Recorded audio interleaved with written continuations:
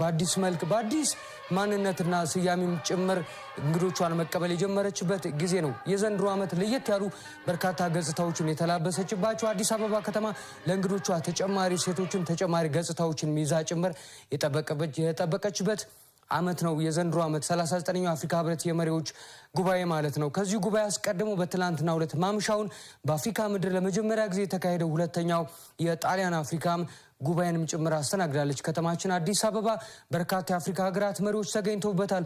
የተባበሩት መንግስታት ድርጅት ዋና ጸሐፊ አንቶኒዮ ጉቴሬስን ጨምሮ እንዲሁም ደግሞ የጣሊያኗ ጠቅላይ ሚኒስትር ጆርጂያ ሚሎኒ አዲስ አበባ እንግዶች ነበሩ። ትላንት ማምሻውን ምሽት ላይ አዲስ ሚዲያ ኔትወርክ በቀጥታ ይህንን እውነት ወደ እናንተ ሲያደርስላችሁ እንደቆየም ይታወቃል። በዛሬው ዕለት የሚካሄደው 39ኛው የአፍሪካ ህብረት የመሪዎች ጉባኤም ደግሞ ከዚሁ ከአዲስ አበባ በተለያዩ ስፍራዎች እንዲሁም ደግሞ ስብሰባ በሚካሄድበት ስፍራ በቀጥታ ስርጭታችን ወደ እናንተ እናደርሳለን። ጉባኤው እስከሚጀመርበት አፍታ ከዚሁ ከስቱዲዮ የተለያዩ መረጃዎችን ወደ እናንተ ያደረስን ቆይታ የምናደርግ ነው የሚሆነው። ብቻዬን አይደለሁም ስቱዲዮ እዚሁ ጉዳይ ላይ ለመቆየት በርከት ያሉ ሪፖርተሮቻችን ስቱዲዮ ይገኛሉ። በአማርኛ ቋንቋ በሌሎች ሀገር ውስጥ ቋንቋዎች በአፋን ኦሮሞና በትግርኛ እንዲሁም ደግሞ ለዓለም አቀፍ አድማጮቻችን እንግሊዘኛና አረብኛ ሪፖርተሮቻችን መረጃ ለማድረስ አብረው ይገኛሉ። አብራችሁን ከቆያችሁ በአማራጭነት እነዚሁን የቀጥታ ስርጭት መረጃዎች በየቋንቋው በየምትሰሙባቸው የመረጃ አማራጮቻችሁ ሁሉ የምናደርስላችሁ ነው የሚሆነው። አብራችሁ እንድትቆዩ እንጋብዛለን። አቡቻሌ ነኝ። በአማርኛ መረጃዎች ወደ እናንተ እያደረስ ቆይታ አድርጋለሁ። ባልደረባዬ ሰኝ ታደሰ ደግሞ በአፋን ኦሮሞ ተጨማሪ መረጃዎች ወደ እናንተ እያደረሰላችሁ ቆይታ የሚያደርግ ይሆናል። ፍጹም በትግርኛ ተጨማሪ መረጃዎችን ወደ እናንተ ለማድረስ አብሮኝ ይገኛል። ዓለም አቀፍ አድማጮቻችን ደግሞ አብራችሁን የምትከታተሉን ከሆነ በእንግሊዘኛ ቋንቋ አፈወርቅ ውበቱ እንዲሁም ደግሞ በአረብኛ ቋንቋ ባልደረባችን አብራን ትገኛለች። ወደ በኋላ ላይ መረጃዎችን ወደ እናንተ ለማድረስ አብረን እንገኛለን። አብራችሁን እንድትቆዩ እንጋብዛችኋለን። ባልደረቦቼ እንኳን ደህና መጣችሁ። ሰላም አርፍዳችኋል። በማለዳን የመጣችሁት እንግዲህ በሌሊት ብዙዎቻችን አዲስ አበባ ከተማ እንግዶቿን እየተቀበለች ትገኛለች። አድማጮቻችን እንግዲህ ዛሬ ቀጥታ ስርጭታችን ምንም ጉዳዮች እንደሚጠብቁ ጋብዘን እንመለሳለን። አፈወርቅ ካንተ ጀምር። Okay, thank you very much. Addis Ababa is now hosting two major issues. Yesterday, the Italy-Africa Summit or Forum took place in Addis Ababa, and today, the 39th African Union Summit, the regular session, is going to kick off today as well. And we are here, as usual, in the studio just to give you the most important issues regarding this summit. Welcome to Addis Media Network, Addis Television, and all our channels here. We definitely give you all the important stations of our today's lesson, and our studio guests are also here, and many other reporters are also out of our studio. So we definitely give you important lessons about our today's session, and we definitely ask you just to be with us till the end of our program.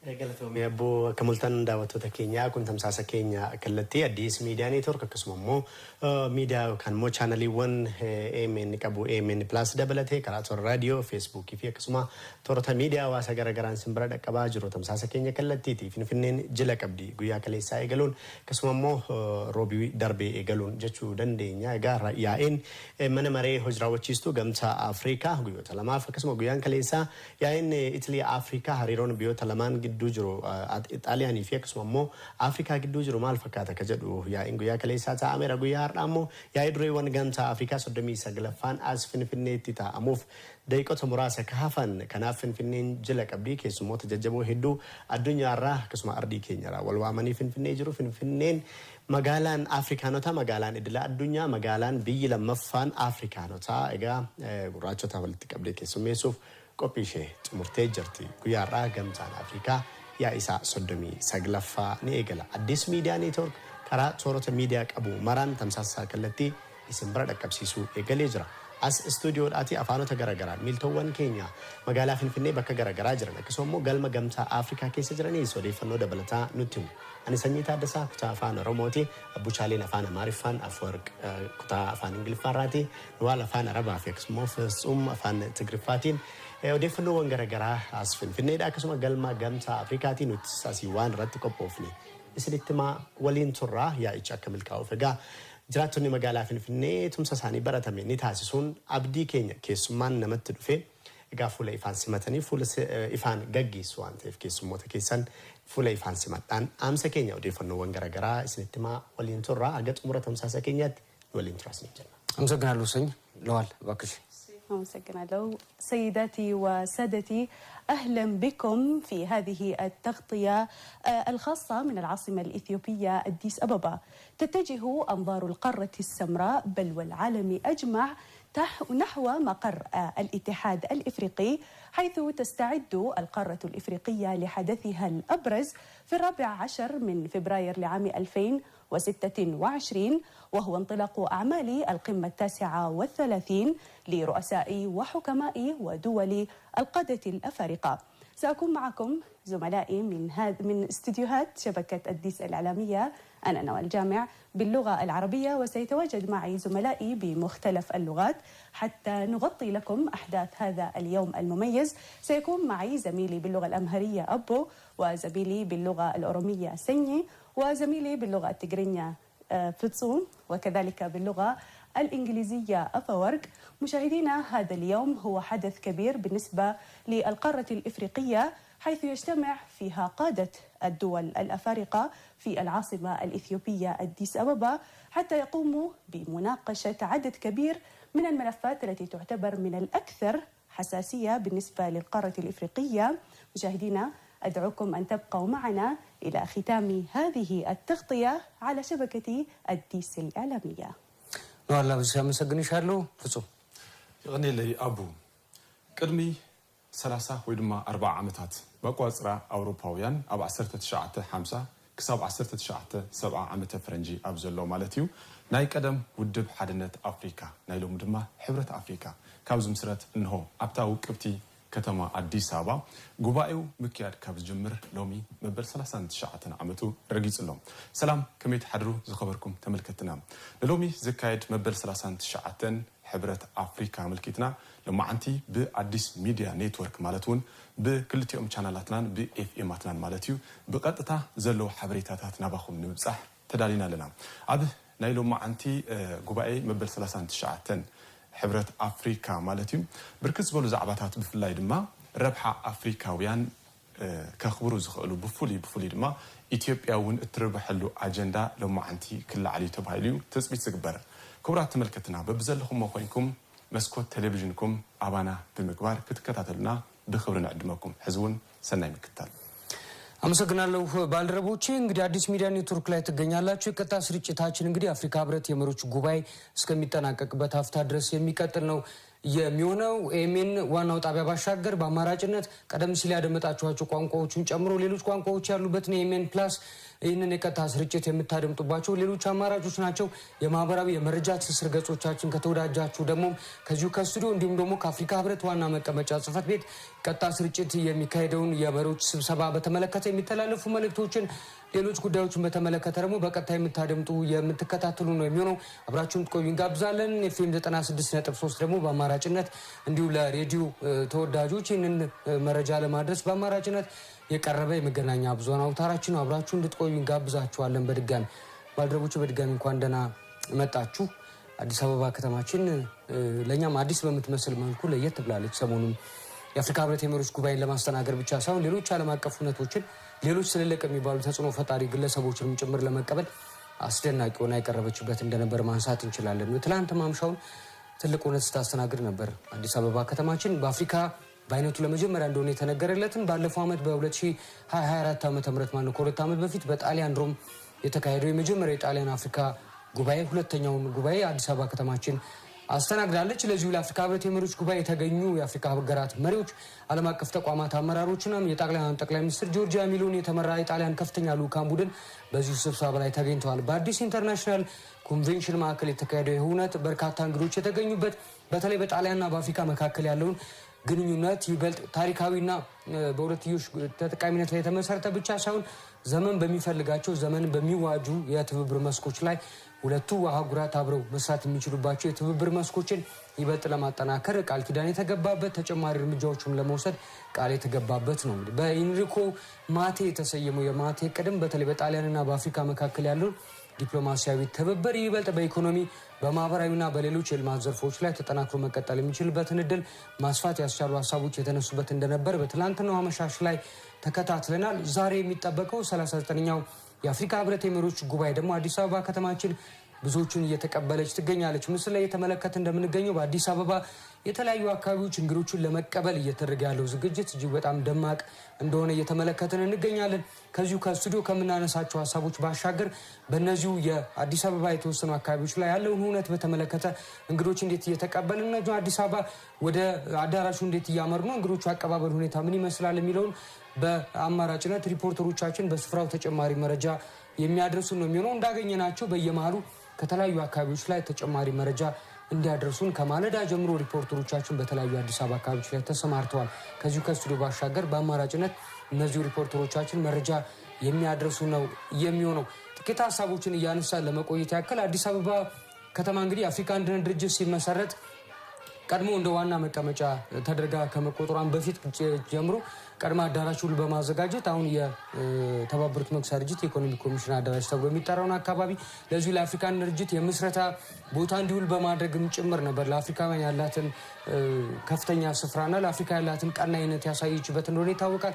ከዛም በኋላ አፍሪካ አንድነት ድርጅት ከተመሰረተ ማግስትም ጀምሮ ከተማችን አዲስ አበባ የህብረቱ ዋና መቀመጫ አፍሪካውያን የጋራ ቤት ሆና ተወስናለች። ከዛም በኋላ ባሉ ዓመታት ግን ኢትዮጵያ ለአፍሪካውያን ለጥቁር ህዝቦች ካበረከተችው ከፍተኛ አስተዋጽኦ ባሻገር ከተማዋ አፍሪካ ዋና ከተማነት ሊመጥን የሚችል ቁመና ሳይኖራት ቆይታለች። ለረጅም ዓመታት ያክል የመሰረተ ልማት አውታሮቿ አህጉሩን ሊመጥኑ የማይችሉ በዓለም አቀፍ ደረጃ ደግሞ ልክ እንደነ ኒውዮርክና ጄኔቫ ብለን እንደምናነሳቸው የዲፕሎማሲ መዳረሻዎችም ጭምር በአማራጭነት ለሁነት ማስተናገጃ የሚሆኑ ስፍራዎች በውል ያልነበሯት ከተማዋም ደረጃዋ ያን ያክል ይህ ነው ተብሎ ሊነሳ የሚያስችል የሚያስመሰግናት ደረጃ ላይ አልነበረችም። በተለይ ያለፉ 2 እና 3 ዓመታት ግን አዲስ አበባ ከተማ እያሳየች የምትገኘው ለውጥ በኮሪደር ልማት፣ በወንዝ ዳርቻ ልማት እንዲሁም ሌሎች ከከተማ ልማት ጋር በተያያዙ ጉዳዮች ላይ የነበራት እንቅስቃሴ በእርግጥም የአፍሪካውያን መናገሻ ስለመሆኗ ያስያዘ ነበር። ትላንት ላይ በነበረን ቀጥታ ስርጭት ስናነሳም አዲስ አበባ ከተማ የህብረቱ መቀመጫነት ለማንሳት ከፍተኛ እንቅስቃሴዎች ሲካሄዱ ቆይተዋል። ከአዲስ አበባ ተነስተው ወደ ሌሎች አማራጭ ከተሞች እንዲሄድም ጭምር ከፍተኛ ግፊትም ጭምር ነበር። አንደኛው ጉዳይ ከተማው የሚመጥን ቁመና አልነበራትም ለህብረቱ፣ እንዲሁም ደግሞ በዓለም አቀፍ ደረጃ በርካታ እንግዶችን ለማስተናገድ የሚበቁ አይነት ዝግጅት የላትም የሚል ምክንያት ነበር። አሁን ግን እነዚሁን ተቺዎች ሁሉ አፍ ያስያዘችበት ቁመና ላይ ስለመሆኗ ማንሳት እንችላለን። ሰኚ የከተማዋን እንቅስቃሴዎች በተለያዩ አጋጣሚዎች ላይ በዘገባም በተለያዩ አማራጮች ስትቃኝ እንደነበር አስታውሳለሁ። ከተማውን የደረሰችበት ደረጃ በእርግጥ ለነዋሪዎቿ ምቹ የመሆን የከተማ ደረጃ መመጠን የመጀመሪያው ቤት ስራ ነው። ተጨማሪ ግን እንደዚህ አይነት መሰል አህጉራዊ ሁነቶችን በብቃት ለማስተናገድ ለአፍሪካውያን ደግሞ ኩራት መሆን የምትችልበትን እድል ማመቻቸት ያስቻለ ልማት እንዳላት መታዘብ እንችላለንና ከተማዋ ከአፍሪካ አንድነት ድርጅት ምስረታ ወዲህ ያሳየቻቸው ለውጦችን እንዴት ማንሳት እንችላለን ከሚለው ሀሳብ እንጀምራለን። እድሉን ካንተ ሰጥቼ ልጀምር። አቡ ገለቶሚ ዳወቶተ ኬኛ ከበጆ ተምሳስ ኬኛ ከለቲ ሲመረቀቡ ኩማ ኢትዮጵያ ከነ ጅሩ ሞተ ገረገራ ካሳ ጅራ ጋፍን ፍኔን ጅለ ቀብዲ ጅለ አፍሪካ ራ ሰርካ ደላ ዱኛ ፊያ ከስሞሞ ዮተ ገረገራ ራ ወለቲ ባባህን ከሱሜ ሳቲ ከሸንጀርቱ ኢጋ ሐኩማ አቡን ካሴ ከውምሰራ ዋጋባባ ኢላሉፍ ጉያ ከሌሳ ያኢን ኢታሊያ አፍሪካ ሀሪሮን ቢዮት ለማኒ ወጎታ ሙራሰድ ረኤ ገለሜ ከመርሳ ለመፋን አሴ ሀንዱራ ቢየኬኛ ከታት ፍንፍኔት ከስሞሞ የሶ ዲፕሎማቶታ ከስሞ መጋሎታ ከጀኔቪት አኑ አንካቱ ፍንፍኔቲ ያከሌሳ ታሚቲ ከነኒ ጅሩም ጋ ከሱማ ጣሊያኒ ፊ አፍሪካን ሪሮ ወጋድ ኢራቀቡ ኢትዮጵያ ወሊኒ ሰክስሞ ጀቹ ደንደኛ ከናፈጋ ሀሪሮን ቢዮታ ቢየከናፈ ከስሞ አካርዲ ትጅሩ ሪሮ ሞታ ሰዲ ግዱ ገሌፈቴራ ሞታ በርኖት ፈያፊ ኡራሌ ምሶማ ግዱ ገሌፈተኒዳ ከናፍ ሞታ ከነረት ወሊኖ ጀተማቲ ቱሬ ከናፍጋ አሪሮ ሰነጭምሱ ለፊ መሪ በልአቱ ታሲፈሚ ጉያ ከሌሳ ሚኒስትር ሞሜ ዶክተር አብይ አህመድ ደበለቴ ሬወን ገረገራ አረተርገመኔሮ ሀርሞ ያኢ ገምታ አፍሪካቲ ፍንፍኔት ከንታ አሙፍ ጅሩ እጋ ኢትዮጵያን ዱሩ መራው እንዴፈመ ገምታ ከናራቃቴ ብየ ገሄ ኦላና ባህቴራ ሰበብ ንሳ ኑቲ አፍሪካኖን ዮ ተኮታኔ መለ ዮ ወሊን አበኔ መለ ከሱማቲ አደምሰ ሲያሳ አማ አርጋ ጅሩ ከና ሮዳበቹ እንደንደኙ ከንጀ የሮሰነ ዱሬ የሮሰነ ትራንቱ ከነ ሁበተኒቲ ገምታን ኮላከው እንዳውፍ ቢዮታ ሀገ ሶደሚ ለማውለት ጥቅንዴሱ ከሱማ ሞተቻይ ለስላሴ ሮ ከንሳን ጀርኒ ሁንዴ ሰኒ ዳበታ ገምታ አፍሪካ ጀርኒት ከሳውን ዴሰን እጋ ወጎታ ቦደ ከሱማ በሮተ ቁለ ሰገልጃተ ሞዳ ቦደሞ ገምታ አፍሪካቲ መቃኒሳ አካ ሆየ ኦታ ኤጀቹ ገምታን ኩነጋ የሮ ገረገራቲ ጅወን ገረገራ ሞት አፍሪካን ወልቀበተን ወጀታቲ ቱር بودرجا جمتا كنا كيسات يوكان مو وانتي أك أجندة ترددين كأطري تيسون جمتا كنا إيستوك أبها كان جلولا تيسون جمتا أفريقيا مجالا في الفني راكاسون مجالا تبرات الجيروف يالي هدو تتاسيس أمي كيسوماتي يا إن أكرا غانا تتأمي كيادة تمولا يروسنا منسترا مومي بيكنا كتران بوم اللزيناوي كعملوا بولينجري يادو تجرا جرا كاسنيتي جرا في الفنيتي تيسون كنا كديبيوف كيسوماتي جهة إثيوبيان بلسما جمتا بلسما أفريقيا كباف كيسوما لينجي تادسا برو نموتا كماندي لاف علين ساتران يادو تاكا كنا كاسود أني تيسون جمتا أفريقيا جرا مجالا في الفنيت أكاديمي تاسن كنا فجأة يائين أكرا يائي سالبا هنجر رجانا أكرا تكن تعمي إجا الجنوان سنة كبتشون أن تيسون جمتا أفريقيا جرا مجالا في الفنيتي ديبي إيجتشون إجا إمون إيجون كأطران يروسنا مجالان في الفني بوراليم سوما سنافتولن يوكان جمتا كنا كيسو ميسود أفكسومو تيسو جمتا كنا تأوفي شدن ديسيسو إنك أبدو يادم نجدو تريرا سنهم دوما جاد ريوان يرو كيسات إثيوبيان هورتي مرمي جبات هاسيسو يعني تيسون جمتا كنا أك أستر تاسيس بودر رمو أجا كيسوماتي إمون أفريقيا إلى لتن جمتا أفريقيا أنا كين إلى لمني فلي يبقى جرجرات تاسيف ما تري يجرا ما بودر كيسوماتي يالي منستر مومي دكتور أبي أحمد تاسيسنين إمون أفريقيا إلى لتن أفريقيا مت إلى لموك أبو الجنو جنون إجا بيون جمتا أفريقيا الدون ثانية كرت ولي جلم تاسيسني تجور إثيوبيان جمتا كنا كيست جهة أولانك أبديو جنو baroota keessatti qabxii waan akka kana kaasuun ni danda'ama. Egaa Finfinneen teessoo gamtaa Afrikaa ishee dhugaatii kan jedhu mirkaneessuuf immoo hojiin bu'uuraalee misoomaa hedduutu hojjetaman. Kan waggoota afran shanan darbanii kan ilaallu yoo ta'e misoomni kooriidarii hagam akka inni Finfinnee tiraansfoorma godhe ilaaluun ni danda'ama. Misooma magaalattii jijjiira. Egaa dureewwan biyyoota hedduu Finfinnee dhufanii akka ragaa bahan taasiseera. Kanaaf Finfinneen teessoo gamtaa Afrikaa qofa odoo hin taane teessoo dippiloomaatota idila addunyaa jajjaboo akka taatu ishee taasiseera. Kun ammoo bu'aa bu'uuraalee misoomaa Finfinnee keessatti ijaaramaniiti. Finfinneen teessoo gamtaa Afrikaa ishee dhugaa ta'uu ishee hojii misoomaa bu'uuraalee misoomaa garaagaraa diriirsuudhaan daandii bal'aa ijaaruudhaan tajaajiloota hospitaalitiin wal qabatan babal'isuudhaan mijataa taasisuun teessoo gamtichaa isa dhugaa ta'uu dandeesseetu. Kun ammoo bu'aa keessumaatii waggoota shanan jahan darban hojjetamanii immoo caalmaatti mirkaneessuun danda'ameera jennee kaasuu dandeenya. Gaa namoonni bebbeekamoo hedduun Finfinnee daawwataniiru Finfinnee fiidbaakii akkamii kennanii dubdeebiin isaanii maalii kan jedhu boodarra itti deebina hundaafuu garuu Finfinneen hojii bal'aa hojjetameen teessoo gamtaa Afrikaa ishee dhugaa ta'uu ishee mirkaneeffachuu dandeesseetti. አመሰግናለሁ ሰኝ ፍጹም እንግዲህ ያው ሰኝም ሲያነሳ እንደነበረው አዲስ አበባ ከተማ ከዚህ ቀደም ሲነሱባት የነበሩ ትችቶች አሉ። ያው ዋናው ትልቁ ጥያቄ ነዋሪዎቿ ምቾት እንደሆነ ምንም አይነት ጥያቄ የለውም። ሁሉም ልማቶች ቀጥታ ግንኙነት ሊኖራቸው የሚገባው ከነዋሪዎቹ ሁሉና ጋር እንደሆነ ይታወቃል።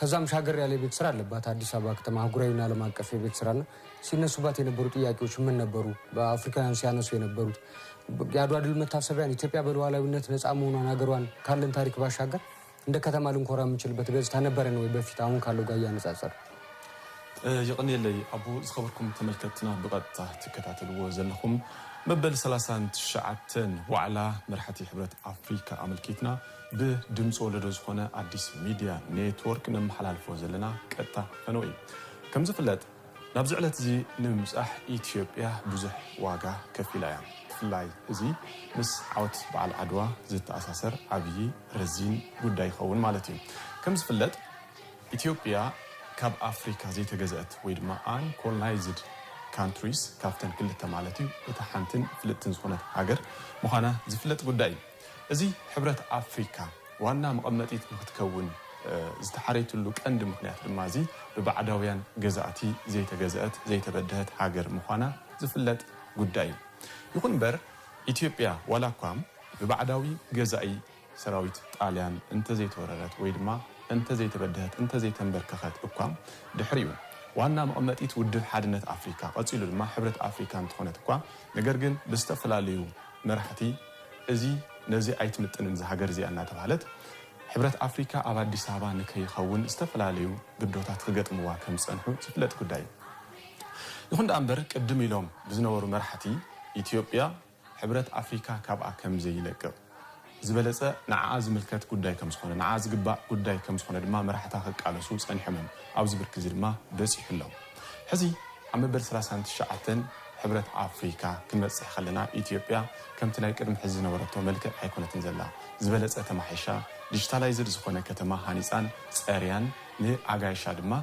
كابني عين سحبنت بتوسخي بناي هوتيلات إنجلوتاون إنك أتركب زلا هاجر بين الله كتما أديس أبابا بمسكو التلفزيون كم تعزبوا زلهم عزيات صدق عزلا ከተማ እዩ እዚ ድማ ናይ ሕብረት ኣፍሪካ ወይ ድማ አንጻር ባዕዳውያን ገዛኣት ምቅላሳ ጥራሕ እንተይኩነስ ኣፍሪካ ከም ኣፍሪካ እውን ምዕብልቲ ንኽትከውን እትገብሮ ዘላ ናይ ዲፕሎማሲ ናይ ፖለቲካዊ ከምኡ ድማ ዝተፈላለዩ ቃልስታት ልምዓት ውፅኢት ከም ዝኾነ ድማ እዚ ጉድ ነገር ማለት እዩ ብማዓንቲ መበል 39 ዋዕላ መራሕቲ ሕብረት ኣፍሪካ ይተኣናገድ እምበር ቅድሚ ሓደን ክልተን መዓልታቱን ካልኦት ዋዕላታት ክሳለጡ ጸኒሖም እዮም ንኣብነት ንምጥቃስ ዝኣክል መበል 48 ዋዕላ ፈጸምቲ ስራሕ ሕብረት ኣፍሪካ እውን ኣብ ከተማ ኣዲስ ኣበባ ተኻይዱ እዩ ቀፂሉ እውን ኣፍሪካን ጣልያንን ብዝበለጸ ዘራኽብ ድማ ጆይንት ዝኾነ መድረኽ ኣብ መንጎ ኢትዮጵያ ወይ ድማ ኣብ ኢትዮጵያ ከተማ ኣዲስ ኣበባ ንኣፍሪካውያን ብምውካል ተኻይዱ እዩ ኣብዚ ዋዕላ እዚ ንምርካብ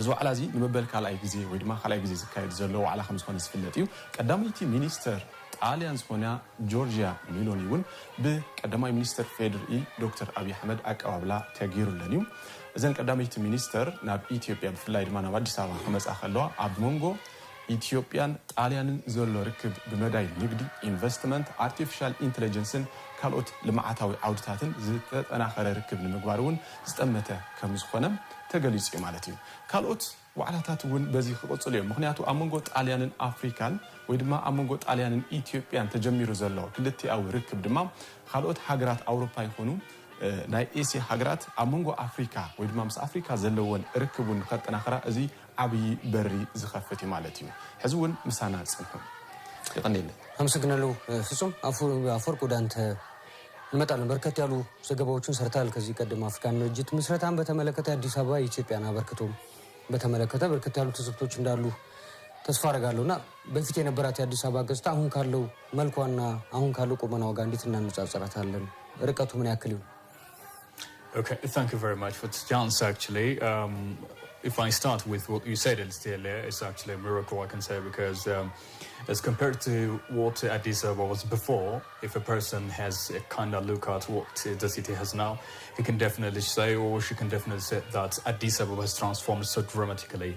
And to the extent someone can't express how definitely the city has brought that change actually. So if I have to start with the change, I can simply say that it's a dramatic change, but I have to start with how African Union headquarters Addis Ababa is transforming gradually and how Addis Ababa or Ethiopia is selected just to host the African Union here in Ethiopia. I definitely start with how Ethiopia is significant if we have to talk about globally, okay? So Addis Ababa is now the first country just to be never colonized by any European power, right? So Ethiopia is the first country, or Ethiopia is a country without any colonization, without any colonial power from abroad. So the country's independence history is the first thing just to select Ethiopia, just to host the African Union. I mean, the history starts with there. And Ethiopia is not only the country without being colonized by, in any power. The country's rich cultural heritage, rich potential, and many other issues can be mentioned here. For instance, if we have to talk about the population number, Ethiopia is the second most populous country in Africa, right? So that is one asset. I can talk about that, by the way. And the other thing, if we have to talk about Ethiopia's uniqueness in this status quo, the fact that Ethiopia is the origin of humankind, right? Ethiopia is the first country just for its recognizable role in pointing out how humankind was first discovered in Ethiopia because many human species were found in a far region of Ethiopia. And Ethiopia is again the other region for coffee. Now globally, coffee is a very good product being actually preferred by many of European countries or many countries in the world as well. So Ethiopia is the other country just with regions as well. These issues are now very good reasons and examples why the African Union is in Ethiopia. If we go beyond that, I can say Ethiopia has actually many other issues. For instance, we definitely say that Ethiopia is now the peak of two extremes, I can say. The hottest area is found in Afar region, which is called Danakil Depression, right? So this is the hottest area, and we do have mountainous areas as we definitely go to the northern part of our country. So if we have to mention many other countries in Europe or many other countries actually globally, we can't get these two extremists at the same time, but Ethiopia has these two extremists. That is why we're saying Ethiopia is now unique in this status quo. Geographically speaking, Ethiopia is the other most important country because it's actually located in the eastern part of our country. So having that chance, Ethiopia is now hosting the African Union. Now, the point is here. You may get actually the chance, or you may definitely host the African Union because of your history, because of your independence, because of your geographic location. But what do you do just to go up to your standard of hosting African Union? That's a question, right? So here comes the point. Ethiopia, as I said a little earlier, is now making many preparations to host the African Union, right? And the first thing is what we see in Addis Ababa. Addis Ababa as the capital of African Union, Addis Ababa as the capital of 120 million or more people is now progressing well through time, as we definitely witness. The first thing is the corridor development. The development aspects in the city are now, being recognized by not only by Ethiopians, but also many foreigners. We mention Africans who often visit Addis Ababa, and they are mentioned time and again that Addis Ababa is now progressing well. This progress is again example for many African countries, because this is new era of renaissance, new era of change, because we have been said that Africans were not using their potential perfectly and accordingly. But Addis Ababa is now a good example for how we definitely use our resources perfectly if we have a very good leadership. Prime Minister Abiy Ahmed's role in this regard can be mentioned, as I definitely feel that without his prominent role in coordinating the people, coordinating financial issues, and coordinating leadership, this wouldn't have been realized, right? So the corridor development is the first thing, just to witness how Addis Ababa is progressing well. And the riverside developments now, as I said, just to meet Addis Ababa's reputation as the hub of African diplomacy, corridor development and riverside developments are very good examples. And these riverside developments, for instance, are now calls for someone's aspirations. If a person goes to a kind of riverside development, he or she can decide just to stay there for a long period of time.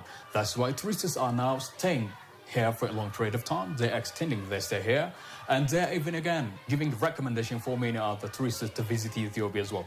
That's a very good thing here I can mention. So if we have to talk about how Addis Ababa is progressing well, we mention these two things as a very good point, but it goes beyond that. The other thing is, as I said, the facilities here, the service facilities here in Addis Ababa are now progressing well, I can say, because previously, for instance, we did have a kind of drawbacks when it came to a kind of transport facility, right? But this time around, congestion is not observed everywhere you go. That's why we said that the transportation service, the hospitality here in the city, and many other hotel services as well are very important issues that we have to mention if we have to talk about how Addis Ababa is progressing this time around. That's why, for instance, we made actually a kind of interview with many other guys who are living here, whether diplomats or tourists actually. They were said that Addis Ababa is not now simply the hub of Africa's diplomacy. It is the example for Africans as well, for African countries, because all those who are living here in Addis Ababa are feeling that the services here, all the facilities here in Addis Ababa are very good examples for many other African countries. Truly speaking, as you said, Abu, Addis Ababa is now progressing time and time again. But this progress are not confined only to the facilities of services, the hotel services, or corridor and riverside developments, but it goes beyond that. 24/7 services are open. And all those tour guides, for instance, all many service providers are ready just to give up-to-date services for all delegates or representatives or leaders from many parts of our country or continent, right? So that's why we're saying Addis Ababa's transformation this time around is absolute standard as a hub of African diplomacy. And if we have to continue just talking about that, services and many other development works will go on time and again. Thank you. አመሰግናለሁ አፈወርቅ በጣም ነዋል ምን ማንሳት እንችላለን ብዙ ሰማሽ እስካሁን شكرا مشاهدينا نستكمل معكم تغطية هذا الحدث المميز وهو أعمال القمة 39 لرؤساء وحكماء وقادة الدول الأفارقة الذين يجتمعون اليوم 14 من فبراير في العاصمة الإثيوبية أديس أبابا في مقر الاتحاد الإفريقي. مشاهدينا، أود أن أذكركم بما حدث في اليومين الماضيين، وهما 11 و12 من فبراير، والتي تمت فيها أعمال الدورة 48 للمجلس التنفيذي للوزاري، وهي الدورة التي وضعت النقاط على الحروف في أكثر الملفات تعقيدا بالنسبة للقارة الإفريقية، تمهيدا لعرضها في القادة أو قمة القادة اليوم. مشاهدينا، كما نرى على الشاشة هناك توافد لعدد كبير من رؤساء وقادة الدول الأفارقة للعاصمة الإثيوبية أديس أبابا للمشاركة في القمة 39. بالنسبة للعاصمة الإثيوبية أديس أبابا مشاهدينا، هناك تطور كبير في العاصمة أديس أبابا، والتي أصبحت بذلك مقرا لقيام أو استضافة عدد كبير من المقرات الدولية والقارية. بسبب هذا قامت عمدة مدينة أديس أبابا بتطوير الممرات في عدد كبير من عواصم أو من مدن أديس أبابا أو عاصمة أديس أبابا، وهي أديس أبابا وعاصمة إثيوبيا وهي أديس أبابا، والتي قاموا فيها بتطوير الممرات في منطقة كاسانتشس وأرات كيلو وعدد كبير من الأحياء التي تقوم باستضافة عدد كبير من القادة والزوار من مختلف دول العالم. مشاهدينا، عدد كبير من الزوار الذين توافدوا إلى أديس أبابا والذين أشادوا بالتطور الذي تشهده العاصمة الإثيوبية أديس أبابا، وكذلك بالنسبة للفندقة التي تقوم باستضافة عدد كبير من الزوار للعاصمة الإثيوبية أديس أبابا. مشاهدينا، قمة هذه السنة تتصدر تحت شعار الأمن المائي وضمان استدامة إمدادات المياه وأنظمة الصرف الصحي تحقيقاً لأهداف أجندة 2063. وكذلك شهدت الدورة 48 نقاشات حادة فيما يخص قضيتي الأمن والسلم في منطقتي أو منطقة القرن الإفريقي، وعلى رأسها الأوضاع في السودان. وزير الخارجية السوداني محي الدين كذلك قام بتقديم طلب لانضمام عضوية السودان للاتحاد الإفريقي في هذه الدورة، وعدد كبير من الملفات التي وردت بالأمس في مجلس أو الدورة التنفيذية الوزارية 48 بالأمس. كذلك هناك توافد كبير لعدد من رؤساء وقادة الدول الأفارقة في أديس أبابا، عاصمة الدبلوماسية ومقر المؤتمرات الدولية والقارية. أديس أبابا شهدت تطورات كبيرة وحافلة نشهدها الآن أمام شاشتنا، شاشة أديس عربي، تطور كبير.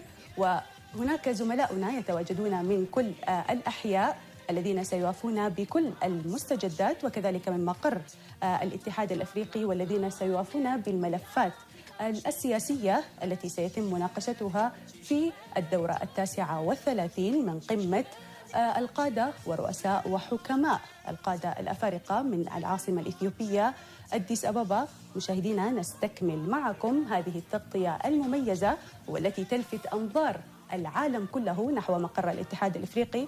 هذه القمة بشكل أساسي يتم هذه السنة قيادتها من قبل رئيس مفوضية الاتحاد الإفريقي محمود علي يوسف، والذي يقوم بقيادة هذه القمة لأول مرة بعد قيادة موسى فكي في السنة الماضية. فلذلك مشاهدينا، مع دقات الساعة سيتم افتتاح القمة. أدعوكم حتى تبقوا معنا إلى ختام هذه التغطية المميزة وتتابعوا معنا التطور الذي تشهده أديس أبابا. وهذا ما نشاهده على شاشتنا اليوم. أنظار العالم كلها تتجه نحو أديس أبابا، مقر الدبلوماسية ومقر العواصم الدبلوماسية. نرى فيها تجمع كبير لرؤساء وقادة الدول الأفارقة من قلب العاصمة الإثيوبية أديس أبابا، ونشاهد توافد الزوار الذين أشادوا بالتطور الحي الذي تشهده ممرات العاصمة الإثيوبية أديس أبابا. مشاهدينا، مشروع تطوير الممرات لم يقتصر فقط على العاصمة الإثيوبية، ولكن حتى شمل العديد من المدن الإثيوبية ووصل حتى إلى مدن بعيدة. ولكن هذا التطور هو بقيادة عمدة مدينة أديس أبابا التي وصلت بإثيوبيا لهذا التطور الذي أشاد به العالم، وأصبحت نموذجاً يحتذى به من قبل الأفارقة. مشاهدينا، حتى الآن نحن معكم في هذه التغطية المباشرة للقمة 39 لرؤساء وحكماء والقادة الأفارقة من العاصمة الإثيوبية أديس أبابا. أرجو منكم أن تبقوا معنا إلى ختام هذه التغطية. አመሰግናለሁ ሉዋም። በርከት ያለ መረጃ እንደሰጠሽን ተስፋ አደርጋለሁ። ተመልካቾቻችን እንግዲህ ከቀናት በፊት የአዲስ አበባ ከተማ ከንቲባም ወይዘሮ አዳነች አቤቤ የአፍሪካ ህብረት የመሪዎች ጉባኤ ዝግጅት በተመለከተ የከተማዋን ዝግጅት አዲስ ሚዲያ ኔትወርክ ላይ ማብራሪያ ሰጥተው ነበር። በዚሁ ማብራሪያቸው ላይ ያነሷቸው በርካታ ጉዳዮች አሉ።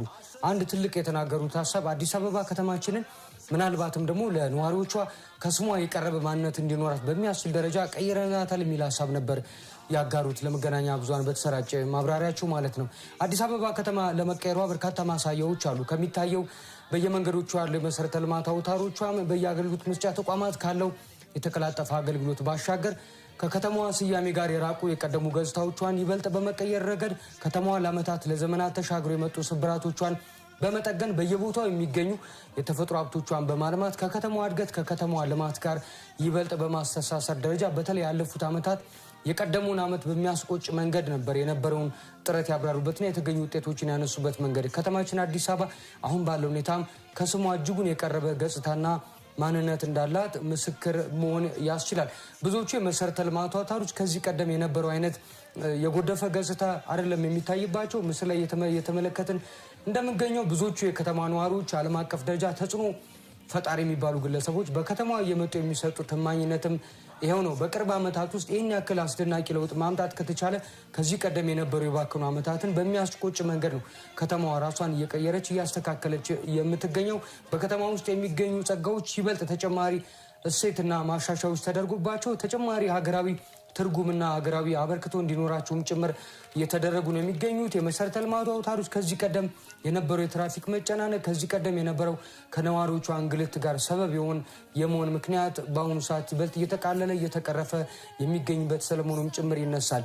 የከተማ ነዋሪዎች በርካታ ጥያቄዎችን እያነሱ ቆይተዋል። እስካሁን ባለው ሂደት ፍትሃዊ ሀብት ተጠቃሚነቱ እንዳልሆነ የመሰረተ ልማት ተደራሽነት እንዲሁም ደግሞ የማህበራዊና ኢኮኖሚያዊ ተጠቃሚነት ጥያቄዎች የከተማ ነዋሪዎች ሲያነሷቸው የቆዩ ጥያቄዎች ናቸው። የከተማ ልማቶች አሁን ባለው ሁኔታ ይህንን መመለስ በሚያስችል ደረጃ ነው ቁመና ላይ የሚገኙት። ቀደም ሲል ባልደረባ አፈወርቅ ሲያነሳ እንደነበረው በከተማዋ ላይ ከተገነቡ የመሰረተ ልማቶች በየመንገዱ ከምናያቸው ለውጦች ባሻገር የከተማዋ ደረጃ የተቀየረ ማንነት የተቀየረ የስራ ባህልም ጭምር ከተማዋ በጥቂት ዓመታት ውስጥ ማሻገር ያስቻለችው እሴት ነው። በአገር አቀፍ ደረጃ ኢትዮጵያ በዓለም አቀፍ ሊነሱ የሚችሉ ተሞክሮች አሏት። ታላቁ የአድዋ ድል ማንሳት እንችላለን። ከዛም በኋላ ባለው ሁኔታ ኢትዮጵያውያን በጋራ ተሰባስበው አይቻልምን የሰበሩበት ታላቁ የኢትዮጵያ ህዳሴ ግድብ ኢትዮጵያውያን በጋራ ያቆሙት ታላቅ አሻራ እንደሆነም ጭምር ይነሳል። አዲስ አበባ ከተማ ግን ከዚህም የተሻለ ከዚሁም ለሌሎች ከተሞች ምሳሌ መሆን የሚያስችል አሻራንም ጭምር እያሻገረች ነው የምትገኘው። በበርካታ አካባቢዎቿ ተግባራዊ እየተደረገ የሚገኘው የከተማዋን በርካታ አካባቢዎች ገጽታ ወደ አዲስ ማንነት የቀየረው የኮሪደር ልማት ዛሬ አዲስ አበባ ብቻ አይደለም የሚገኘው የተለያዩ ክልል አካባቢዎችም ጭምር ይህንን እንደ ትልቅ የቤት ስራና አደራ ወስደውታል። ታሪካዊ ከተሞች እና ሐረር እነ ጎንደርን ማንሳት እንችላለን። ውብ ከተሞች እና ሐዋሳ እነ ባህር ዳርን መጨመር እንችላለን። በርካታ የቱሪዝም መዳረሻ ስፍራዎች ያሏቸው እንደ ቢሾፍቱ አይነት ከተሞችም ጭምር አዲስ አበባ ያሻገረችው ከፍተኛውን የከተማ ልማት እሴቶቿን ጭምር እንደሆኑ ይነሳል። ከተማ ብቻዋን አይደለም እየለማች ያለችው እንደ ሀገር ተስፈንጥሮ የታሰበበት የብልጽግና ደረጃ ላይ መድረስ የሚያስችል ልምድንም እያሻገረች ነው የምትገኘው ከተማችን አዲስ አበባ። ይኸው ደረጃዋ በዋናነት ቀደም ሲልም ሲነሳ እንደነበረው የከተማዋን ነዋሪዎች ህይወት ማሻሻል፣ የከተማዋን ደረጃ ማስተካከል፣ ለቀጣዩ ትውልድ ደግሞ የበረታች የጠነከረች የቤት ስራዎቿንም ጭምር ያጋመሰች ከተማን ለትውልድ የሚያሻገር የቤት ስራን አለው። እነዚህ የተሰሩ ልማቶች በቀጥታም በተዘዋዋሪ መንገድ ደግሞ መሰል በአህጉራዊ ደረጃ የሚጠብቁን አዲስ አበባ ከተማ እንድትሆንላቸው የሚፈልጉት አይነት ደረጃ ላይ ያደረሷት ያንደረደሯት ስለመሆናቸውም ጭምር ከንቲባ ወይዘሮ አዳነች አቤቤ ከቀናት በፊት በሰጡት ማብራሪያ አንስተዋል። እነዚህ ልማቶች አንድም ጸጋዎች ማልማት ብቻ አይደለም፣ ኢትዮጵያዊ እሴትን አዲስ አበባ ከተማ ገጽታን ይበልጥ ማንጸባረቅ ከምንም በላይ ደግሞ አፍሪካዊ ማንነትና ብሩህ ተስፋን ይበልጥ ማጉላት የሚያስችሉ ልማቶች ናቸው። አንዳንድ ቦታዎች ላይ ለምሳሌ ወንዝ ዳርቻ ኮሪደር ልማቶች ላይ የምናያቸው አደባባዮችና ፓርኮች ይህንን በጉልህ ማንጸባረቅ የሚችሉ ናቸው። አዲስ አበባ ከተማ ያላትን ጸጋ ይበልጥ መጠቀም የምትችልበትን ሀገራችን ኢትዮጵያ የተሻለ እድገት ደረጃ ላይ መድረስ የምትችልበትን ደረጃ ማሳየት የሚያስችሉ ናቸው። አፍሪካውያን በኢትዮጵያ እንዲኮሩ ሁለተኛ ቤታቸውን ብለው እንዲቀበሉ ማድረግ የሚያስችል የቤተሰብነት የቀረቤታም ስሜት እንዲፈጥሩ የሚያስችሉ ልማቶች ናቸው ከተማዋ ላይ እየተመለከትን የምንገኘው። የወንዝ ዳርቻ ልማቱም ከዚህ ቀደም የከተማዋን የጎደፈ ገጽታ ይበልጥ ቀይሮ ደግሞ የተሻለች ከተማ የተሻለች መዳረሻ እንድትሆን ማድረግ የሚያስችል ደረጃ ላይ ስለመድረሱ ማንሳት ይቻላል። አሁን ባለው ሁኔታ አዲስ አበባ ከተማችን በየዓመቱ ከምናስተናግደው የአፍሪካ ህብረት የመሪዎች ጉባኤ እንዲሁም ደግሞ ሌሎች ዓለም አቀፍ ጉባኤዎች ምናልባትም የተባበሩት መንግስታት ድርጅት ኢኮኖሚክ ኮሚሽን አዲስ አበባ እንደመቀመጫ እንደማድረጉ እንደዚህ አይነት መሰል ዓለም አቀፍ ሁነቶችን ከማስተናገድ ባሻገር ዛሬ በራሳቸው ሀሳብ በራሳቸው እቅድ ወደ ከተማዋ እየመጡ ጊዜ ማሳለፍ የሚፈልጉ ተጽዕኖ ፈጣሪ ግለሰቦችም እንዲሁም ተቋማት በርከት ብለዋል። ከቀናት በፊት የአዲስ አበባ እንግዳ የነበረው በማህበራዊ መረጃ ትስስር ገጾች በሚሊዮን የሚቆጠር ተከታዮች ያሉት አይሾ ስፒድን ማንሳት እንችላለን። በስም እንኳን ለማስታወስ የተቸገረባት ሀገራችን ኢትዮጵያ በአንድ ቀንና በሁለት ቀን ቆይታ ምን ያክል ተጽዕኖ እንደፈጠረበት ከትላንት በስቲያም ጀምሮ ተከታታይ ተንቀሳቃሽ ምስሎችን እያጋራ ነው የሚገኘው። ሀገራችን ኢትዮጵያን ያዩ አዲስ አበባ ከተማን ያዩ ዓለም አቀፍ ተቋማት አመራሮችም ይህንን መስክረዋል። የባርቤዶሷ ጠቅላይ ሚኒስትር ሚያሞር ከሰሞኑ ከትሬቨር ናሃ ጋር የነበራት ቆይታ እያደመጥን ነበር። ስለ ታላቁ የኢትዮጵያ ህዳሴ ግድብ መደነቋን አላቆመችም። አዲስ አበባ ከተማ ያቆመችው የአድዋ ድል መታሰቢያም ለኢትዮጵያውያን ለአፍሪካውያን ብቻ ሳይሆን ለመላ የጥቁር ህዝብም ጭምር ታላቅ አሻራና አደራን ያኖረ ታላቅ ማዕከል ስለመሆኑም ጭምር መስክረዋል። ከተለያዩ አካባቢዎች አዲስ አበባ ከተማን ያዩ ኢትዮጵያ ከተማን የረገጡ የተለያዩ ዓለም አቀፍ ተቋማት አመራሮች መሪዎች የህንዱ ጠቅላይ ሚኒስትር ናሬንድራ ሞዲን ማንሳት እንችላለን። በአፍሪካ ምድር የመጀመሪያ ጉብኝታቸውን ያደረጉት በአዲስ አበባ ነበር። ሌሎች የሀገራት መሪዎችም ጭምር የአዲስ አበባ ከተማ አይን ማረፊያ ሆነዋል። ከቅርብ ዓመታት ወዲህ የዚህ የከተማዋ ገጽታ ለመኖር ምቹ ከመሆኑ ባሻገር ቀደም ሲል ያነሳናቸው ታዋቂ ግለሰቦችና ዓለም አቀፍ ተቋማት አመራሮችም የከተማዋ ገጽታ መደነቃቸውን እስኪ ቃላት እስኪያጥራቸው ድረስ ነበር የገለጹትና ሰኝ የምናስታውሳቸው ነገሮች ሆኑ። ስለ ከተማዋ ገጽታውን ስለደረሰችበት ደረጃ ነዋሪው ምስክር ቢሆንም በዓለም አቀፍ ደረጃ ደግሞ ኢትዮጵያ አዲስ አበባ ሲባል ከዚህ ቀደም የነበረ ስያሜና ገጽታ ወይም አሳምሽን አለ። እሱን ከመገልበጥ አንጻር ያስተዋልካቸው የሰማቸው ያያቸው ምስክርነቶች ካሉ ጥቂት ሀሳቦች ላጋራ። አቦ ህጋ ዋይዱ ካሳጅራ ፍንፍኔን ከሶማቲ ሚሶማ ኮሪደሪ ሀጀው ማለ መጋላ ረዲ ቢሰኒ ዲገኒ ኢጃሩዳ ከሶማ ሚሶማ ኮሪደሪ ወጀደሙ ኮንሰፕት ኢጃርሳቲን በከን ጅሮት ፎየሱ ነገሩ ፍንፍኔት ከነጀተሜ ዋን ጅሮቶን ታኔ ሃላ ለፋ ኢጃሩቱ ጅራ ሴናቶር ሲሱዳን ዮካን ሞዱዳ ወንቶት ኑቲ አከቢያት ቲምቤከም ከስሞሞ ጅራቹ ሳቲን አምባሊን ገራገራ አከጅረኒት ሚደገኒ በከቱራን ቱራኒ ገሩሞ ሚደጉ አከቀበን ሰበብ ንሳ የሮ ቶክ ቢያ ከነት ሴናን ጅራ ጀዳማ ሀምባን ጅራ ጀዳማ ገሩ ሚደግኒ ቀቡ ገሩ ባዬ ጥቃረ ሚደጌ ኢጃፋ ወታሚቲ ረኮቱ ቱሬ ደርባን ደበርሰዋን ፌደኩኒ ሰነ ሀረሱ በሪቹቱ ቱሬ ገሩ በኪወን መጋላ ፍንፍኔ ቶታሊ ዲገመኒ ረዴቢን ጃራሙ በርባደን ሄዱቱ ቱራን ሱን ቀበተመት ሆጂት ጅጅራ ሜራ መጋላ ፍንፍኔቲ ናኖ ፒያሳ ዮካን በርብርሰ ጎሮ ካሱ ደንዴ ፒያሳን ወጎታ ለማፍ ሰዲ ዱራ ሙኒ ዳንዲ ሰነረዴ ዴቢያን ነሞተ ሻኒፍ ጃሃ ጫለንቱ ወለፍንጫኔ ቶኮ ፈየደሙ ቱራን መኔን ወልረት ጃራመኒ ኦቶ ዲገመኒቲ ልቡ ነሞተ ሄዱ ማቲ ሄዱ ገላፍቹ ደንዳንቱ ቱራን ፒያሳ ዮካን በርብርሰ ጎሮ ኬስ ሱኑን ደምቲ ዲገመኒ ቶኮን ጅሬኛ ኢሳን መዳሉ እንጅራተን ለሚሊና ነው ሰነ ጅራተን ጅሬኛ ኢሳን መዳሉ ጅራቹ ዲሱ ጫላሞ ነምኒ አከትዱ ፊ yomakkadutti du waanino le beeku ዲሱን ኢሳሞ እንሞ ጋጋ አመብራለ ሰበምኒሳ ማን ወልረት ጃራማ ማነሰ ተኮራ ባሜቲ ማነ ኢቲአነሙ ካንሴነሙ ዳንዲን ሴነሜ ተጃጀለ ፈያ ከኑፍ ደንዴስሱ ሚጀታን እንጅሩ ነሚ ተኮዮ ናኖ ሰነቲ ሚደሜ አምቡላንሲን ገሌ ነመ ሚደሜ ሰነ ባሱ እንደንደው አኩ ሀማ ከነፈካተን ቱትራ ናኖ ሰነ ረዲ ቢሰኒ ጃሩዳፍ ተርካንፊ ፍለተም ተርካንፊ ናኖ ሰነ ሚደክሱ በሬቹ ቆፎዶ እንታን ተርካንፊ ልቡ ነማ ልቡ ጅራቱ ተበራቶ ቱር ለመፈረት ናኖ ካዛንቺስ ካሱኒ ደንዳማ አለቀ በተማ ካዛንቺስ ከሰ ቱርቴ እንስ ናኖ ፒያሳ ዋንትሬን ዋን ወልፈካቱ ናኖ ሰነቲ ነምኒ ዮሚ ደሜ ኤጋራኮል ፈካታን ፒያሳ ጅሩ ናኖ ሰነስ ጅራ ሎላን መነነማ ግዱዳ ከኒ ባሃቱረ ገነ ጌው ደቀቡ ማቲ ናኖ ሰነ ጅራተን ባዬ ያደው ቱረ መንኒ ዲሚሳ ሎላን መነሳኒ ጭናም በሄቲ እንምቱሙ ባልፋ ፊዴ ድፋ ባልፊሱንሞ ኩበ ብራ ከሱማ ናኖ ሰርና አርገን ሱል አለና ማን ወልቀበተን ሰና ከንኒ ፊዳቲ ቱረ ጀቹ ሱኑንዱምቱ ሆጂዮ ጀተሜን ሰነፎ የሱን በሬቹን ሚደክሱ እንደንዳሜት ከንጆ ፍንፍኔ ትራንስፎርም ጎዳምቴ ትጋፈ ጀደሙ ናኖን ኩላማን ፈኬኛ ጋሪ ፈኬኛፍ ነሞኒ ናኖ ካዛንቺ ካፈመኒ ናኖ ገላንጉራ ጌፈመን har'a deebi'anii naannoo sana yoo daawwatan naannoon nuti turreedhaa jedhanii haga gaafatutti dhaqqabaniiti kan isaan jiran. Namoonni piyaassaadhaatii gara kutaa magaalaa Nifaasil Kilaaftoo geeffaman yeroo deebi'anii dhufanii piyaassaa daawwatan naannoo nuti turreedhaa iddoo nuti jiraataa turreedhaa jedhanii gaafataati kan isaan jiran. Egaa mootummaan namoota kana bakka sanaa yoo kaasu misoomaa fi kan isaan ka'anii waan isaaniif tolu daldalatanii buluu qabu hojjetatanii maatii bulchachuu danda'u isaan irra jira. Haalli daldalaa haa xiqqaatu haa guddatu isaaniif mijateeti kan inni jiru. Kanaaf Finfinnee keessatti wanti hojjetamaa ture namoomaa fi misoomatu wal cina deemaa ture jechuudha. Namooma irratti hojjetameera magaalattiin immoo miidhagsuu danda'ameera. Egaa muuxannoo akka kanaa kan qaban biyyoota muraasa jennee kaasuu ni danda'ama. Sababni isaa biyyoota hedduutti muuxannoo hedduu kaasuu ni danda'ama. Naannoo tokko tokkotti mootummaan yeroo misoomaaf namoota tokko kaasu beenyaa lafa isaanii madaalu kennaaf malee bakka isaan geessetti dhaqee yeroonni carraa hojii isaanii uumee bakka daldalaa isaaniif mijeessee hojjetu argaatiin turre. Finfinneetti garuu muuxannoo sanarraa addaatu jira. Namoomni fi misoomni Finfinneetti wal cina hojjetameera jennee kaasuu ni dandeenya. Waan Finfinneetti hojjetameef immoo eenyuufaa dhugaa bahee kan jedhu abbuun sila kaasaa ture. Keessumaatii namoota miidiyaa hawaasaa irratti namoota dhiibbaa uumuu danda'an Aishoo Spiid kaasuu ni danda'ama. Finfinnee keessa turtii taasisetti namoota miiliyoonotaan lakkaa'amantu Finfinneen eessa isheen sadarkaa maalirra jirtu kan jedhu beekuun danda'ameera. Egaa pirezidantii Afrikaa kibbaa kaasuu dandeenya Raamaafoozaan Finfinnee irraatii waa hedduu barachuu danda'u nurra jira waan jedhu kaasaniiru yaada bal'aa kaasan. Paarlaamaa Gaanaa keessatti illee dhimmi kun ajandaa ta'eeti dhimmi magaalaa Finfinnee. Miseensonni paarlaamaa biyya Gaanaadhaa kan isaan kaasan Finfinnee irraatii waa hedduu barachuu danda'u nurra jira waan jedhu kaasaniiru. Finfinneedhaaf jiraattota magaalaa Finfinnee keessa jiranii fi warra Itoophiyaa keessa jiraatan guutuu dabalatee Afrikaa fi sadarkaa idilaa addunyaatti magaalaa ragaan bahaniif ta'uu dandeesseeti kan isheen jirtu. Kun immoo bu'aa misooma kooriidariitii jennee kaasuu dandeenya. Kanaafidha guyyaa har'aa ija guunnee keessummaa simachuu dandeenya kan jedhu afaan guutamee kan dubbatamuuf. Dur bakki balfi magaalaa Finfinnee keessa jiran baanariiwwan gurguddaatu hojjetamaniiti dhokfamu turan.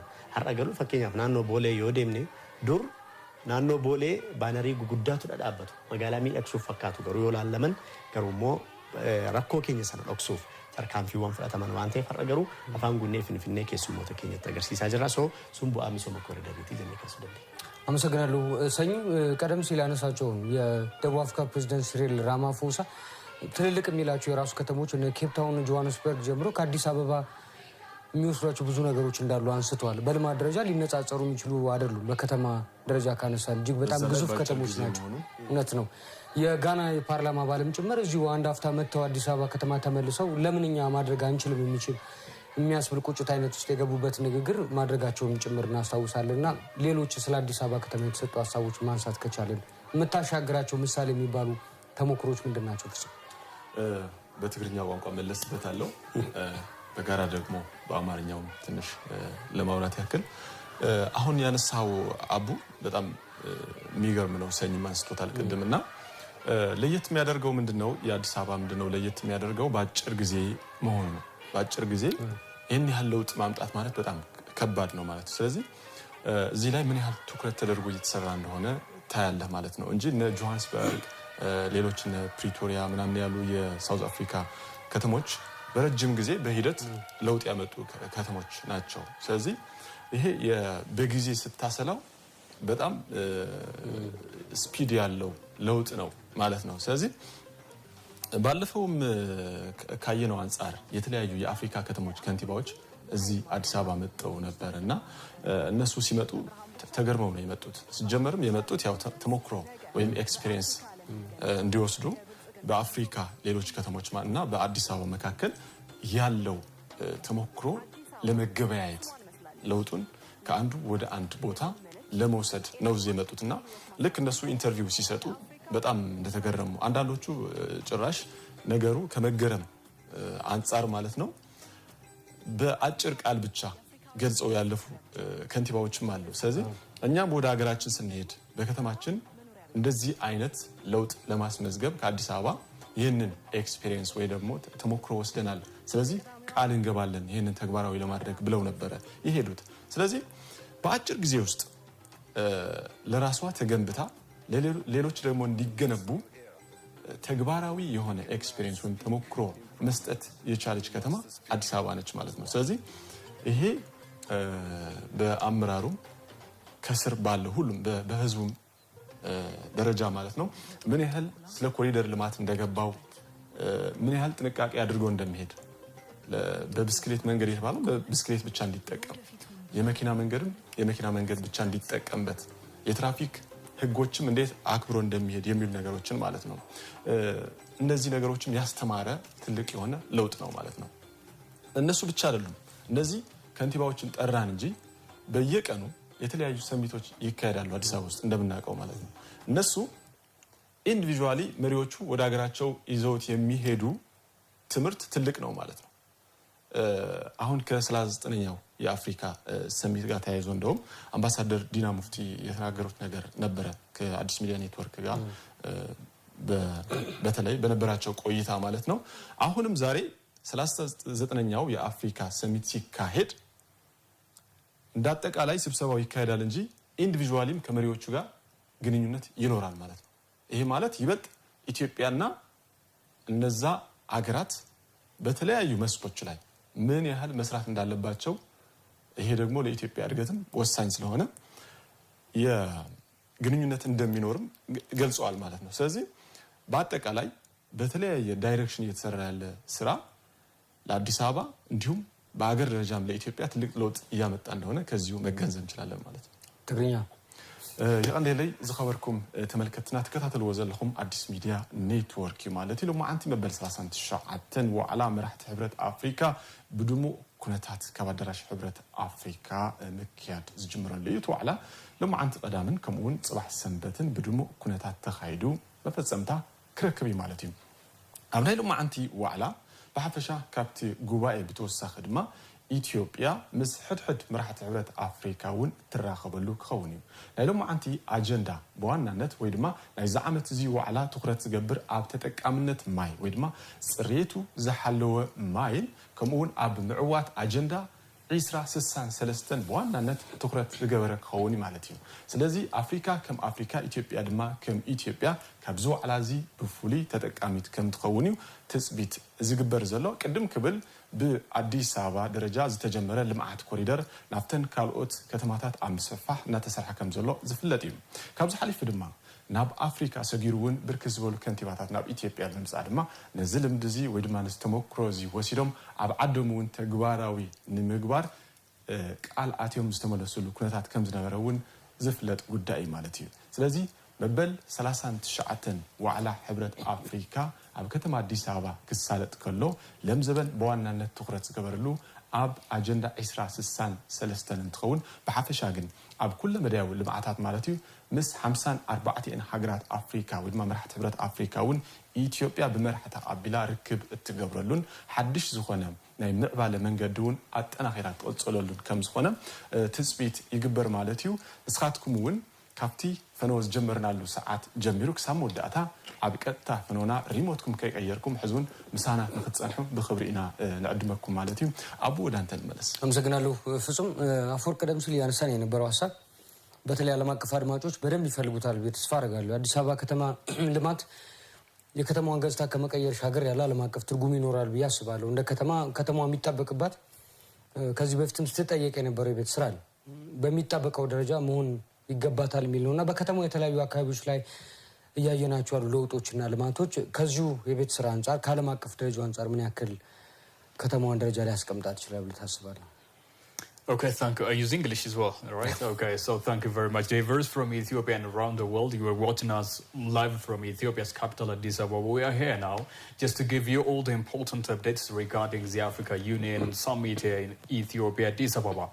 So previously, or a little earlier, we're talking about actually how Addis Ababa transformed gradually just to meet its standard as a hub of Africa's diplomacy and the capital of 120 million or more people. So Addis is now, as many say, meeting its reputation as a hub of Africa's diplomacy. We mentioned many things for that case, actually, as you guys all mentioned a little earlier.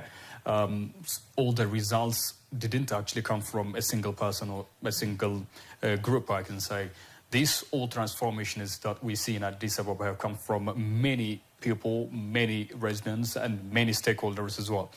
When first Prime Minister Abiy Ahmed started this type of corridor development in Addis Ababa, it was first taken as a very ambitious project, right?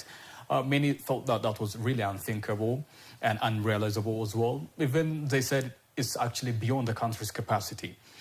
It seemed kind of ambitious project when first Prime Minister Abiy Ahmed and Mayor Adana Chabu introduced this corridor development aspect in the city. But Prime Minister Abiy Ahmed did very good thing. He coordinated, as I said a little earlier, coordinated employees, stakeholders, residents, and the government officials general. It was very difficult, actually. If you ask me, just coordinating big financial issue with many people, many stakeholders is very difficult, especially when it comes to a country like Ethiopia, a continent like Africa, right? Because we may take, for instance, employees as a kind of example. Employees didn't actually work for their sake, I mean for the country's sake. Traditionally and historically, we see that employees often work only for themselves. They don't definitely think that they work for the country previously. But after the corridor development and after Prime Minister Abiy Ahmed's role, employees this time around are working, thinking that they are working for their country's sake, for cities' development, for towns' renovation, right? So that's the first thing Prime Minister Abiy Ahmed and many officials in Addis Ababa brought. When they coordinated stakeholders and employees and many laborers as well together, this transformation was absolutely recognizable in Addis Ababa. Later, the riverside development was actually the other issue, as I mentioned a little earlier. All these issues now made Addis Ababa one of the best cities in Africa and even one of the best cities in Europe, because, as Fusum said a little earlier, these all projects actually were realized in a short period of time. So we can imagine how Addis Ababa will be transforming if we take some time more, right? So all these transformations are now being taken as an example by many other cities in Ethiopia, as Abu said a little earlier. We can go simply in different areas of our country. We may move from Addis Ababa, and we definitely see that many cities and towns in our countries are now developing so tremendously. This is why we're saying Addis Ababa is an example for Africans and for Ethiopians themselves as well. For instance, if you go to Gondar, I was actually in Gondar a month or two ago, and I was absolutely astonished with what I saw there, because Gondar was historical. Gondar has everything, actually, and the corridor development has now given another birth for Gondar. It's brought life for Gondar as well. Actually, it's not on the corridor development. Mayor Adana Chababe has got a very good role in realizing the corridor development in Gondar as well. So we're not simply talking about Addis Ababa, actually. I again recommend all the delegates from Africans to visit many other cities of Ethiopia in this regard, because it will be a very good example for many other African countries and many countries beyond, actually, because using your potential, your financial capacity perfectly and realizing projects like this is not actually a one-time project. It asks a long time or lifetime journey, but we realize that, and Prime Minister Abiy Ahmed and Ethiopian government generally realize that. And the other issue I mentioned here is, after talking about the changes in Addis Ababa, is the other aspects of the corridor and many other changes in the city. For instance, Ethiopia is now moving tremendously in creating jobs as well. This is another good example for Africans, by the way, because one of the very key issues of the AU is, AfCFTA, right? African Free Trade Area, and job creation is the issue there. And in this regard, perhaps besides the Green Legacy Initiative, Ethiopia's role in creating jobs for youth is another example for Africans. And where did this job creation come from? If you ask me, it's from the corridor development, and beyond that, actually, we may mention many other things, but corridor development, riverside developments, many other beautification areas in the city have created job opportunities for youth in Ethiopia. I can say that it may be another lesson for African delegates, representatives, or leaders who are now participating in this African Union Summit, truly speaking. The other I can mention is actually the working habit. Fitsum was saying that so tremendously, and I'm really astonished with the 24/7 working habit or adage in our city. If you go to many areas of our city this time around, you may definitely experience that youths or employees are working 24/7. Because it has emanated from the fact that the youths are now feeling that they're working for their country, working for their city, and totally for the continent in this regard. That's why we're saying Ethiopians have got a very good working adage, 24/7, which was a rare experience, which was actually unthinkable previously. We used to work only for 8 hours a day. Employees may definitely wait for their salary or wage, and after getting that, they definitely go to their home. But the next time, they may definitely come up with another plan of working there for themselves. But this time around, they are working for their city, for the country. So this new working day is another experience, truly speaking. So all the important lessons that we definitely see here are another examples for Africans in general. The other thing I can mention is the facilities in health, transport, and AI. Even now, this time around, I think the city is interconnected with many other AI results or outcomes, truly speaking, because the services are now being preferred and even offered to many other delegates or the residents here in our city after the introduction of AI or technology. Science Museum, we mention it later, but I can simply say that the services are not now manual. They are automatic, they are new and upgraded, truly speaking. Hotels are serving, the delegates or representatives with a very good maneuver.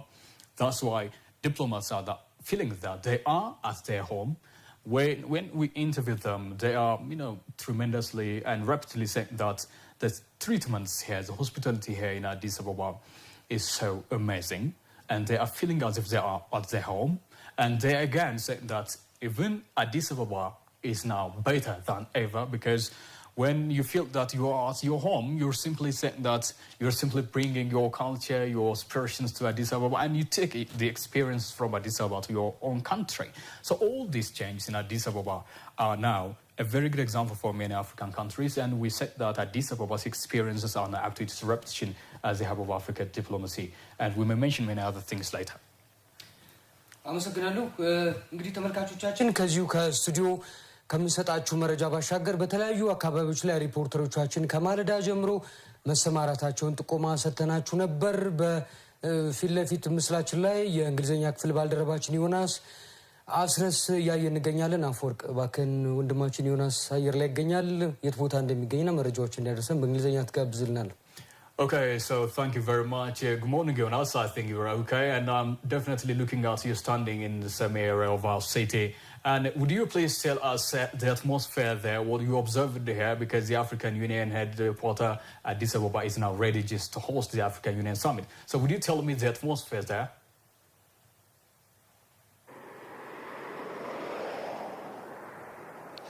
Well, yesterday, Italy-Africa Summit was held in the capital, Addis Ababa. A lot of delegations from across the continent and from across the other part of the world were in attendance, including Prime Minister Abiy Ahmed and the Prime Minister of Italy, Giorgia Meloni. Addis Ababa today is also hosting another grand continental summit, that is the African Union Heads of State and Heads of Government Summit, which is going to be held for 2 days, today and tomorrow. Heads of states and heads of governments are now heading to the African Union headquarters, which is located in the capital Addis Ababa. So in hosting such grand continental and global conferences and hosts Addis Ababa has got a great experience since the inception of the organizations of African unity and now the African Union. Addis Ababa has been just hosting annual conferences and summits of this continental gathering. So this particular year is a little unique for Addis Ababa because the city has just shown a great transformation in terms of infrastructure, in terms of greenery, in terms of changing the lives of the people, residents, and also in terms of just becoming a model for other African cities. So the project is the transformation that is achieved in the capital Addis Ababa is not only the transformation in infrastructure, but also it is about health, it is about education, it is about climate change. The theme of the African Union this year's theme is about water, just sustainable, clean water availability and sanitation. The projects that have been achieved by the government of Ethiopia and the city administrations can directly align with the theme of the African unions of this year's gathering. I am now here around the Science Museum. This Science Museum was established in 2022, inaugurated by Prime Minister Abiy Ahmed. It is about digital transformation of the country, and it's also about digital transformations of Africa. It is also about achieving the Agenda 2063 of the United Nations, and it's also about just supporting the initiatives of the continental goals.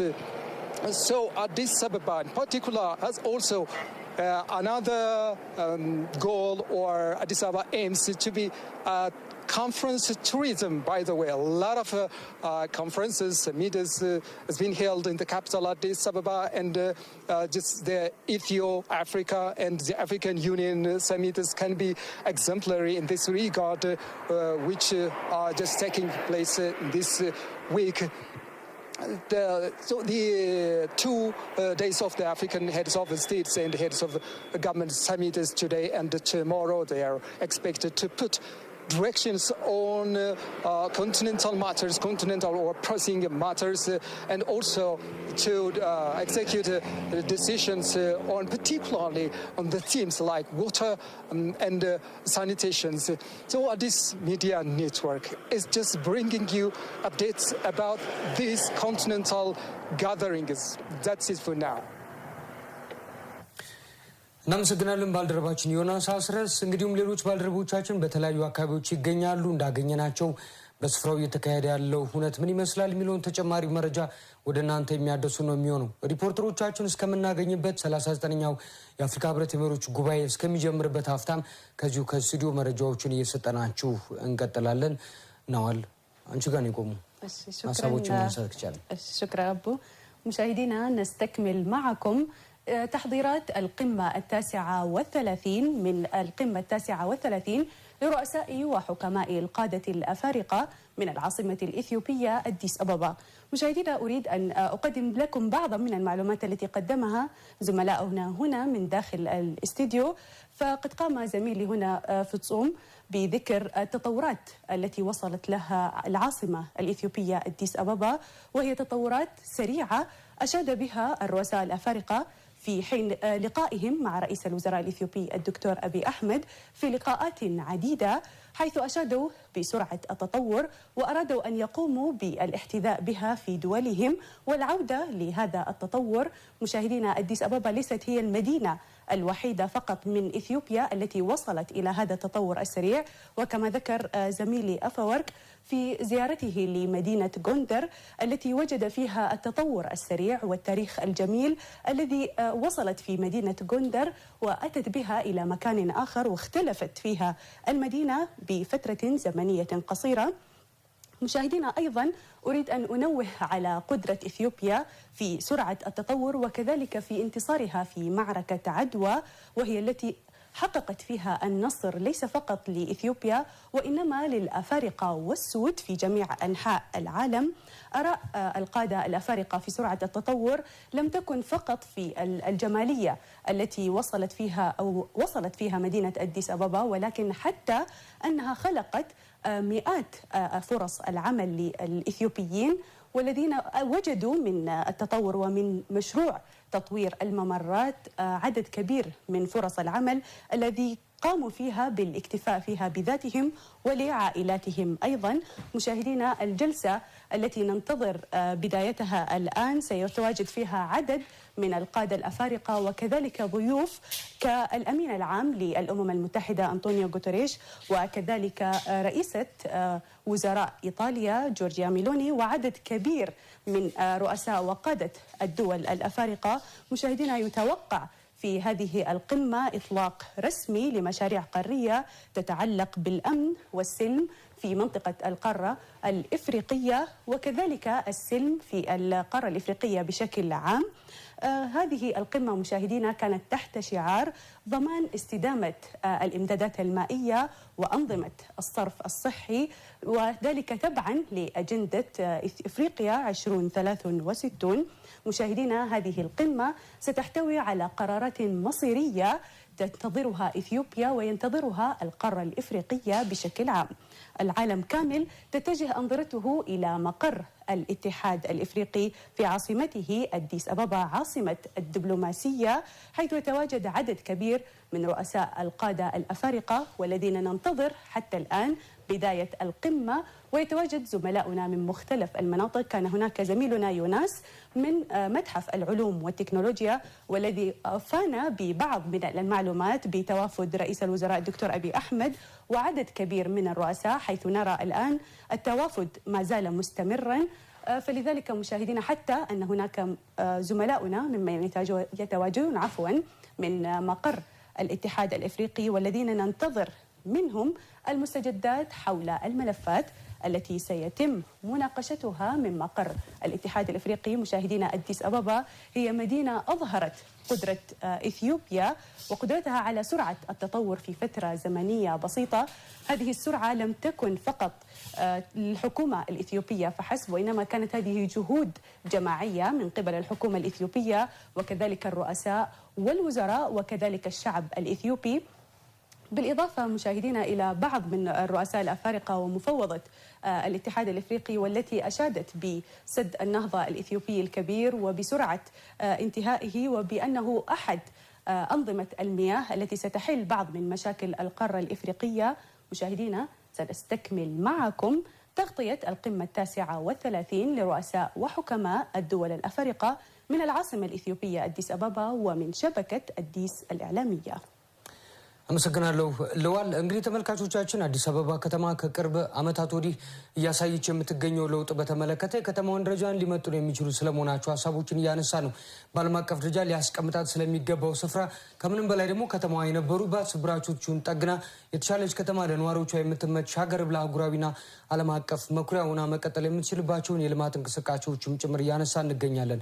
አዲስ አበባ ከተማ ቀደም ሲል ካነሳ ነው ለነዋሪዎቿ የመመቸት የከተማው ህልውናዋን ከማጽናት ጥረቶቿ ባሻገር እንግዲህ በዓለም አቀፍ ደረጃ ደግሞ የሚጠበቅ የቤት ስራ ከፊቷ ይጠብቃታል። አዲስ አበባ ከተማ የአፍሪካውያን ሁለተኛ ቤት ነች። ሁለተኛ ቤት ብቻ ሳይሆን ለአንዳንዶቹ እንደ መኖሪያም ጭምር የምትጠቀም ከተማ ነች። አሁን ባለው ሁኔታ በዓለም አቀፍ ደረጃ በርካታ ቁጥር ያላቸው ሀገራት በኤምባሲ መቀመጫ ያላቸው ከተሞች ውስጥ አንደኛው አዲስ አበባ ነች። ውጭ ጉዳይ ሚኒስቴር እንግዲህ በተለይ በአዲስ አበባ ከተማ መቀመጫቸውን ያደረጉ ዓለም አቀፍ ኤምባሲዎች ቁጥር ከ130 ከፍ ያደርገዋል። ወደ 140 የሚጠጉ ሀገራት ናቸው በየጊዜው እዚሁ አዲስ አበባ ከተማ ውስጥ ኤምባሲ ለመክፈት ከኢትዮጵያ ጋር ያላቸውን ዲፕሎማሲያዊ ግንኙነት በዚቹ ከተማ በኩል ይበልጥ የማጠናከር ፍላጎት ያላቸው ሀገራት ቁጥር ከጊዜ ወደ ጊዜም እየጨመረ ነው የሚገኘው። በአፍሪካ ምድር ለመጀመሪያ ጊዜ የረገጡ የተለያዩ ሀገራትና የተቋማት መሪዎችም አዲስ አበባ ከተማን አስቀድመው ነው ወደ ሌሎች አፍሪካ ሀገራት ጉብኝታቸውን የሚጀምሩት። በተለይ ቻይናን ማንሳት ከቻለን የፈረንጆቹ አዲስ ዓመት በገባ የመጀመሪያዎቹ ሳምንታት ሁሉ በአፍሪካ የመጀመሪያውን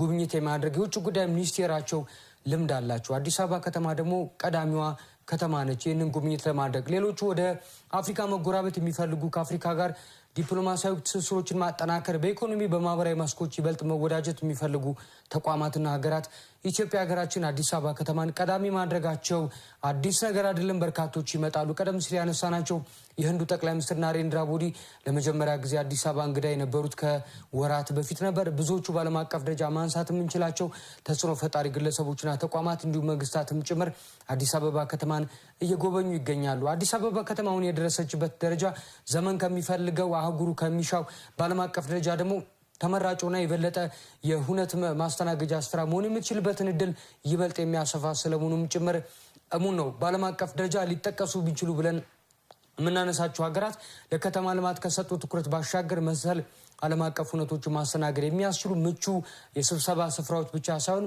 ማስተናገጃ የአገልግሎት መስጫ ተቋማት የመዝናኛ አማራጮችም ጭምር ይሻሉ። አዲስ አበባ ከተማችን ምስል ላይ የተመለከትናቸው የሚገኙ ስፍራዎች በቅርብ ወራት ውስጥ ብቻ አጠናቃ ይበልጥ ውብ ያደረገቻቸው ኢትዮጵያውያን ብቻ ሳይሆን በዓለም አቀፍ ደረጃ የብዙዎች አይን ማረፊያ የጉብኝት አማራጭ መሆን ያስቻሉ ፓርኮች፣ የወንዝ ዳርቻ ልማቶች እንዲሁም ሌሎች የኮሪደር ልማት የመዝናኛ አማራጮችን በጥቂት ወራት ውስጥ ማልማት መስራት ማሳየት የቻለች ከተማ ነች አዲስ አበባ ከተማ።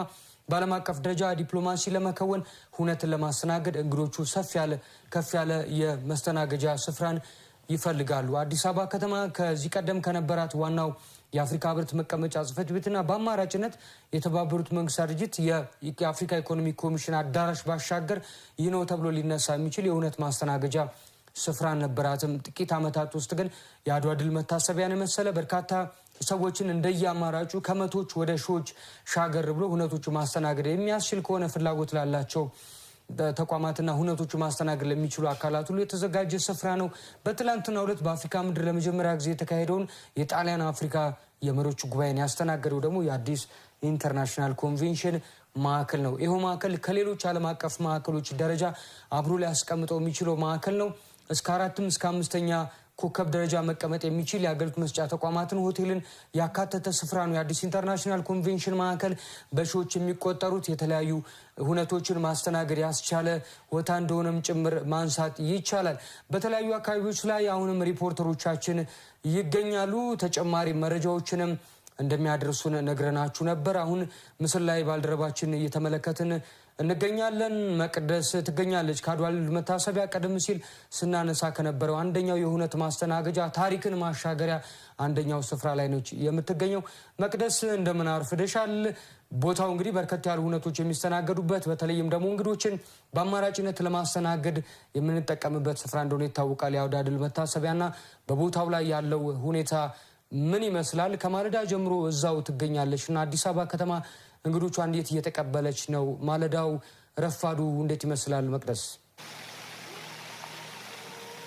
አመሰግናለሁ። እንዴት አርፍዳችኋል? እንግዲህ ቀደም ብለ ለማንሳት እንደሞከርከው ከማለዳው ጀምረን እንግዲህ እዚህ ተገኝተናል። እንግዲህ የአፍሪካ ህብረትን 38ኛውን የአፍሪካ ህብረት የመሪዎች ጉባኤን እያስተናገደች ከመሆኑ ጋር ተያይዞ እንግዲህ በርካታ እንግዶችን እየተቀበለች ትገኛለች። እንግዲህ ደማቅ የበዓል ድባብ ያለውን አቀባበል ነው እንግዲህ በስፋት ስንታዘብ የዋለው። መገኛችን ደግሞ የአድዋ ድል መታሰቢያም እንደመሆኑ እንግዲህ ከአፍሪካውያንና እንግዲህ ከጥቁሮች ጋር ከፍተኛ ቁርኝት ያለበት ቦታ ላይ እንገኛለን። እንግዲህ ኢትዮጵያ ለጥቁር አፍሪካውያን ከዛም አልፎ ደግሞ በዓለም ላይ ለሚገኙ ለመላው የጥቁር ህዝቦች ታዲያ የነጻነት ቀንዲል የሆነችበትን ይህንን ድል እንግዲህ ያስተናገረችበትና ያስመዘገበችበትን እንግዲህ ለመዘከር የተዘጋጀበት የአድዋ ድል መታሰቢያ ላይ እንገኛለን። እንግዲህ መታሰቢያው እንደሚታወቀው ይህንን እንግዲህ ለኢትዮጵያውያን ለአፍሪካውያን ብሎም ደግሞ ለመላው ዓለም የጥቁር ህዝቦች ታዲያ ኩራት ምንጭ የሆነውን መታሰቢያውን እንግዲህ ለመዘከር በውስጡ የተለያዩ ጉዳዮችን አቅፎ ይገኛል። ታዲያ እንግዲህ ይህ ድል ለበርካታ ጥቁሮች ታዲያ መነሳሳትን የፈጠረ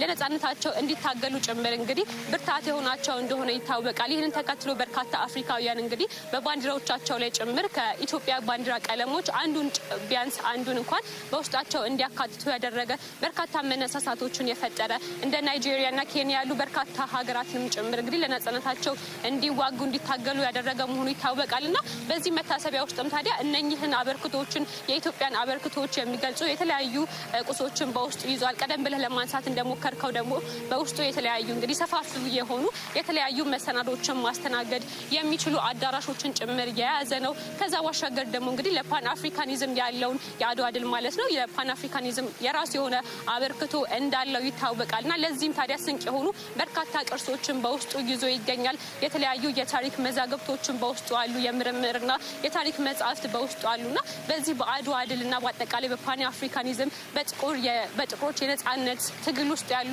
የተለያዩ ጥናትና ምርምሮችን ማድረግ ለሚፈልጉ ተመራማሪዎች ጭምር እንግዲህ ግብአት የሚሆኑ በርካታ ጉዳዮችን በውስጡ የያዘ ነው። እንግዲህ አዲስ አበባ የተለያዩ ዓለም አቀፍና አህጉር አቀፍ ኮንፈረንሶችንም የምታካሂድ ከመሆኑ ጋር ተያይዞ ታዲያ እነኚህን ኮንፈረንሶች ለማስተናገድ የሚያስችሉ ሰፋፊ አዳራሾችን በውስጡ ይዟል። እንደሚታወቀው ታዲያ በርካቶች ጭምር እንግዲህ ሲመጡ በዚህ ጉባኤዎችን ያስተናግዳሉ። ከዛ ባሻገር ደግሞ መጥተው የሚጎበኙትን ቦታ እንደሆነ ይታወቃልና ዘንድሮ 39ኛው የአፍሪካ ህብረት የመሪዎች ጉባኤ እየተካሄደ ከመሆኑ ጋር ተያይዞ ታዲያ አንዱ የድምቀቱ ስፍራ ሆኖ ይገኛል ማለት ነው። በርካቶች በዚህ አካባቢ እየመጡ ይጎበኙታል። እንግዲህ በርካቶችንም ለመታዘብ ሞክረናል። በአጠቃላይ ታዲያ ዛሬ ሁነቱን በማስመልከት አጠቃላይ ያለው ድባብ ደማቅና እንግዲህ ኢትዮጵያ ከፍ ብላ እንድትታይ ያደረገ ከዛ ባሻገር አሁን ላይ ደግሞ አዲስ አበባ ላይ ከያዘቻቸውና እንግዲህ ለእይታ ካበቃቻቸው ግዙፍ ፕሮጀክቶች መካከል በቀዳሚነትም የሚጠቀስና እንግዲህ በርካቶችን በኩራትነት የሚጠቅሱት ነው። በርካታ ዓለም አቀፍ መሪዎችን ጭምር ያስተናገደ ሙዚየም ነው የአድዋ ድል መታሰቢያ ማለት ነው። በአጠቃላይ ታዲያ 39ኛውን የአፍሪካ ህብረት የመሪዎችን ጉባኤ ያስተናገደች በምትገኘው አዲስ አበባ ሌላኛው ድምቀት ሆኖ ይገኛል ማለት ነው። አሁን ላይ በደማቅ የሆነ አቀባበልና ድባብ ነው በአካባቢው ያለው። ተጨማሪ መረጃዎችን ደግሞ ከዚህ ከስፍራ ሆነን እየተከታተልን ወደ እናንተ የምናደርስ ይሆናል ማለት ነው። ባልደረባችን መቅደስ ደምስ ከአድዋ ድል መታሰቢያ ላድርሽን መረጃ በስተን ነው የምናመሰግንሽ። ከመቅደስ ባሻገር ሌሎች ባልደረቦቻችን በተለያዩ አካባቢዎች ከማለዳ ጀምሮ ስምሪት ላይ ይገኛሉ። በስፍራው ምን እውነቶች አሉ? እንግዶችን አዲስ አበባ ከተማችን እንዴት እያስተናገደች ነው? የማለዳ የረፋድ ድባብ ምን ይመስላል የሚለው ነው ወደ በኋላ ላይ መረጃዎቹን እንዳገኙን የሚያጋሩ ነው የሚሆነው። ቀደም ሲል እያነሳን ከነበረው ሀሳብ ጋር የሚገናኝ ሀሳብ ነው ያጋራችን ባልደረባችን መቅደስ። የአድዋ ድል መታሰቢያ እንግዲህ በተለይ ኢትዮጵያ ለጥቁር ህዝቦች ለአፍሪካውያን ነጻነት ተጋድሎ የከፈለችውን መስዋዕትነት ይበልጥ ለታሪክ ተቀምጦ እንዲኖር ለማሻገር ዋነኛ አበርክቶ ባሻገር አፍሪካውያን እንዲሁም ሌሎች ጥቁር ህዝቦች ትግልን የሚሹ ጭቆናን የሚጸየፉ ህዝቦች በዋናነት ወኔን ለማስታጠቅ የተሻለ የሉዓላዊነት ስንቅን እንዲሰንቁም ጭምር ማድረግ ያስቻለ ግዙፍ ማዕከል ገምታለች አዲስ አበባ ከተማችን። ይኸው ማዕከል ይህንን ታሪክ ከማሻገር ለአፍሪካውያን የቤት ስራ ከመስጠት ዋነኛ አበርክቶ ባሻገር በአማራጭነት መሰል አህጉራዊ ሁነቶችን ማስተናገድ የሚያስችሉ ምቹ ስፍራዎችን ያካተተ አንደኛው የከተማዋ ድምቀት የከተማዋን ደረጃ በዓለም አቀፍ ደረጃ ሊያስቀምጥ የሚያስችል ማዕከል እንደሆነም ጭምር ይነሳል። ቀደም ሲል ያነሳ ነው የአዲስ ኢንተርናሽናል ኮንቬንሽን ማዕከልም ደግሞ በአይነቱ ለየት ብሎ ከአዲስ አበባ ከተማ የመሰረተ ልማት አውታሮች ጋር ይበልጥ እንዲወዳጁ ነው የተገነባ አንደኛው ማዕከል ነው። ትላንት ማምሻውን የተካሄደውን የጣሊያን አፍሪካ ሁለተኛው ጉባኤን ያስተናገደ ግዙፍ ስፍራ ነው። ሌሎች ሁነቶችንም የከተማ አቀፍ አህጉራዊና ዓለም አቀፍ ሁነቶችን ለማስተናገድ በአማራጭነት የቀረበ ማዕከል ነው አዲስ ኢንተርናሽናል ኮንቬንሽን ማዕከል። ከተማችን እንዲሁ በየመንገዶቿ የመሰረተ ልማት አውታሮቿ የነዋሪዎቿን ህልውና ማረጋገጥ የወንዝ ዳርቻ ኮሪደር ልማት ብቻ አይደለም ልማቶቿ የተሟሉ ናቸው። ቀደም ሲል የከንቲባ አዳነች አቤቤን ንግግር የጠቀስነውም ለዚሁ ነው። አዲስ አበባ በሁሉም መስኮቹ የተቀየረች ከተማ ነች ሲባል በዓለም አቀፍ ደረጃ ከሚጠበቁባት የቤት ስራዎች አንጻር ጸጋዎቿን ይበልጥ መጠቀም ብቻ ሳይሆን ሊመጡ የሚችሉ ቀጣይ የቤት ስራዎችም ጭምር ታሳቢ ያደርጉ ሌሎች ልማቶችንም ጭምር ያካተቱ ናቸው። ሌሎች የመሰረተ ልማት አውታሮች በአይነታቸው ለየት ያሉ ናቸው። ከዚህ ቀደም እንደምናውቃቸው አይነት ድልድዮች አይደሉም የምናስተውላቸው። እስጢፋኖስ አካባቢ የኢሬቻ ፓርክ ላይ የተሰራው ማንሳት እንችላለን።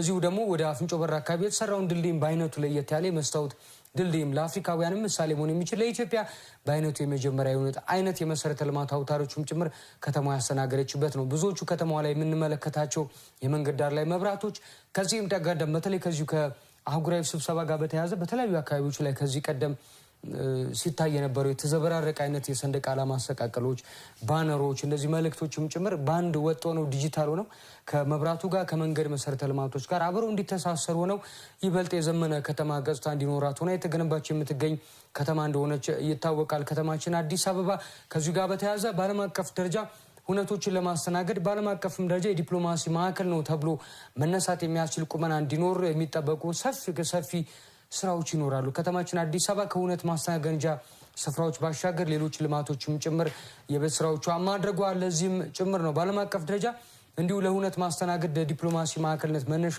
ይሆናሉ ብለን ልናነሳቸው የምንችሉ እንደ ኒውዮርክና ጄኔቫ ከከተማ ልማት ስራቸው ባሻገር በአማራጭነት ሌሎች ሁነቶችን ማስተናገድ የሚችሉ ማዕከላትን ያቀፉ ናቸው። ምናልባትም ከ40ና ከ4ና 5 አስርት ዓመታት በፊት በረሃ የነበረችው ምናልባት ነዋል በደንብ ልታነሳው ትችላለች የተባበሩት አረብ ኤሚሬትሷ ዱባይ ከተማ ከዚህ ቀደም ባሸዋ ነበር የምትታወቀው። አሁን ይበልጥ የከተማ ልማት ስራዎቿ ሁሉ ተውበው ከዋናዋ ከተባበሩት አረብ ኤሚሬቶች ስራዎቿ ባሻገር በዓለም አቀፍ ደረጃ ሀገራት ለመምከር የሚመርጧቸው ለተዝናኖቱም ጭምር በሚሊዮን የሚቆጠሩ ዜጎች ወደዚሁ ስፍራ የሚያቀሩ ናቸው።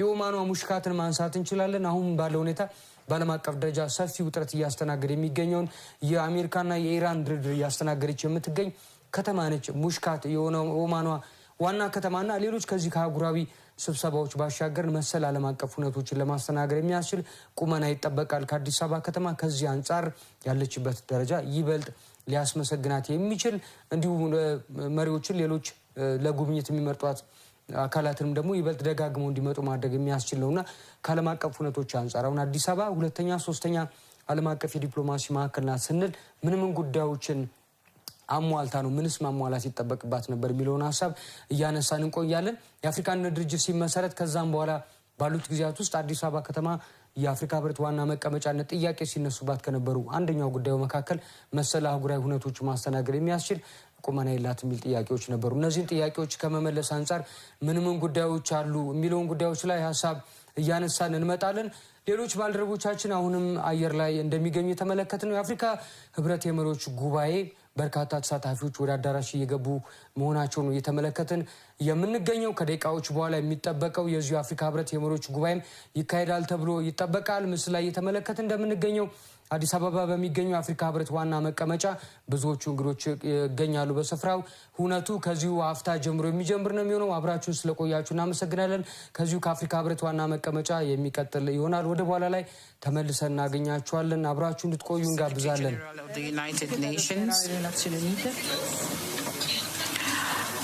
Excellency Mohammed Mustafa, Prime Minister of the State of Palestine, Excellencies, former heads of states here present, our honorable First Ladies present here in this hall, Excellency Selma Malika Hadidi, Deputy Chairperson of the African Union Commission,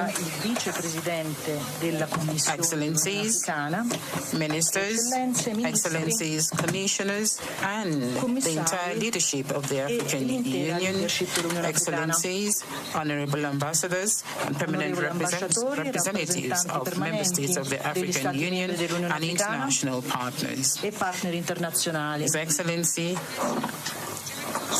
Fatala, the Director General of the African Union Commission, heads of organs and specialized agencies of the African Union, Your Excellencies, ladies and gentlemen, heads of regional economic communities, Excellencies, heads of specialized institutions of the United Nations and international organizations here present.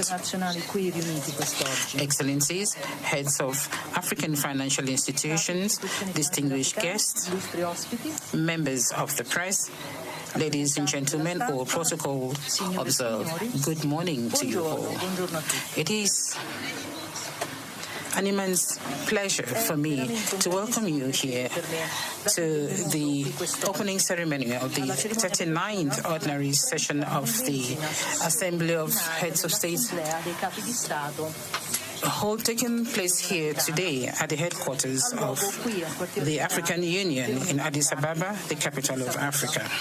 This session, which is a very important one, is the first of its kind since the election of the new leadership of the African Union Commission last year, February 2025. This offers an opportunity for constructive discussions on the progress made so far. Excellencies, ladies and gentlemen, the program of our opening ceremony will be as follows. First and foremost, we are going to listen to the statements that will be made respectively by His Excellency Mahmoud Ali Yusuf, His Excellency Dr. Abiy Ahmed, His Excellency Antonio Guterres, His Excellency Mohammed Mustafa, His Excellency Her Excellency Giorgia Meloni, and His Excellency João Manuel Goncalves. These statements will be followed by the announcement of the Bureau of the Assembly of the African Union for the year 2026. And in this vein, His Excellency João Lourenço, President of the Republic of Angola and the outgoing chairperson of the African Union, will make his handing over statement as the outgoing chair of the African Union. And after that, His Excellency Evariste Ndayishimiye, President of the Republic of Burundi, the incoming AU chairperson, will also make his own acceptance statement. And these statements, Your Excellencies, will be followed by the presentation and the launch of the African Union theme of the year 2026. That is, guarantee the sustainable availability of water and health systems to meet the objectives of Agenda 2063. That said, Your Excellencies, ladies and gentlemen, it is my singular honor and pleasure to invite His Excellency Mahmoud Ali Yusuf, Chairperson of the AU Commission, to make his opening statement.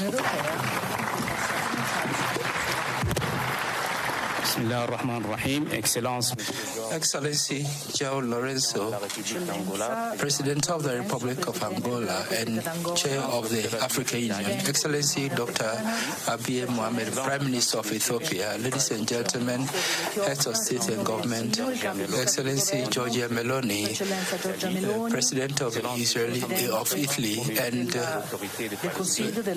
Honorable Mustafa, Prime Minister of the Palestinian Authority, UN Secretary General, representatives of Pan-African institutions, distinguished guests, ladies and gentlemen. At the outset, I would like to wish you a very happy New Year 2026. I also want to wish you all a warm welcome to the African Union, especially the newly elected heads of state. Permit me also to congratulate and thank President Lourenço of Angola for his chairship of the Union in 2025, which has given a new fillip to our continental agenda. The 39th Summit of the African Union, ladies and gentlemen, is based on the theme water and sanitation, which is key to our economies and which is a collective good which should be a source of peace and cooperation among nations. Our summit is taking place against the backdrop of a crisis in the world and on the continent and in the world. And our policy of silencing the gun is far from becoming a reality. And the open or latent conflicts are chronic. Unconstitutional change of government is also reminds us of the obscure post-independence period. The change in the international order significantly impacts the affairs of the continent without forgetting the interference in our affairs by externalities. Multilateralism is sorely tested, and we are witnessing the emergence of unilateralism and protectionism. In the face of these, Africa should scale up its cooperation through the enhancing of its integration and cooperation programs. Pan-African institutions should intensify their efforts and determination. ASCFTA, AUDA, NEPAD, Africa CDC, and other mechanisms of African should work together. We request African financial institutions, AFC, the African Development Bank, and African Bank to work together. Ladies and gentlemen, regional economic communities also have to scale up their operations. By 2050, Africa should be able to rival with the major economies. Agenda 2063 should guide us towards the Africa that we want, a strong, autonomous, and prosperous Africa. These are not pious wishes, but an imperative for survival. And the major countries in the world are preparing for the polarization of this world. Africa is in the global south, but Africa has its own hallmark and its own identity. Excellencies, ladies and gentlemen, the reform of the institution should continue. The mobilization of domestic resources to finance the programs of the continent is not an option. It's urgent in the face of external tariffs. Our youth on the continent are impatient, and our women want more equality. Our civil society is positioning itself. So it's crucial to expedite the industrialization of the continent and the transformation of agriculture. And that will only be possible if we develop the energy potential of Africa and also create the necessary infrastructure. These are the prerequisites for the economic development of the continent expected. Excellencies, ladies and gentlemen, the projects are complex and many. And we also know the challenges. You are confronted with these challenges on a daily basis in your respective countries. The African Union Commission, which I heard, will spare no efforts to advance this agenda. This is a long-term work, and we need to ensure that our action is sustainable. The 5-year 2022-2028 plan has been launched. The Agenda 2023 decade should be characterized by a high level level of performance and execution. Excellencies, ladies and gentlemen, it's also important to focus on the suffering of our people, victims of war, injustice, displacement, and we cannot avoid their daily challenges. From the Sudan to the Sahel, to the east of the Democratic Republic of Congo, Somalia and elsewhere, our people continue to bear the brunt of instability. In the Middle East, Palestine, so the suffering of Palestinians is also a cause on us to act. The suffering of people you see is international law and international humanitarian law are the basis of the international community. Preserving and promoting them will be the only pathway to ensuring peace in the world. Excellencies, ladies and gentlemen, I wish you a very success in your deliberation. Thank you. Vi auguro che le vostre deliberazioni abbiano successo nei prossimi giorni. Grazie. Thank you, Excellency, and we warmly welcome the Prime Minister of the State of Palestine, who has joined us on the podium. We also acknowledge His Excellency, Madam Amina Mohammed, the Deputy Secretary General of the United Nations, and who is also one of the Africans most known in this in the Commission. So welcome. So it's an immense privilege to invite His Excellency Dr. Abiy Ahmed, Prime Minister of Ethiopia, to deliver his statement. Excellency, you have the floor.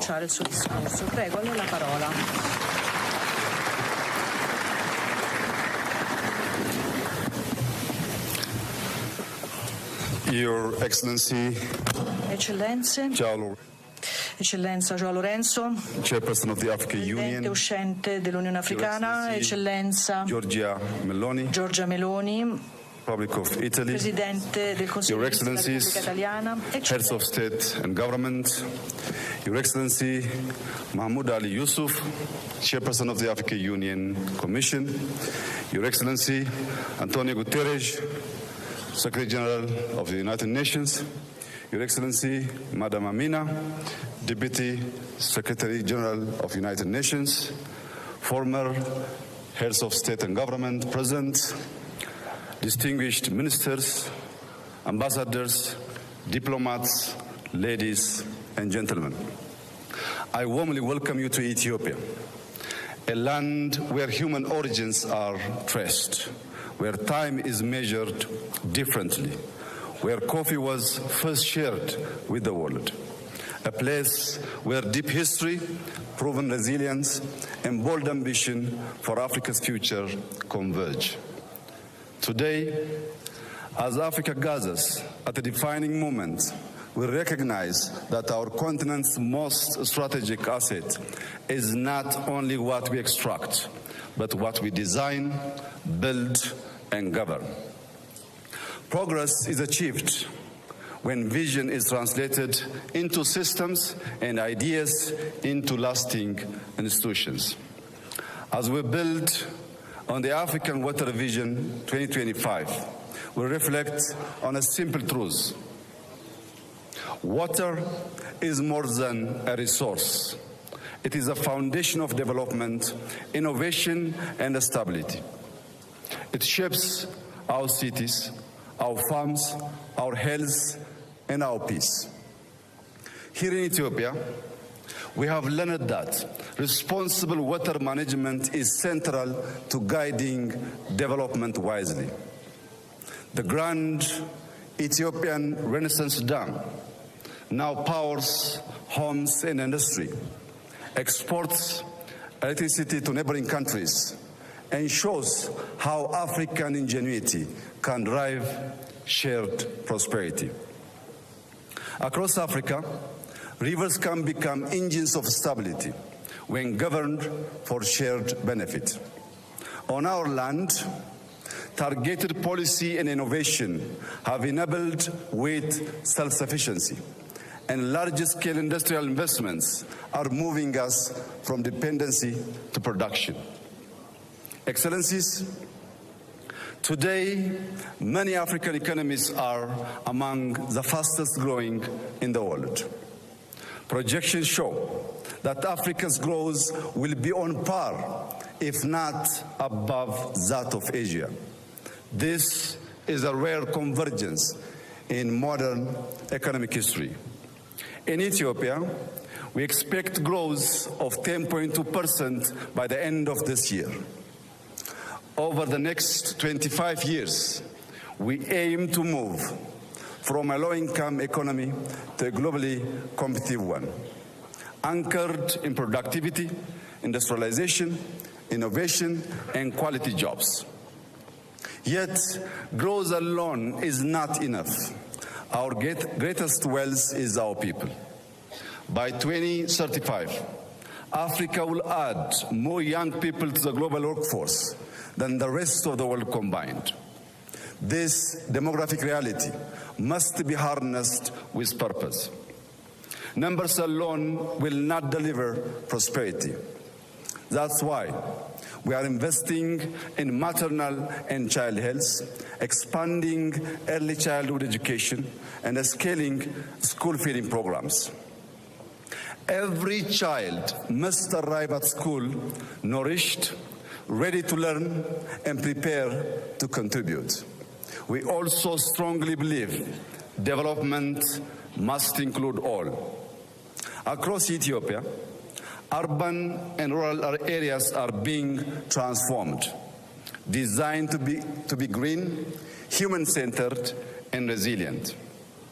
Excellencies, in Addis Ababa, riverside renewal has transformed degraded waterways into clean, vibrant public spaces, reducing flood risk, restoring dignity, and strengthening community life.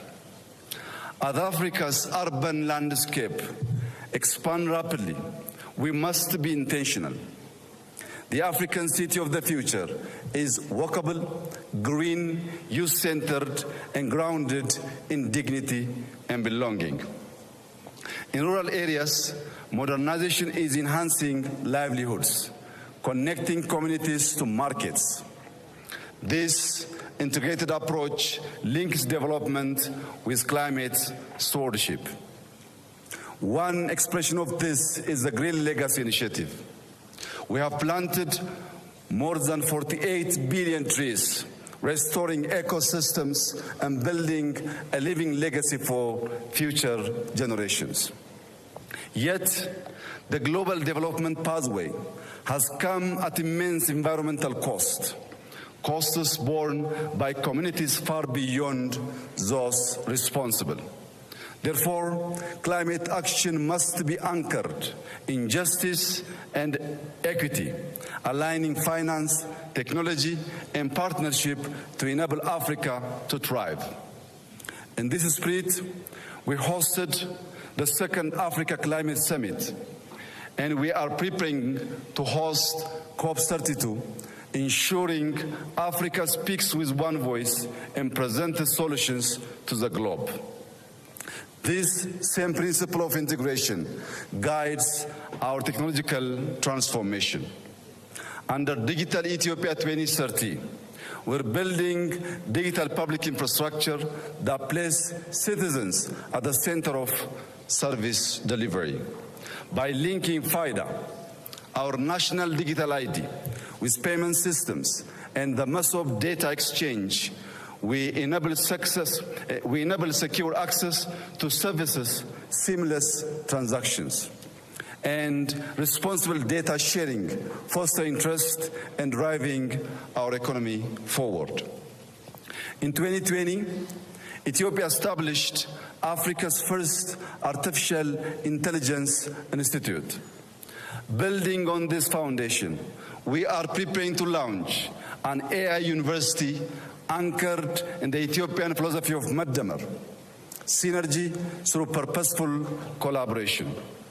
This institution will unite human values with machine intelligence, local context with global relevance, and scientific rigor with applied impact. It will ensure technology drives growth and position Africa as a global contributor in the age of intelligence. Ethiopia is also continuing to invest in connectivity. Through Ethiopian Airlines, we connect people, link markets, and move goods. To sustain this momentum, we are building Africa's largest airport, a next-generation gateway that will anchor our continent in global value chain.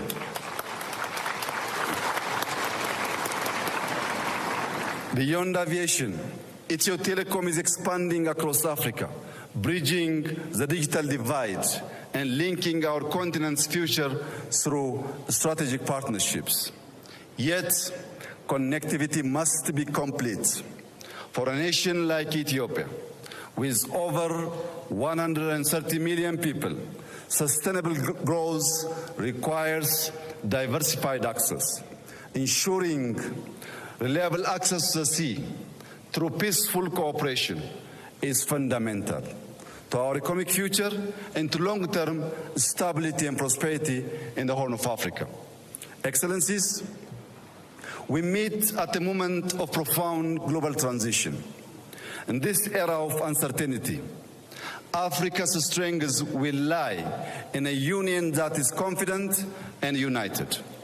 As we approach the African Union Silver Jubilee, the moment marks a transition from foundational unity to functional sovereignty. Sovereignty means owning our narratives. Through initiatives like Pulse of Africa, we amplify African voices because development is never complete without our story. Africa can contribute stability, scale, and solutions to a changing world. But we must do more than respond to crisis. We must shape agendas, turning vision into action and leading with purpose. Every river we manage, every city we design, and every digital platform we deploy must generate resilient opportunity and dignity. By 2063, Africa will be defined by what we secure, what we sustain, and what we share. Ladies and gentlemen, this is our moment and this is our responsibility. To conclude, I extend my appreciation to our outgoing chairperson, President João Lorenzo, for his leadership and service to our union. I also warmly congratulate our new incoming chairperson and wish him success in guiding Africa forward.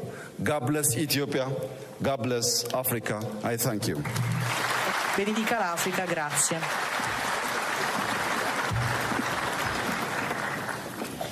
Merci beaucoup, Excellence. Thank you very much, Excellency. Now I have the singular honor of inviting His Excellency Antonio Guterres, Secretary General of the United Nations Organization, to deliver his statement. Excellency, you have the floor.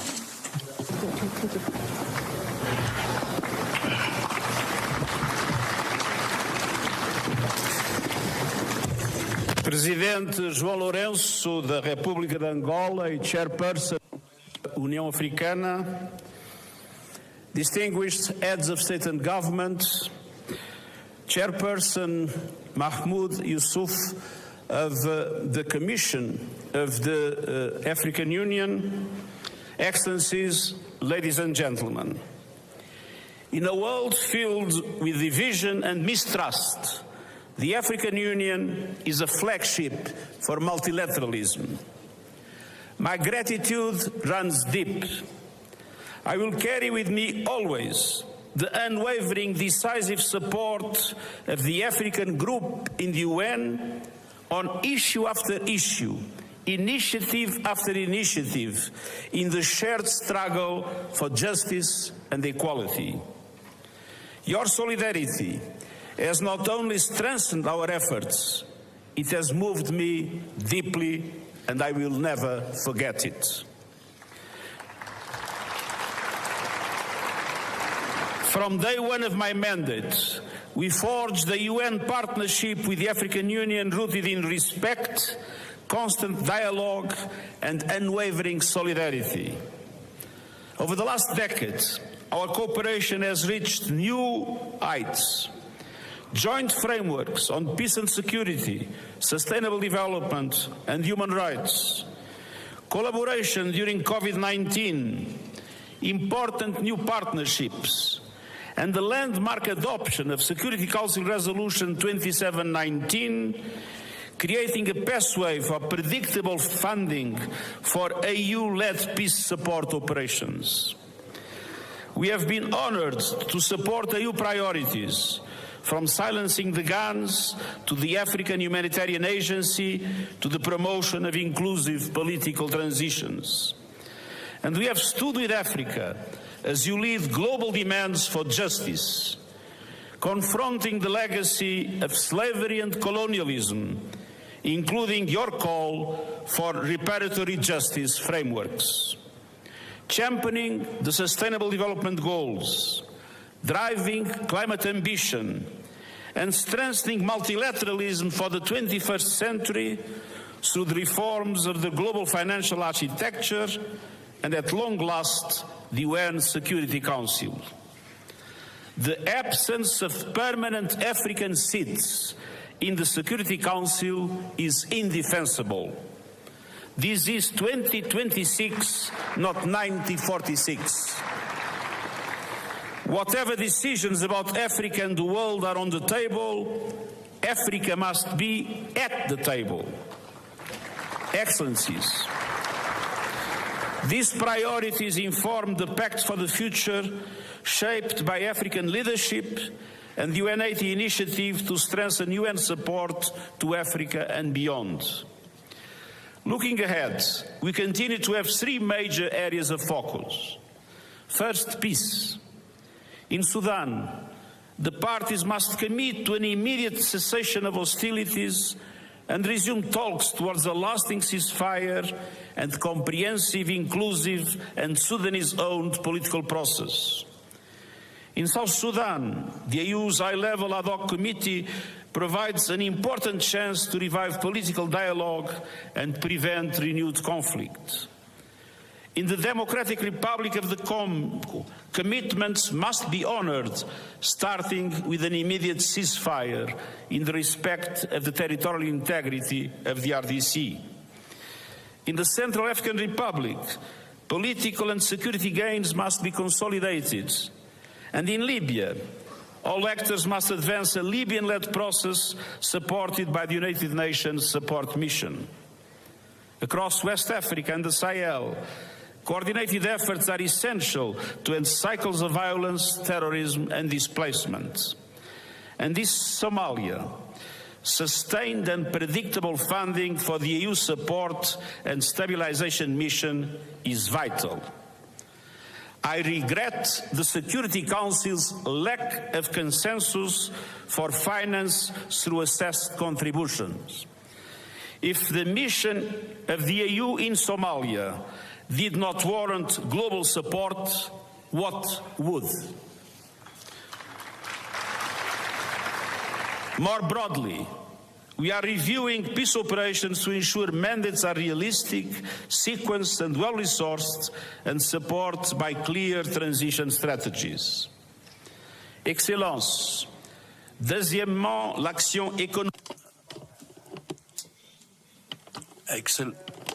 De financement vertigineux des objectifs de développement durable de 4 000 milliards de dollars par an. Dans le même temps, l'Afrique perd chaque année davantage en remboursement de la dette et en flux financiers illicites qu'elle ne reçoit d'aide. Parallèlement, les pays africains paient des taux d'emprunt jusqu'à 8 fois supérieurs à ceux des économies avancées. Nous devons tripler la capacité de prêt des banques multilatérales de développement, mobiliser davantage de financement privé, réduire les coûts et les risques d'emprunt et soutenir les pays en situation d'endettement, de surendettement, et réformer l'architecture financière internationale afin de garantir aux pays en développement, et notamment aux pays africains, une voie une participation pleine et entière dans les institutions financières et les prises de décision. La communauté internationale doit aussi assumer pleinement ses responsabilités dans la lutte contre le blanchissement de l'argent, l'évasion fiscale et les flux financiers illicites. Excellencies, third, climate action. Your team underlines the urgency of resilient water and sanitation systems in a warming planet. The science is unequivocal. The planet will overshoot 1.5 degrees Celsius limit. Our common task is to make that overshoot as small, short, and safe as possible. The G20 accounts for close to 80% of global emissions, and they must deliver major reductions this decade. Meanwhile, Africa, with 60% of the world's best solar potential, can become a clean energy powerhouse. Yet Africa receives only 2% of global clean energy investment. After contributing almost nothing to the crisis, Africa faces faster than average warming. Adaptation must be a priority. And that requires developed countries tripling adaptation finance and mobilizing the $1.3 trillion a year for developing countries by 2035 as agreed in Baku. Scaling up the loss and damage fund and accelerating a just, orderly and equitable transition from fossil fuels to renewables.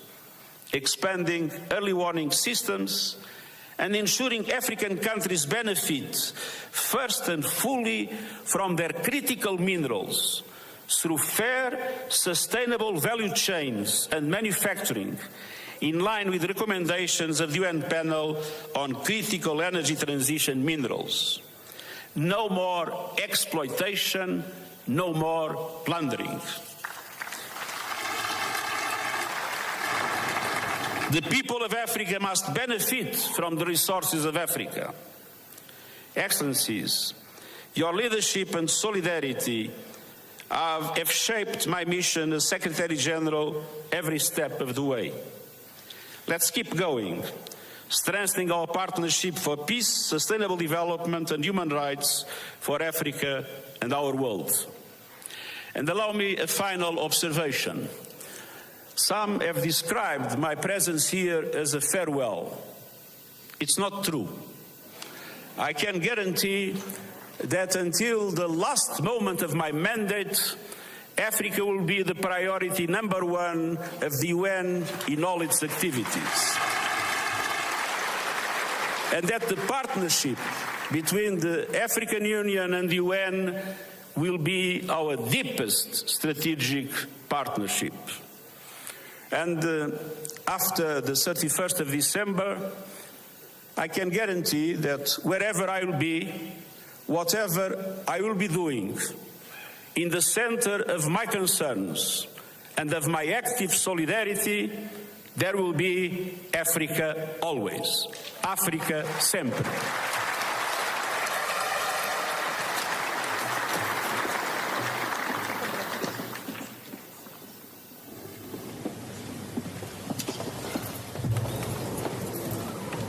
Merci beaucoup, Votre Excellence. I thank you very much, Excellency.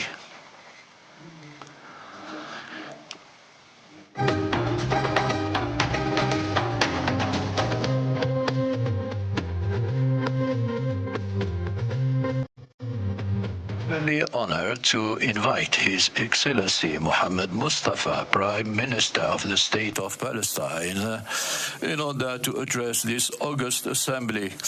Excellency, you have the floor.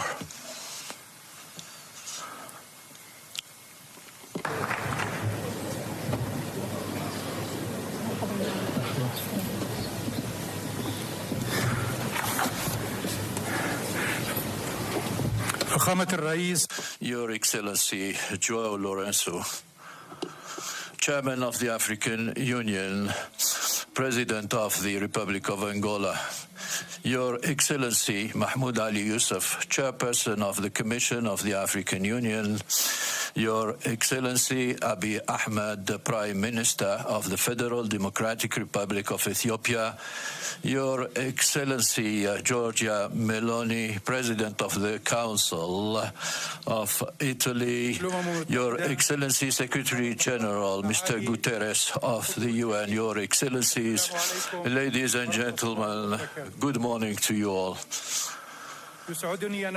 I'm very pleased to stand before you here on behalf of your brother, His Excellency Mahmoud Abbas, President of the State of Palestine, conveying to you his greetings and his wishes of success for the 39th Assembly of the African Union until it achieves its goals and also until it achieves for Africa and its struggling peoples prosperity, stability, and sustainable development. Now I will read to you the message or the statement of President Mahmoud Abbas to this Assembly. We would like, first of all, to express our congratulations to the President of Burundi, Mr. Everest Shimi, for being elected at the helm of this Assembly in 2026, and we extend our thanks and gratitude to the President of the Republic of Angola, João Lourenço, for chairing the previous session of the Union. I would like also to seize this opportunity in order to reaffirm our pride for the deep ties and also the solidarity of Africa with Palestine, and also the common values on which the relationship between Africa and Palestine has been established since the last century, at the top of which the rejection of all forms of colonization and the right of peoples for freedom and self-determination and also dependency, and also the common objectives of development, the sharing of expertise and benefits in order to achieve prosperity and economic integration and the reinforcement of ties and mutual benefits among our peoples.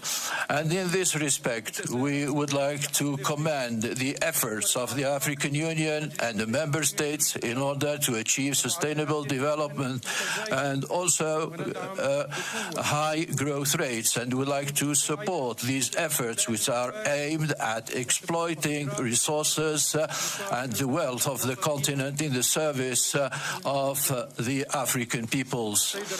Mr. Chairman, Excellencies, heads of state and government and heads of delegations, our Palestinian people is still suffering from the occupation, from the Israeli occupation, and also the crimes of Israel have been increasing day after day, and we need more solidarity and efforts by the international community in order to achieve its freedom and self-determination and build up its state on the borders of 1967 and based also on international resolutions.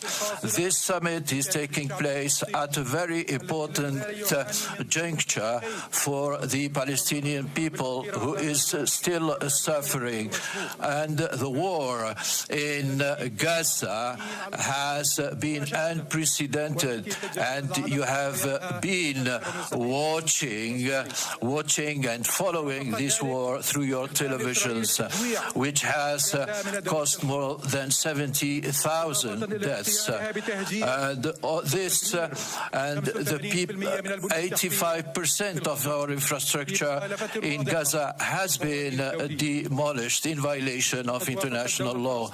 The state of Palestine has agreed on the ceasefire, and also the American decision on Gaza, and which has set for which would lead to self-determination for the Palestinian after a period of transition of 2 years. Our agreement is based on our conviction that war must be ended and that the suffering of our peoples must be ended, particularly that the resolution of the United Nations has stipulated that this transition period will last 2 years. Our agreement is based also on our conviction for the need to end the war against our people and ease their suffering, especially that the resolution of the United Nations Security Council has stipulated the necessity of access of humanitarian assistance and the start of reconstruction in Gaza. But despite this ceasefire, thanks to the role played by the mediators, particularly the United States, Turkey and Qatar, despite all this, Israel is still violating this ceasefire since it has killed, since the time of the ceasefire up to now, more than 500 Palestinians since the proclamation of the ceasefire, which threatens the ceasefire and undermines the second phase fully.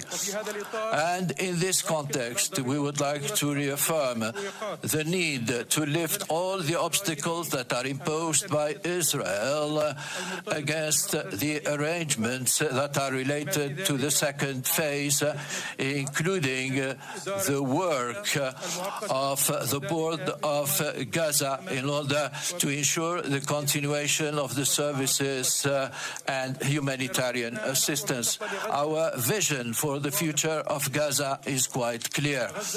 Gaza is an integrated part of Palestine, and our people is one, and our national project is one as part of our overall vision, which is based on one state, one political system, one government, one law, and one legislation based on the UN Security Council relevant resolutions.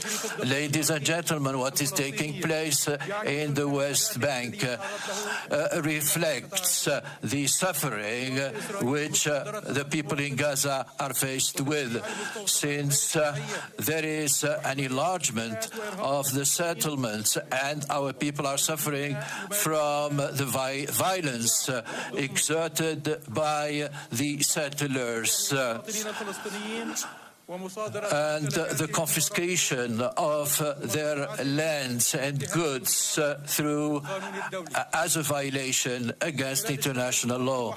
And last month alone, the terrorist settlers have committed more than 72 aggressions against our people in the West Bank. And the Israeli government has undertaken a new legislation which reinforces settlement and which allows the confiscation of lands in violation of international law. All this in order to impose the Israeli sovereignty on Palestine and prevent the setting up of the Palestinian state. These measures, which have been proclaimed recently, need a vigorous response in order to save the solution based on two states. And the Israeli government is trying to undermine the action of the Palestinian government through trying to keep the taxes taxes, and this in violation of the Protocol of Oslo, which was agreed upon by the two sides, since those funds that have been restrained by Israel are estimated at more than $4 billion, and our government has lost more than 70% of its outcome. So which government could really carry on its action while losing more than a third of its financial resources? And we must also talk about the city of Jerusalem because of its religious and historical and legal importance, and all the policies that it is faced with aimed at imposing, at undermining the presence of the Palestinians in Jerusalem. And these policies include the violation of the sanctity of the Holy Mosque. This in addition to policies of demolition of homes and also the prevention of Christians and Muslims from access to holy shrines in order to undertake their prayers in Jerusalem, in Al-Quds. This is a violation of international law and legitimacy. And these measures undermine any horizon in order to achieve sustainable and lasting peace in the region. And we must here underscore that East Jerusalem is part and parcel of the state of Palestine, and that any attempts to impose a new reality will not change the legal status of this holy city. Mr. Chairman, heads of delegations, last year was very important as concerns the international momentum in support of our people, and particularly the International Alliance for the Two-State Solution and the initiative of Saudi Arabia and our friends in France in organizing a conference on the two-state solution. This in compliance with UN resolution, and this has led to the New York Agreement, which was agreed by the General Assembly on the 12th of September 2025 with the support of your countries in the service, in the benefit of this proclamation. And the international recognition was very important, since the number of countries which have recognized the state of Palestine, 160 states. Mr. Chairman, ladies and gentlemen, I would like to reiterate my thanks and gratitude for the principle-based positions of the African Union and its member states in supporting and backing the Palestinian questions in all the regional and international fora. And we would like also to reiterate our support to your actions and struggle and priorities in Africa, and the need to enable Africa to play its leading role in a multilateral world while protecting its cultural identity and sovereignty. And we would like to greet on this occasion the great efforts which are being made by the UN and its Secretary General and its agencies in providing important assistance and services to our people. And we would like to commend also the efforts, whether formal or informal, which have supported the Palestinian question and which have considered the Palestinian issue as a central one. We would like to support our full support to the aspirations of our brothers in Africa for stability, prosperity and development, and wish full success to your work and the future of Africa and its free peoples, and wish them more prosperity. Wassalamu alaikum. Thank you for your kind attention.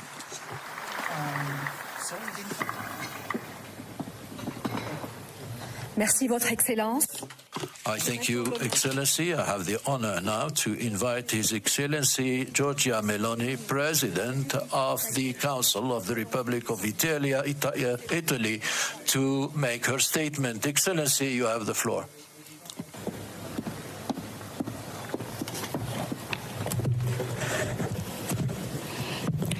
Presidents, Prime Ministers, authorities, ladies and gentlemen. It is a great honor for me to be here with you today. And I would like to express my heartfelt thanks once again to President Yusuf and President Lorenzo, as well as to all of you for this historic opportunity offered to Italy.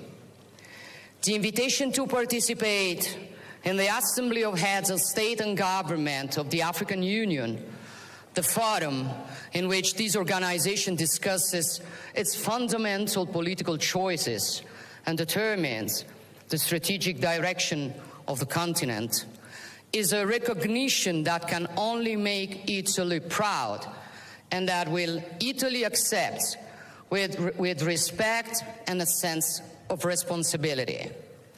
It is a demonstration of trust that we will not disappoint. I have the honor to lead a nation that has in its DNA characteristics that historically make it a respected and valued partner. Propensity for dialogue, capacity for discussion, respect for others before anything else. A nation that has built part of its identity and its foreign policy on the profound meaning of a war that in times as unstable and unpredictable as ours can be the key to charting the course. And that word is cooperation. The word cooperation comes from the Latin cooperare, to work with. True cooperation, that is, never sees an active and a passive subject, but exists only in a relation between equals, a relation in which the specificities of each one are indispensable for achieving a common goal. If you look down on someone, you cannot cooperate with them. If you want to plunder their resources, you are not cooperating with them.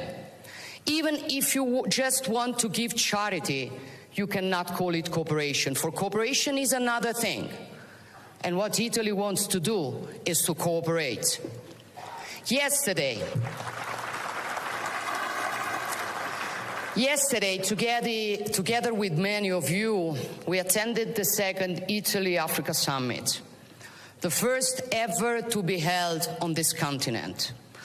I would like to thank the Ethiopian Prime Minister, my friend Abiy Ahmed, and the leaders of the African Union for their hospitality and cooperation in organizing the event. In that context, we discussed what we can do to further strengthen and consolidate one of the most concrete outcomes of this idea of cooperation, which is the Mattei Plan for Africa.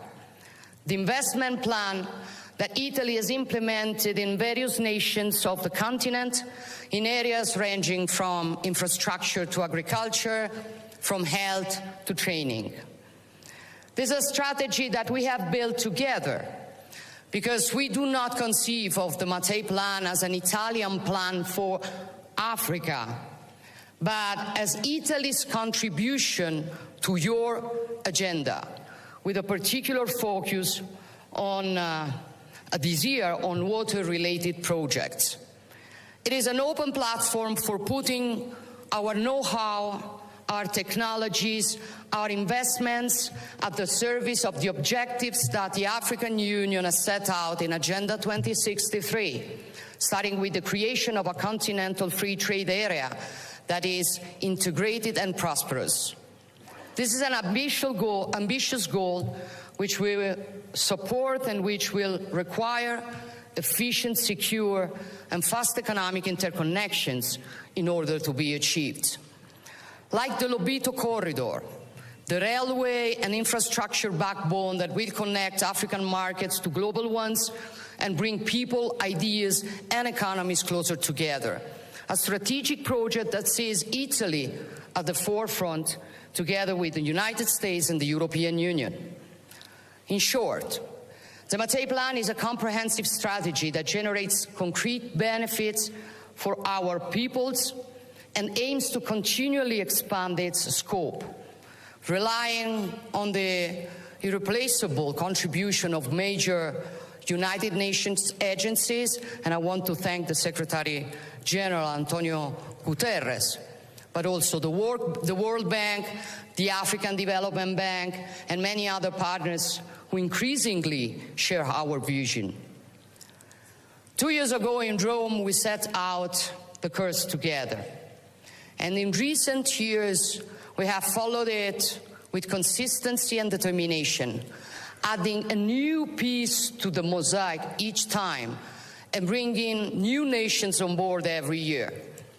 We have done so on many fronts, starting with what I consider to be crucial for building a true free Africa capable of determining its own destiny, addressing the issue of debt. We wanted to chart a course on this issue as well. Therefore, Italy has decided to launch a vast program to convert the debt of African nations, which includes, among its main points, the complete transformation of the debt of the most fragile and vulnerable countries into investments, and the strengthening of the contribution to the World Bank's AIDA funds.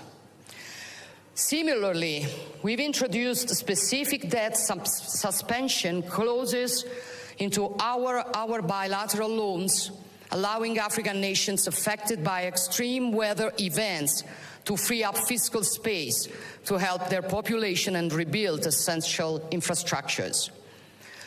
These are choices based on justice and responsibility, which are crucial for freeing up resources that are vital for development and for assuring peace and prosperity, including in those areas of the continent that are currently more affected than others by instability, insecurity, and serious humanitarian crises, such as neighboring Sudan and Eastern Democratic Republic of Congo.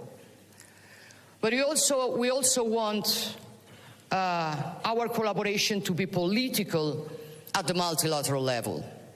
We want to help strengthen the valuable work carried out daily by the African Union, ensuring greater consistency to the mediation activities carried out by the UN and the European Union and key international partners. We will continue to do our part because we are aware that the future of Italy and Europe also depends on a secure, prosperous, and peaceful Africa. It is often said in the many analyses of the troubled and complex times we are living in that history has started running again. This is true. And my opinion is that today it is running here. Africa is not a marginal chapter in this story, far from it. And those who do not understand this scenario risk being left behind. But those who understand this scenario see the reality. A continent with 1,000 peculiarities and 1,000 demands, some of which are very different from each other. A continent rich in resources, raw materials, and arable land, which can count on a decisive force in the age of knowledge, which is human capital. This is why Italy has focused much of its energy on training projects for young people, including in the field of artificial intelligence. In short, our point of view is that Italy and Europe cannot think about the future without taking Africa into proper consideration, because our future also depends on yours. Aware of this, Italy intends to continue to be a privileged bridge between Europe and Africa, making available the strength of its institutions, its great tradition of dialogue, and the expertise of its companies. We want to do this also to achieve another goal that we all consider momentous: to guarantee the men and women of this continent a freedom that has often been denied them. The freedom to choose to remain in their country, to contribute to its growth without being forced to leave it, often paying unscrupulous traffickers to risk their lives in an attempt to cross the Mediterranean. Those who believe that migration is necessary and indispensable are in fact acting selfishly. If young people leave their land and their people in pursuit of the promise of a better life, what will become of the history, culture, and existence of a country they have abandoned? These words are not mine, nor those of a political leader, but of a son who is proud of Africa and who holds Africa's future close to his heart, which is the Guinean Cardinal Robert Sarah. Clearly,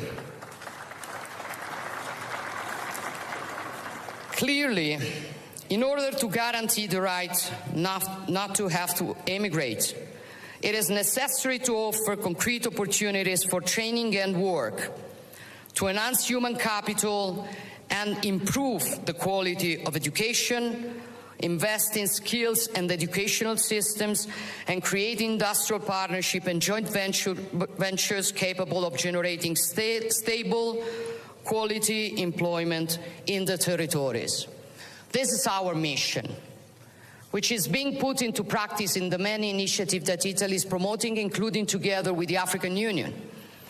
And what I would like to see today is, in this solemn place dedicated to another great son of a free and proud Africa, Nelson Mandela, is a great alliance between us to put training, research, university, and innovation at the center of our common commitment. An alliance aimed not at taking away talent, but at multiplying it and building a model of development that respects people and values different identities. Presidents, prime ministers, dear friends, Pliny the Elder, one of the most famous historians of ancient Rome, said that something new always arises from Africa. So my wish for each of us is that something new may truly arise from today's meeting, something that no one expects or that many considered impossible. For impossible is usually the word that people without courage use. Something capable of astonishing the world and suddenly making everything we have seen so far seem trivial. I thank you all.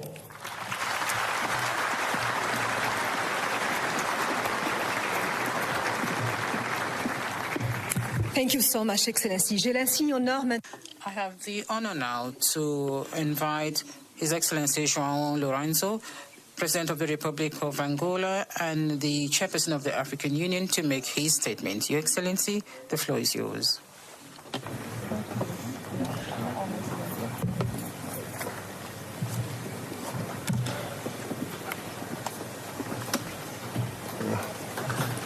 Yes, involved.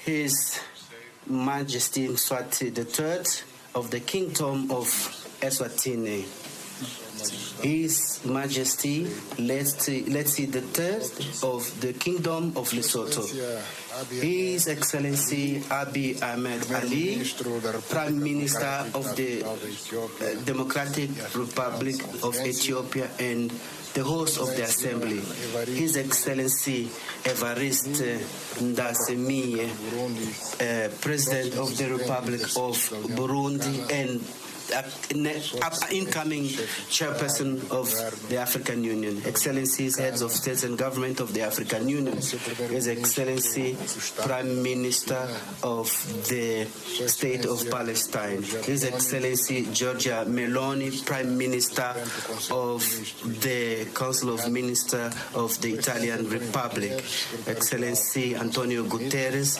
Secretary General of the UN, Excellency representatives of heads of states and government of the African Union, Excellencies, heads of delegations, Excellency Mahmoud Ali Yusuf, chairperson of the African Union Commission, distinguished members of the diplomatic corps accredited in Addis Ababa, Excellencies, ladies and gentlemen.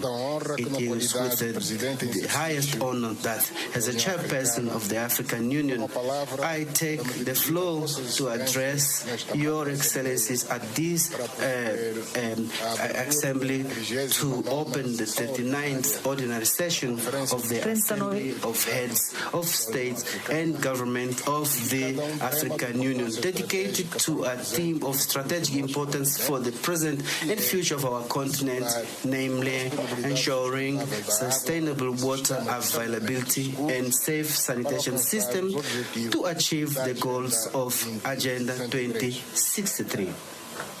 I would like to begin by expressing my deepest gratitude to His Excellency Abiy Ahmed Ali, Prime Minister of the Federal and Democratic Republic of Ethiopia, and to the Ethiopian people for the warm welcome and generous hospitality extended to all delegations since our arrival in this country, of particular importance to our continent by virtue of its history and for hosting the headquarters of the African Union, the organization that unites all peoples of Africa.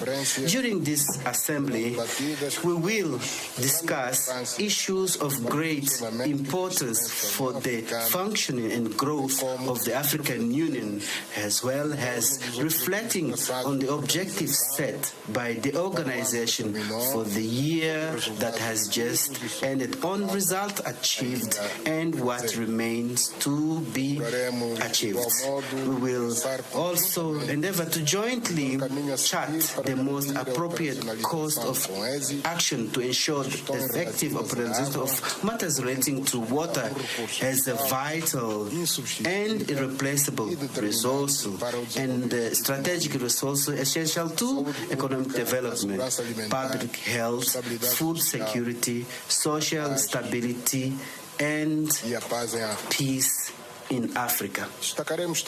We will also highlight the need to work hard to ensure that access to drinking water and sanitation is not just a technical issue, but a potential and a moral commitment to our peoples, because despite the abundance of water resources on the continent, we continue to witness situations where African citizens are deprived of safe access to drinking water and adequate sanitation, which is a collective challenge that requires courageous, integrated, and sustainable responses.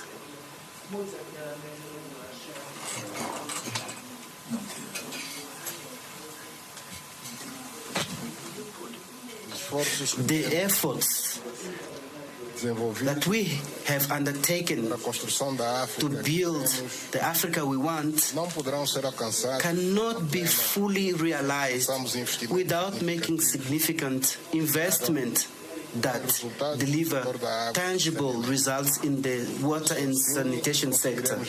Only in this way we will ensure universal and equitable access to these services and fulfill the aspiration of Agenda 2063, particularly with regard to inclusive development, human capital, climate resilience, and good governance. Excellencies, ladies and gentlemen, exactly 1 year ago, the Republic of Angola assumed the chairmanship of the African Union with the firm determination to advance initiatives to contribute to the attainment of the overarching objective enshrined in the Agenda 2063 of the African Union, as well as for the effective operationalization of the issue related to the search for justice for Africans and people of African descent through reparations, a theme adopted by our organization for the year 2025. This mission, entrusted for the first time to my country, has allowed me to contribute with your support to the progress of our common cause based on shared values inspired by the founding fathers of the Pan-Africanism. Throughout this mandate, we have endeavored to strengthen the role of African Union as a platform for political coordination and concrete action, promoting a closer synergy between member states and the regional economic community, reinforcing preventive approaches to the impacts of climate change, mobilizing strategic partnership for the funding of resilient infrastructure, and reaffirming the following principles.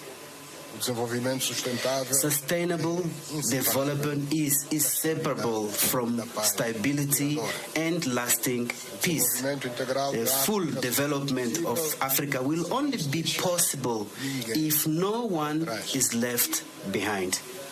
It is in this framework that Angola chairship was structured, upholding infrastructure and human capital as key pillars of Africa's comprehensive development, underpinned by fundamental strategic priorities, namely peace, security, and good governance, sustainable development and economic growth, continental integration, human capital and infrastructure, and the strengthening of strategic partnership and effective and inclusive multilateralism.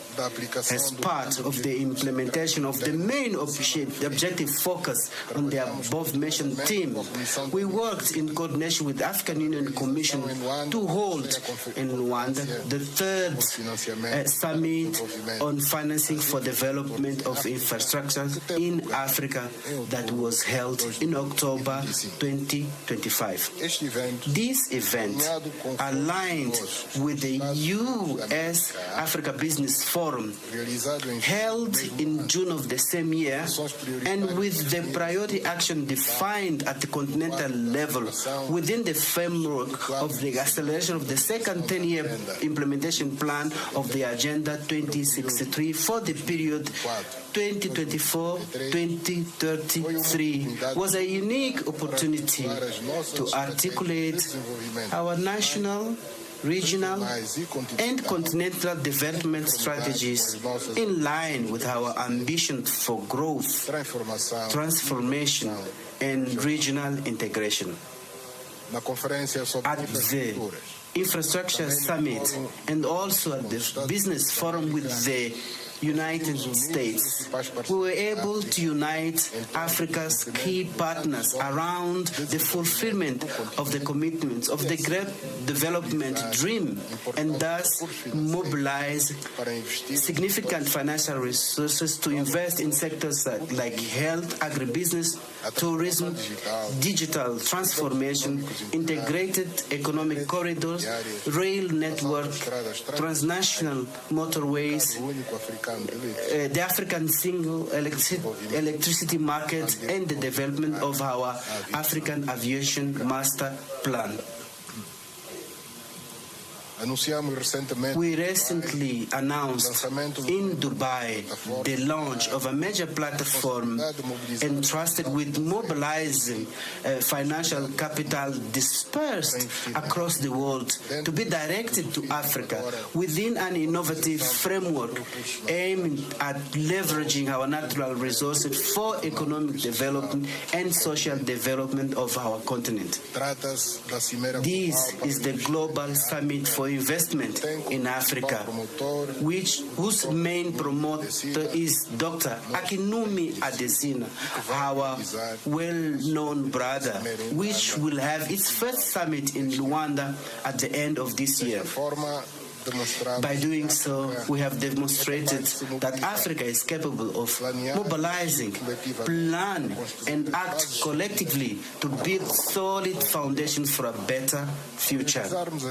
In carrying out the initiative described above, we also aimed to emphasize the acceleration and the implementation of the African Continental Free Trade Area as a true engine of Africa's economic transformation and social transformation.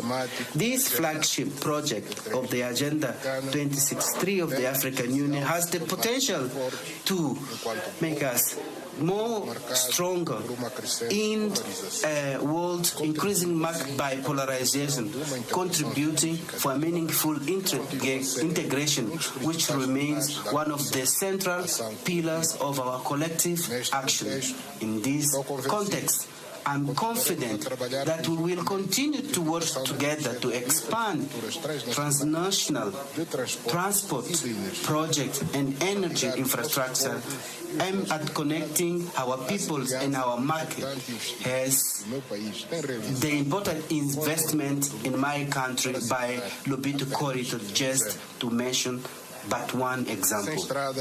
Without roads, without ports and adequate digital and energy networks, without consistent infrastructure, integration will remain an unattainable dream.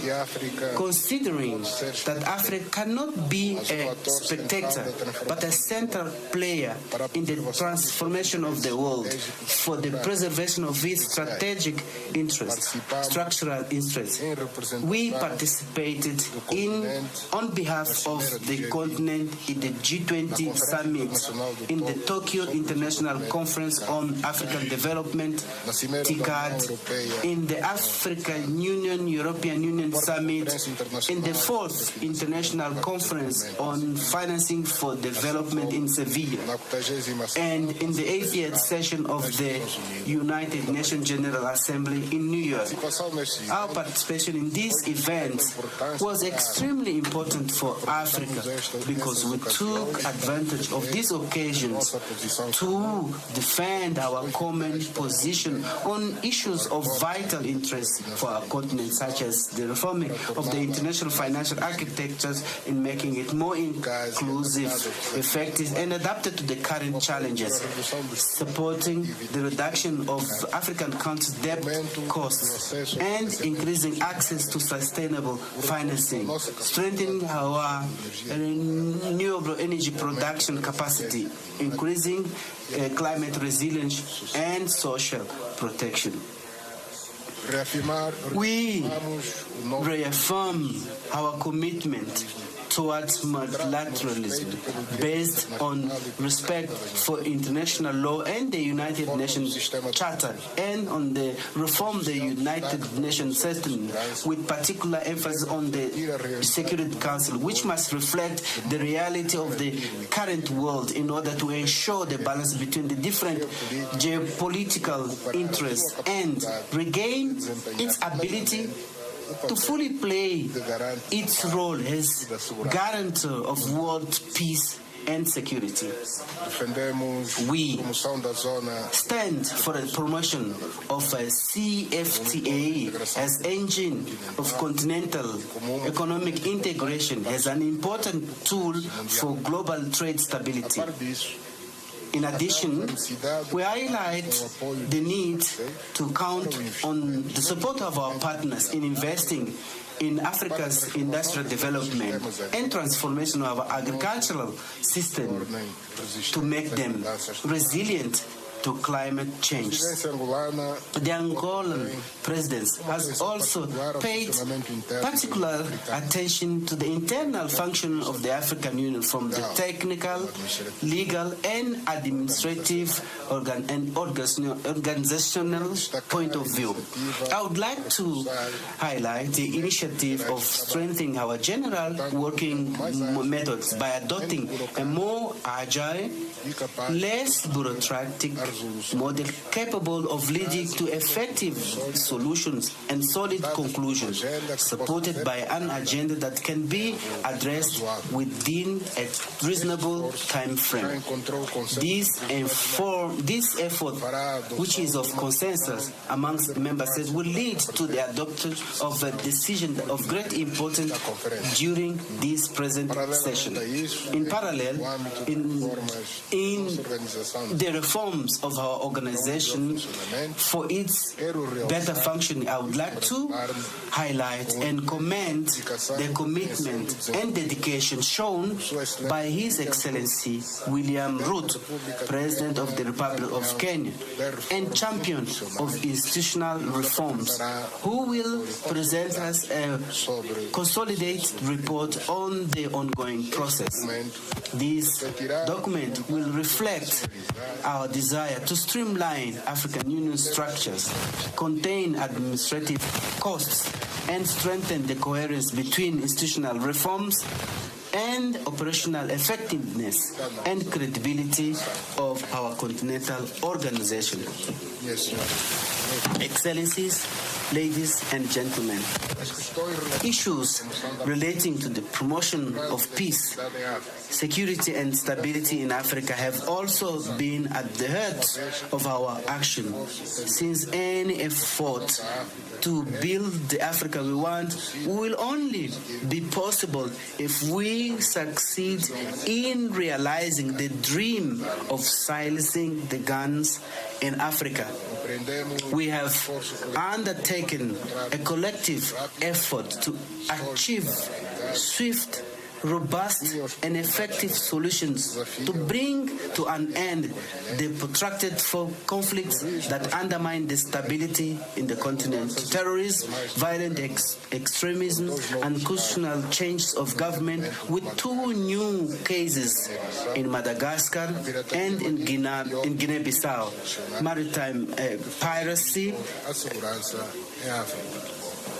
that make security fragile in Africa. As the chairperson of the African Union, as champion for peace and reconciliation in Africa, we will continue to undertake actions to contribute to the resolution of the complex conflicts ravaging Sudan and the DRC. We are deeply concerned about the intensification of clashes between the Sudanese armed forces and the RSF, which have plunged the country into an unprecedented humanitarian crisis with thousands of deaths, massive population displacement, and essential infrastructure destroyed. It is important that the world turns its attention to this catastrophe unfolding in Sudan so that it can be resolved rapidly and protect the civilian populations. We must continue to join forces in helping the people of Sudan in finding the path to peace, harmony, and national reconciliation. With regard to the situation in the Democratic Republic of the Congo, notwithstanding the initiatives undertaken by the Republic of the Angola, Republic of Kenya, which followed the negotiation of ceasefire in Doha and peace accord effort in Washington, D.C., we continue to observe with concern the deterioration of the security and humanitarian situation marked by the recent occupation of new strategic position and the establishment of a parallel administration in the occupied territories occupied by M23. In order not to lose the gains achieved under the process of Washington and Doha, which recognize the need for inter-Congolese dialogue, Angola has developed initiatives to highlight the vital and urgent importance of the initiation of dialogue as a unique step towards national reconciliation and the achievement of lasting peace throughout the country.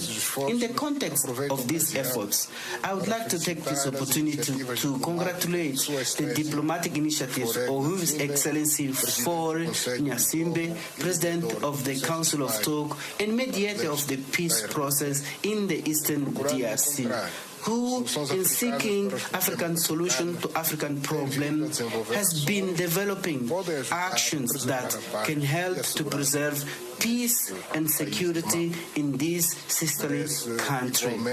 It is also of major concern the expansion of terrorist groups that continue to severely affect Mali, Burkina Faso, Niger, Nigeria, and northern Cameroon, jeopardizing the security of population and the cohesion of states. Also in Somalia, despite the efforts of the federal government and the African Union through the Stabilization Support Missions AUSON, repeated terrorist attacks are weakening the entire region of the Horn of Africa, with impact in southern Africa, particularly in the northern of Mozambique. I therefore call on an increased support in all areas, including in greater advocacy among international partners, in particular within the UN Security Council, with a view to mobilizing additional resources that are essential for the success of this peace mission. I also take this stage to reiterate the African Union's firm position that rejects any initiative aiming at recognizing Somaliland as an independent entity, as this is a violation of principles of the Constitutive Act of the African Union and the norm of the inviolability of borders inherited from independence. The preservation of the sovereignty, territorial integrity, and unity and stability of the Federal Republic of Somalia is non-negotiable.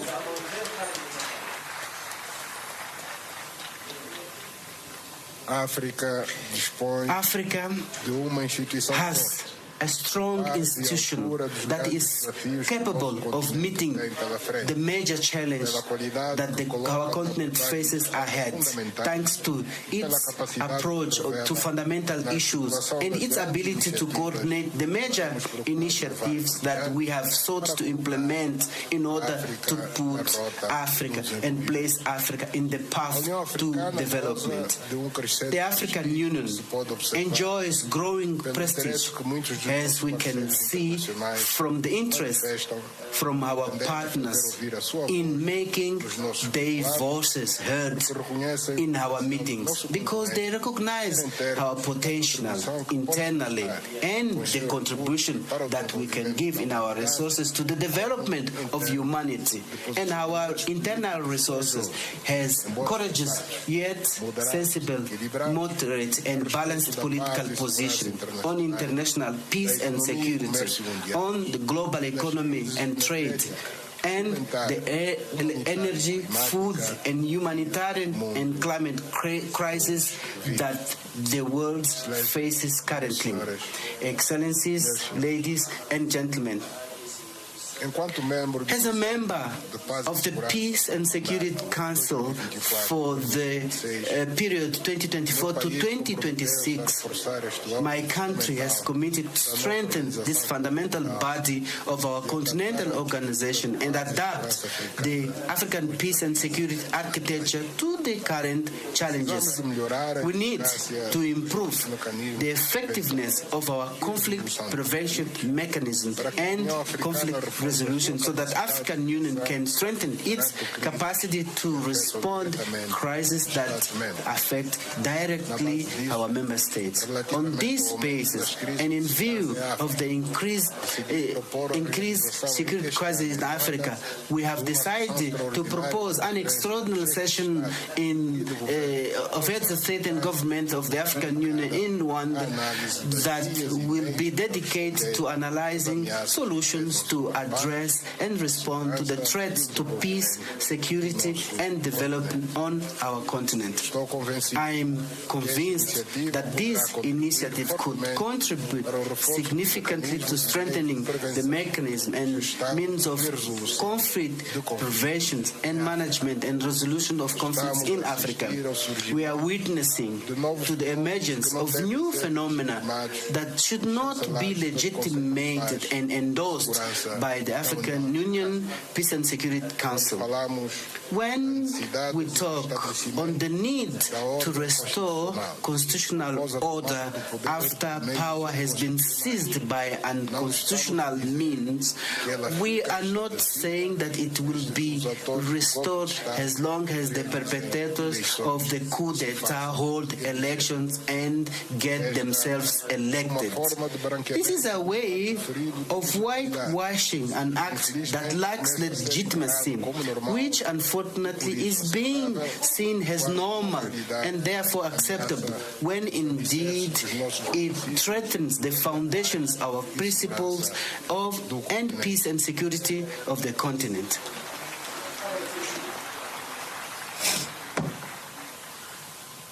This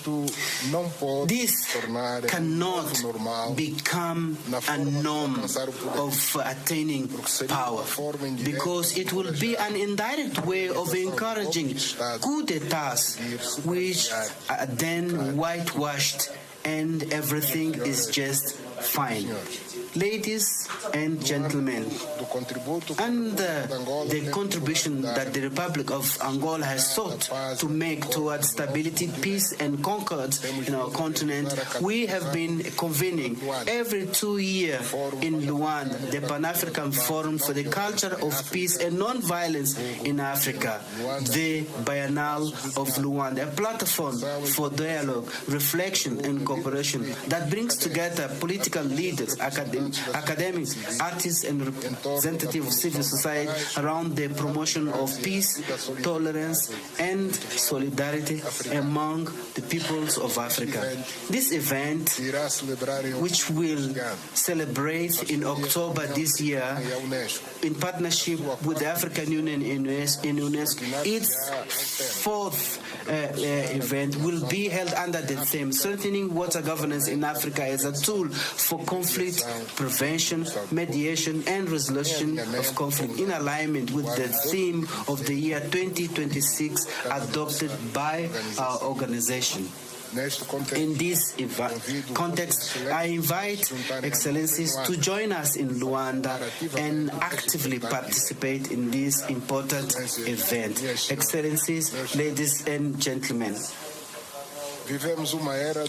we live in an era of global geopolitical reconfiguration, making it essential that Africa to defend strong and common position on vital issues such as climate change, health, human rights, peace and food and security, and multilateralism, which should be seen as the most important tool for the restoration of the World War. In the current geopolitical context, marked by a worrying weakening of global governance institutions, has greatly undermined the positive advances made in the field of multilateralism in recent decades. This fragility is particularly acute in Africa, forcing us to redouble our efforts to defend our interests, our peoples, and our nations. Therefore, we must continue to build a stable, integrated Africa where conflicts are prevented and resolved by African mechanisms, ones that are strong and consistent.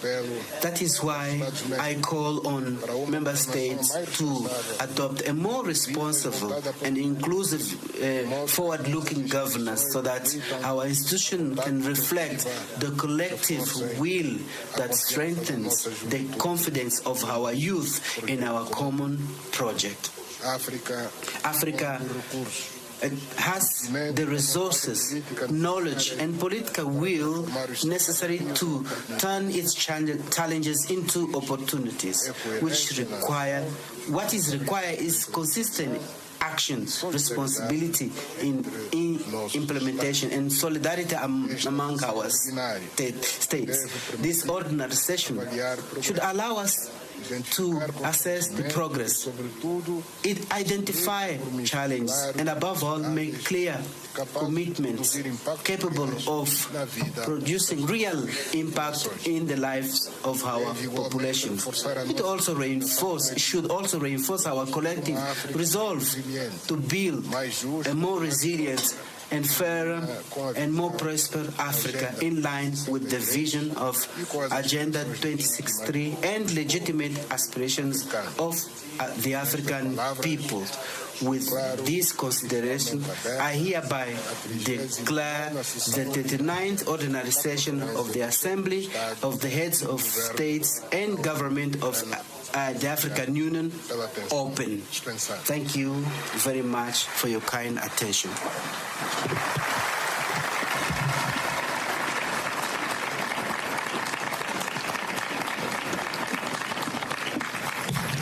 Merci beaucoup, Votre Thank you very much, Excellency. Excellencies, ladies and gentlemen, permit me now to invite His Excellency Ambassador Yusuf Assoumani, Ambassador of the Union of Comoros to Ethiopia and Permanent Representative accredited to the African Union, Dean of Ambassadors in Ethiopia, to introduce the new Bureau of the AU Assembly for 2026. Ambassador, you have the floor.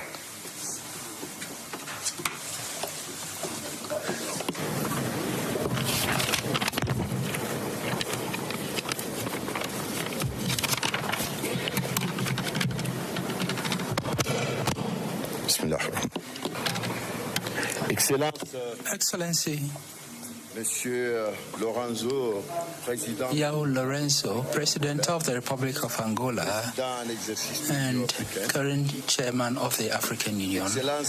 Excellency, Monsieur Abiy Ahmed, Prime Minister of the Federal Democratic Republic of Ethiopia.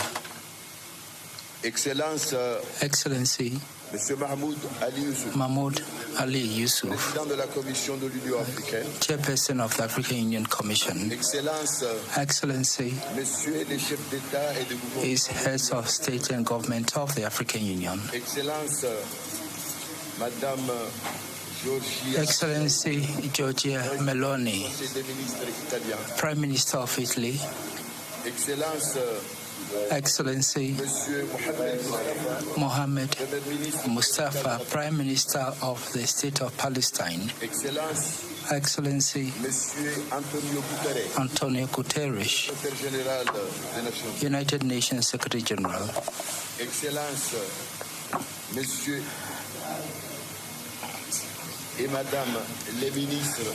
Excellencies, Ministers of the African Union. Madame l'ambassadrice Salma Excellency Ambassador Malika Al-Dadi, Deputy Chairperson of the African Union Commission, Excellencies Commissioners of the African Union, all heads of African Union organs, colleagues, ambassadors, dear participants, ladies and gentlemen, I have the singular honor of presenting the composition of the Bureau of the Assembly of the African Union for 2026, pursuant to the rules and procedures of the Assembly. Chair, the Republic of Burundi.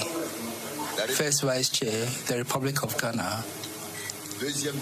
Second Vice Chair, the Republic of Tanzania. Third Vice Chair, the third Vice Chair, regional consultations are still ongoing. Rapporteur, the Republic of Angola. And so, ladies and gentlemen, this is the proposal for the composition of the Bureau of the Assembly for 2026, and I thank you.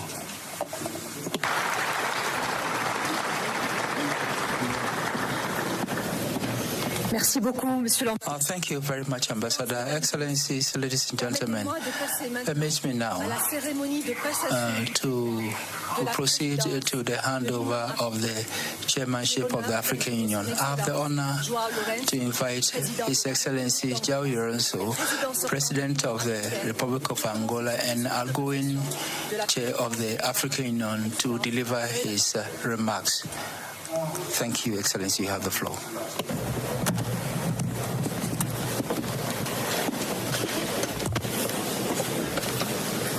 Sua Excelência Evariste.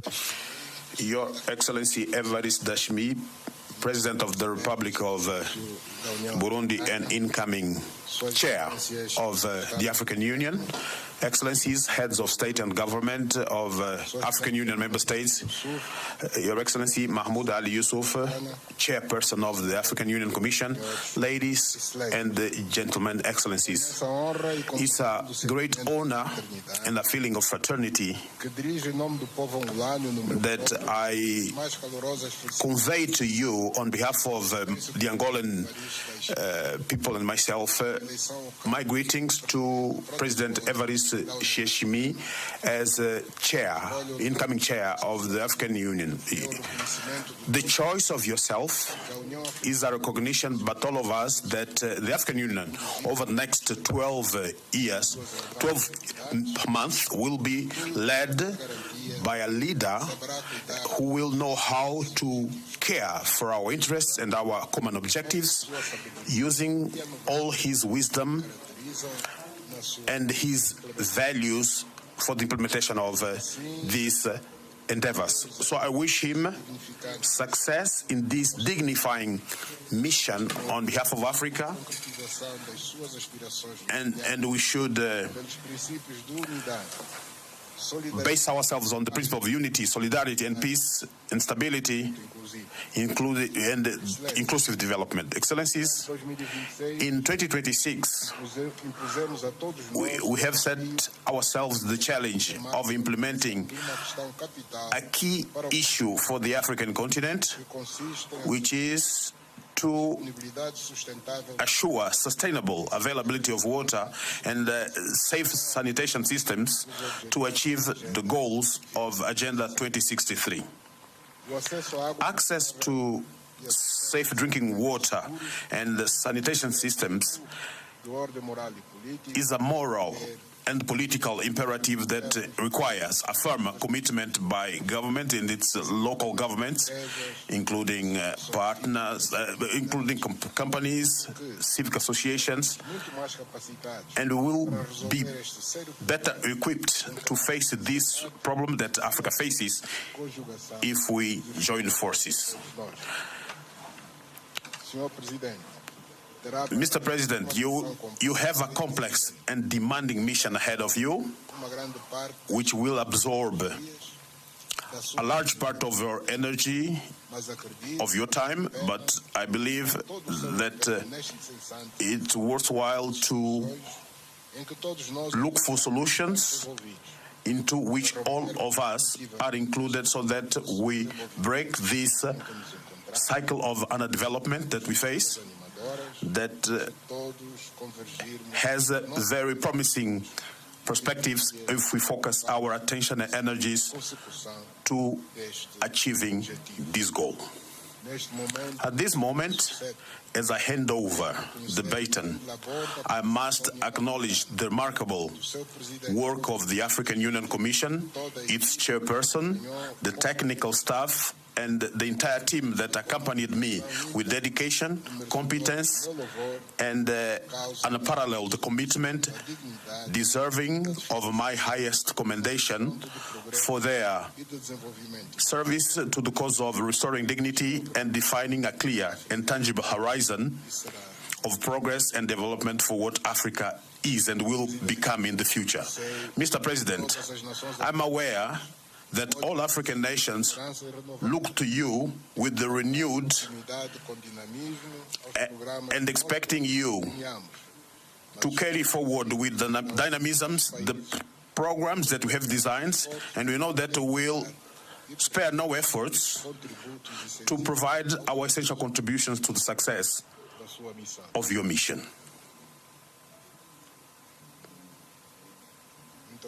Thank you very much.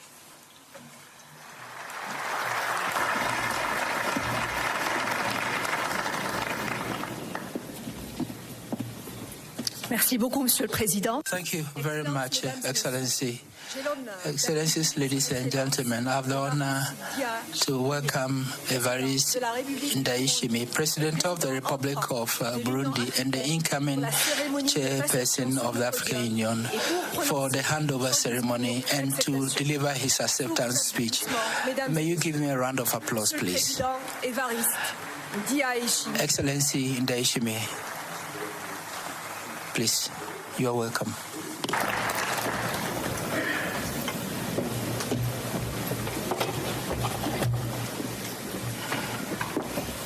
Excellence, félicitations.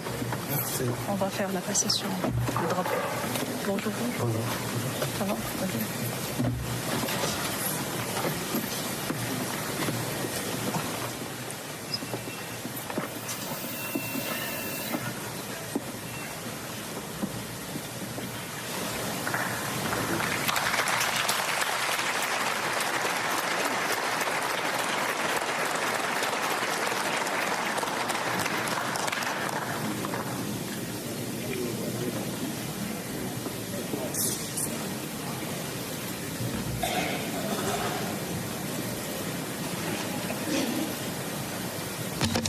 Vamos então dar início a. So we will now start our handover ceremony, starting with our union's flag.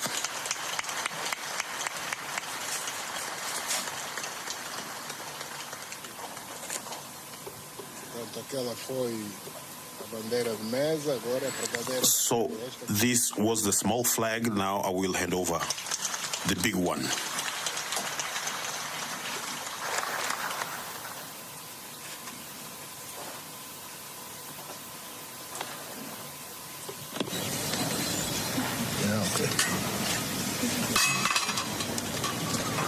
Bom, e agora o mais importante.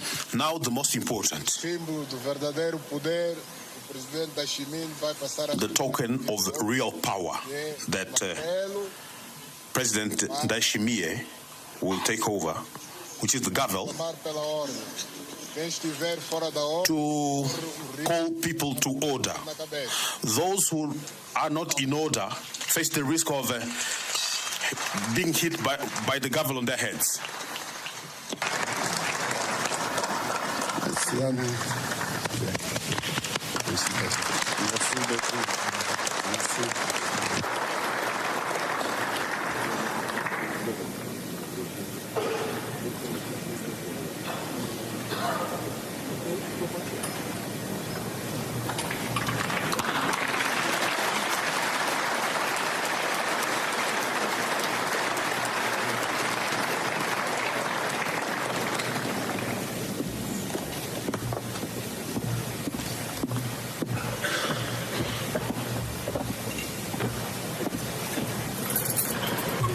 Excellence, Monsieur. Excellency, President, we now invite you to deliver your acceptance speech. Thank you very much.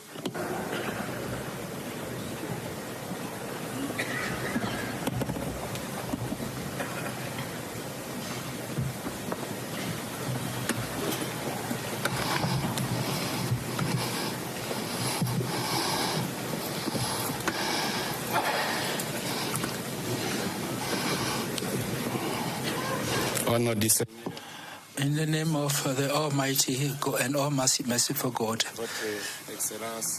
I thank you, Your Excellency, President of the Republic of Angola and outgoing Chairperson of the Assembly of Heads of State and Government of the African Union. Excellency, the Prime Minister of the Federal Democratic Republic of Ethiopia and your wife, His Majesty King of Eswatini and His Majesty King of Lesotho, Excellencies, Heads of State and Government of the African Union, and your distinguished wives, Excellencies, the Prime Minister of Italy, Excellency, the Secretary General of the United Nations, Excellency, the Chairperson of the African Union Commission, Excellency, the Deputy Chairperson of the African Union Commission,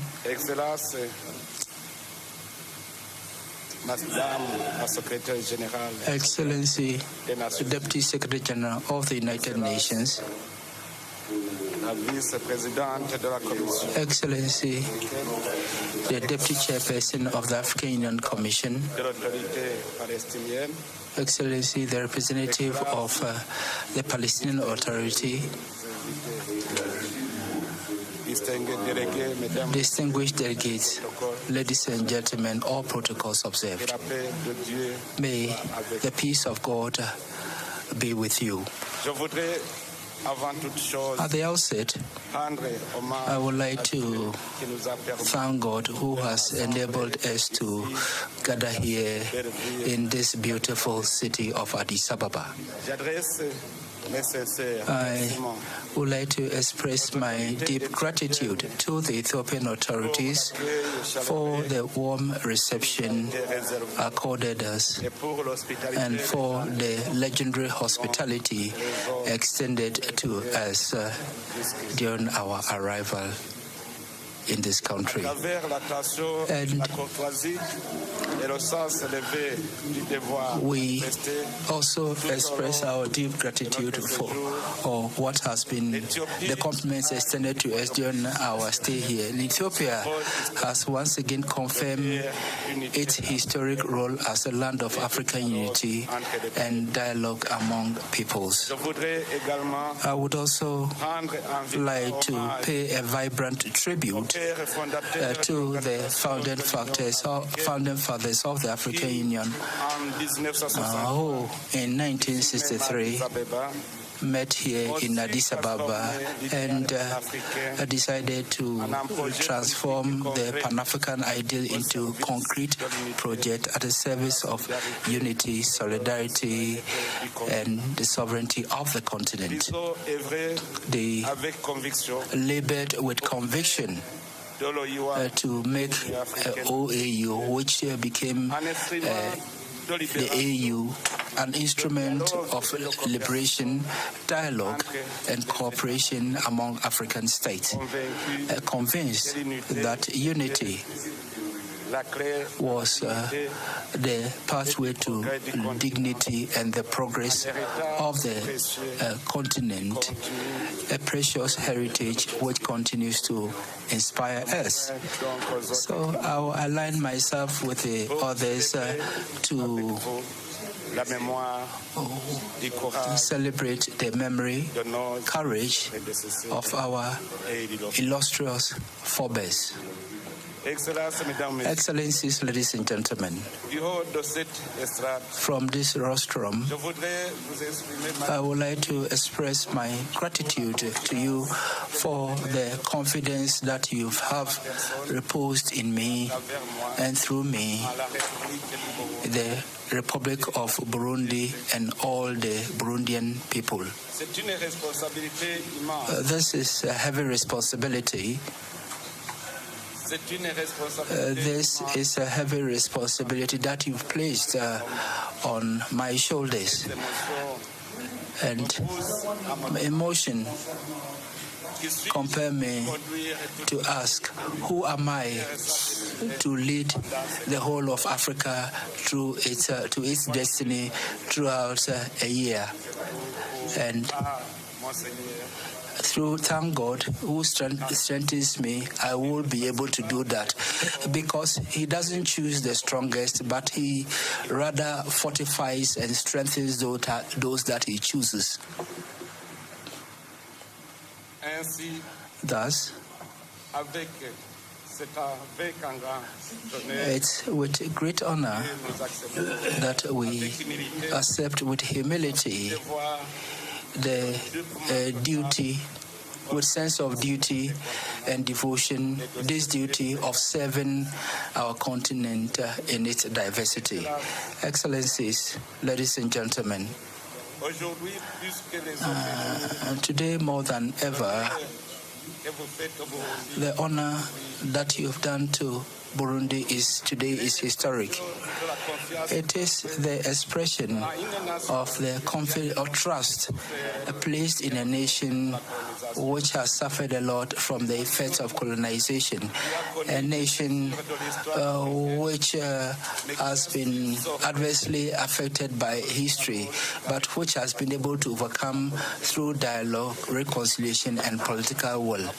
So I wish to assure you that Burundi would exercise the chairship in the spirit of listening, impartiality, and cooperation with all and for the good of all. We intend to work with all countries, with the African Union Commission, and with all our organs in the search for consensus. In the same vein, I would like to express my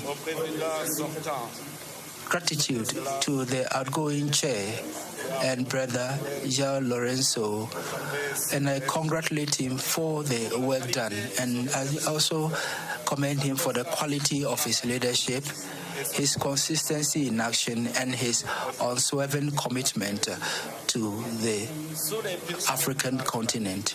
Under the impetus of Angola, the African Union has made strides, especially in efforts to rationalize our meetings, streamline our working methods, and improve the efficiency of our decision-making processes. Burundi intends to continue on the same tangent, and we would consolidate against and maintain the spirit and work together with the champion of the institutional reform of the African Union, His Excellency and Brother William Ruto, and as well as the member states and the Commission, to ensure gradual improvements in order to further enhance the efficiency, coherence, and the credibility of our organization. Excellencies, ladies and gentlemen, the sister Republic of Angola has handed over to Burundi against the backdrop of an international contest blighted by considerable geopolitical transformation, security crisis, persistent economic tensions, and the accelerated effects of climate change, and the increasing questioning of multilateralism. In the face of the surge in unilateralism, the challenges to be addressed would require collective response based on dialogue, solidarity, and respect for international law. In this complex environment, multilateralism still remains key to peace, stability, and sustainable development. Thus, the entry of the African Union to G20 affirms this dynamic and marks an unprecedented recognition of the strategic role of the continent in global governance. Excellencies, ladies and gentlemen, without vision, people perish. And we know where we are going now and what we want and the strategy to be adopted so that we achieve our objectives. So this is a duty and historic obligation for Burundi to reinforce and amplify the voice of Africa on the international scene and contribute actively to the building of a fairer and balanced and inclusive international order.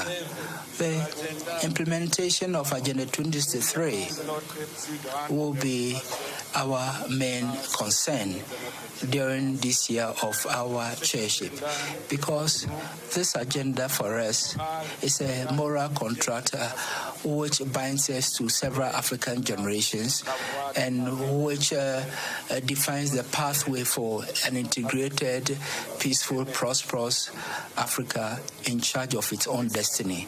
Excellencies, ladies and gentlemen, 2026 is under the theme ensuring sustainable availability of water and safe sanitation system in order to achieve Agenda 2063. The theme is not abstract or symbolic. It amounts to a daily reality for millions of Africans. And today, more than 400 million citizens of our continent do not have access to safe, potable water, and more than 700 million are deprived of safe sanitation services. Now, the main victims of this situation are, of course, children, women, and those living in rural areas. The implementation of the theme would thus be the main strategic pillar of all member states of the African Union. In reality, the absence of potable water as well as safe sanitation is the cause of avoidable diseases, loss of productivity, school dropout rate, and is also a factor in ensuring that we're able to deal with climate change. So without effective sanitation services, we will not be able to do much because our productivity is contingent upon the health, and which is driven by potable water and safe hygiene. In Burundi, the roadmap of the vision and the roadmap of its vision, we intend to expedite access to potable water so that between now and 2040, each rural family would have access to potable water within a distance of 15 minutes. We have the view that if each African country made an effort to reduce distance to potable water, especially in rural areas, each one of us, as a leader of our citizens, would have accomplished his duty. So I'm happy that the theme of the year has led to the mobilization of certain institutions that are adopted in September in Dakar. The vision of the Vision on Water 2063. And today, they are holding a roundtable on expediting access to water and safe sanitation in Africa. I'm eager to receive the draft decision so that the conference will be able to adopt and implement the vision and the policy of the continent on water and sanitation. And I pledge to present it as a common position of Africa and its contribution to the UN Conference on Water, scheduled to take place in December 2026 in the United Arab Emirates, as part of efforts to ensure global access to Target 6 of the Sustainable Development Goals and to place the priorities of Africa in terms of water at the heart of international agenda. We shall endeavor to promote cooperation in order to promote solidarity-based governance. The mobilization of public and private and mixed investments to finance water-related projects will be our priority. We shall sensitize all those who intervene in the water sector to directly involve the local communities and women in the management of water resources in order to yield the desired impact, that is, transforming access to water and making it a tool for peace and prosperity. Excellencies, ladies and gentlemen, the second pillar of our chairship is on peace building as well as ensuring security that are the prerequisites for any sustainable development and regional and continental integration. We all know, Excellencies, peace is sine qua non for institutional stability, for productive investment, for social cohesion, and for trust among peoples and states. I stress the word peace because Burundi recognizes that the delay in its development was largely due to conflicts, even though it had all the necessary requirements for its development. It has also this happy experience of coming out of conflict through peaceful means and maintaining its peace, which has been restored. During our chairship, we shall spend no effort to promote the initiative of silencing the guns, which embodies the deep aspirations of our people to live in security, dignity, and hope. And we want the African Union to put premium on strengthening complementarity between the African peace and security architecture and then African governance architecture in a holistic approach combining conflict prevention, early warning, preventive diplomacy, mediation, inclusive governance, and post-conflict reconstruction in close collaboration with the regional economic communities and the regional mechanisms in order to restore peace.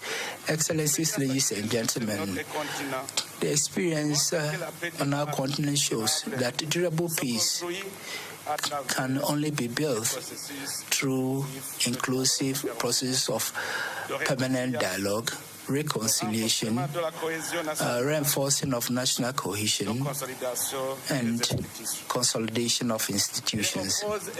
It's also contingent upon the promotion of participative governance, justice, and balanced economic development, as well as taking into account the structural drivers of fragility, especially poverty, persistent inequalities, exclusion of youth and the marginalization of some sections of our society.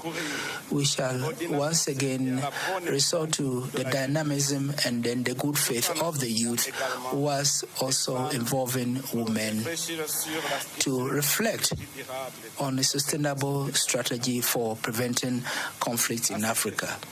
Therefore, and as we do each year, in my capacity as the AU champion for youth, peace and security, I intend to organize in August 2026 in Bujumbura, the capital of African youth, one of the biggest meetings of the African youth, which will be devoted to a continental dialogue on youth, peace and security, coupled with the Women, Peace and Security agenda. The forum will be intergenerational and will seek to promote open, constructive engagement between the youth, political leaders, continental institutions, civil society, academia and the private sector. The purpose is to enhance mutual understanding and to capitalize on African experience and to make effective recommendations that are in sync with the realities on the ground. Through this initiative, Burundi will seek to ensure that the youth take ownership of the African youth peace security agenda, whilst affirming the central role of African Renaissance, which we all wish for. In the same vein, the search for peace and enhancing African solidarity, we would initiate a collective reflection on the need to review some institutional practices and their impact, especially those relating to the participation of some states in our work. In reality, in responding to the principles and the normative framework willingly adopted by our organization, especially Article 30 of the Constitutive Act, experience has, however, shown that sustainable peace and peace are contingent upon dialogue, listening, and inclusion. Furthermore, the sad observation is that the categorization of these would only make citizens who would sit on the fence and would not be involved in the activities of the state, because though authorities are accountable to citizens and would also have to engage with the external world. And so this calls for a balanced reflection on the most effective modalities to preserve our common values of unity, solidarity vis-à-vis our people, whilst maintaining open channels of communication necessary for mediation and preventing crisis and ensuring the restoration of constitutional order. Excellencies, ladies and gentlemen, peace and security cannot be effective on our continent without, if there are countries in Africa that are attacked against the backdrop of geopolitical, of economic interests of the major powers. We want the voice of Africa to be raised in respect of international law, the territorial integrity of our countries, the sovereignty of our states, and the rights of people to decide their own destiny.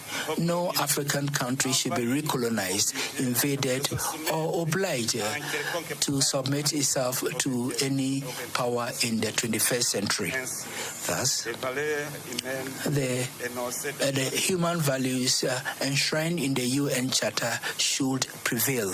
Excellencies, our continent will not win the battle of development as long as we have conflict in some parts of the region. The situation in the east of the Democratic Republic of Congo, in the Sahel, Somalia, Sudan, and the Central African Republic remind us each day that the crisis in these countries inexorably affects the entire continent. Each conflict undermines our economies and the youth of millions of African youth. That's why I want to appeal to each one of us to support the AU conflict prevention mechanisms and speak with one voice to silence the guns on the continent.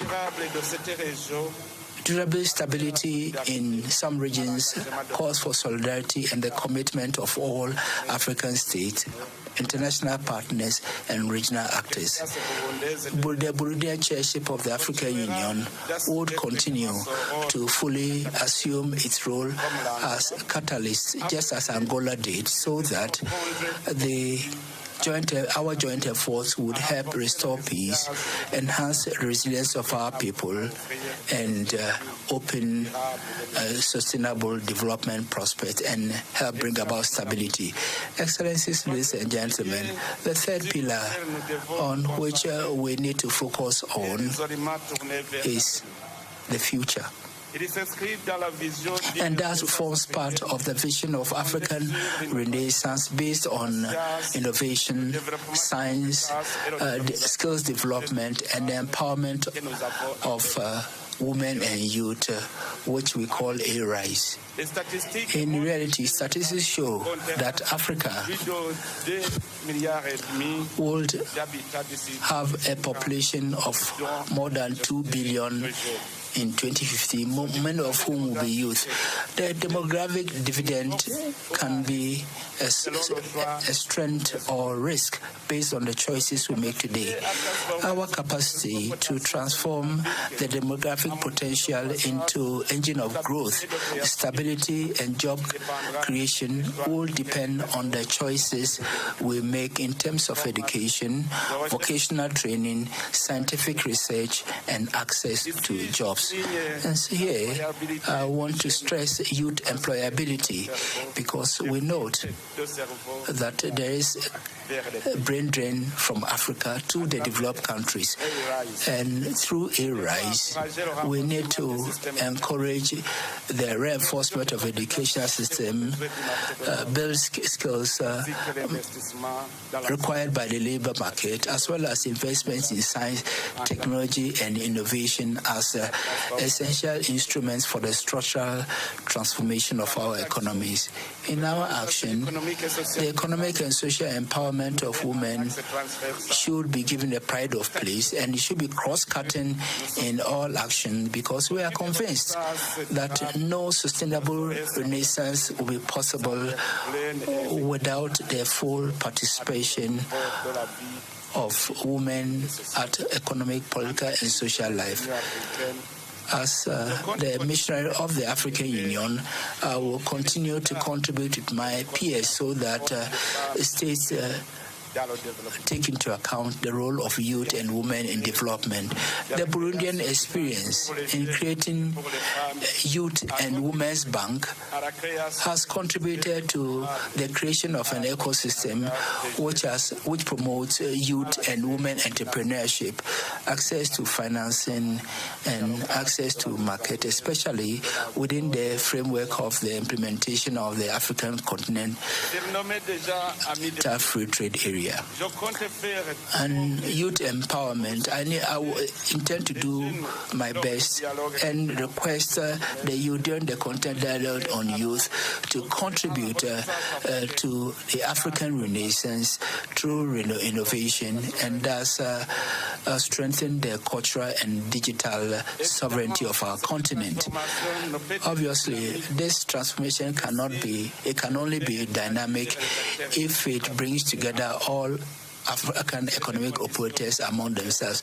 And this reminds us of the urgency of making operational the African Free Trade Area as a major instrument of industrialization, of boosting intra-African trade, and then building on our regional value chains.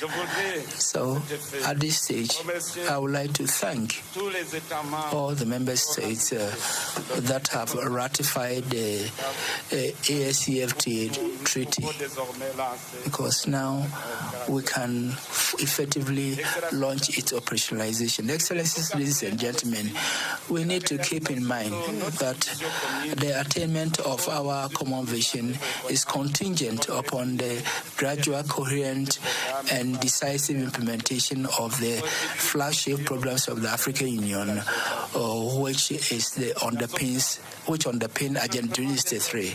Therefore, the development of cross-border infrastructure is sine qua non for the economic transformation, competitiveness of our economy, and effective cooperation among our people. Therefore, so our program will be in line with the development program on infrastructure in Africa, which is the pillar of continental transformation, and which seeks to link our countries through transport, telecommunications, and energy. And it will be remiss on our part if we also don't focus on the permanent search for food security, which underpins any human development. Thus, the comprehensive agriculture development program in Africa would help create jobs and would also enhance the resilience of our economies in the face of the effects of climate change. And that's very important. In Burundi, agriculture remains the main means of subsistence of the bulk of our population. And this reality has compelled us to place agriculture, nutrition, and public health at the heart of our national policy. And this experience is guided by a conviction which has become the basis of our public action. Each Burundian should be able to eat in every part of our country. And this translates our vision of a human-centered development, which starts with adequate and healthy food and is consolidated through the capacity of each African to meet his or her needs through his or her work. Excellencies, ladies and gentlemen, the permanent quest for good governance is one of our priorities. And we shouldn't forget the importance of the African peer review mechanism as an essential tool for promoting good governance. Its reinforcement would have contributed to enhance trust, promote institutional stability, as well as the credibility of our states, a situation which is necessary for durable peace, inclusive development, and successful continental integration. We shall continue to support the organs of the African Union, the AU Peace and Security Council, the Pan-African Parliament, the African Court on Human and People's Rights, as well as the African financial institutions, because a strong union is based on effective and credible institutions with adequate resources to enhance their operations. And so I would like to pay a vibrant tribute to all the staff of the African Union. Their professionalism, often which goes unnoticed, is essential, and that drives the operations of our organization. Burundi pledges to support their efforts and promote an effective and respected continental organization. In implementation of our priority, we shall attach a premium to the reinforcement of strategic partnership of the African Union based on mutual respect, the alignment to African priorities, and win-win situation. We shall work to consolidate cooperation with the United Nations, international financial institutions, bilateral and multilateral partners, and with the private sector and civil society in order to mobilize resources, the necessary competence to enable us to expedite the implementation of Agenda 2063. Excellencies, I'm convinced that Africa is capable of walking with its shoulders, with its chest held high through its sons and daughters. The experiences an Africa that is on the move and confident in its capacity of its able to overcome the challenges. We shall ensure that this collective action is carried out in a spirit of inclusion, solidarity, and shared responsibility at the service of the highest interests of the African continent. Excellencies, ladies and gentlemen, heads of state and government, permit me in closing to pay a vibrant tribute to His Excellency Antonio Guterres, United Nations Secretary General, whose mandate is drawing to a close. Throughout these years, he has symbolized the values of multilateralism, dialogue, and international solidarity in a global context blighted by a myriad of crises and unprecedented challenges. Africa would like to commend him for his sustained efforts to promote peace, sustainable development, and ensure that our continent played its rightful role in global development. His support for African Union's efforts, and his call for collective solution will be a source of durable inspiration. And at a time when he is getting ready to hand over the torch to his predecessor, we express our deep gratitude to him and wish him the best in his endeavors at the service of peace, human dignity, and his efforts for a just world. May you now give him a round of applause, because maybe this is the last time that he's participating in the ordinary summit of the African Union. So may the Almighty God continue to guide you, Excellency Secretary General. And it's on this note that I conclude, and I thank you, Excellencies, ladies and gentlemen, for your kind attention. Muito obrigado, muchas gracias, shukran, que Dieu vous bénisse tous. Je vous remercie. I thank you.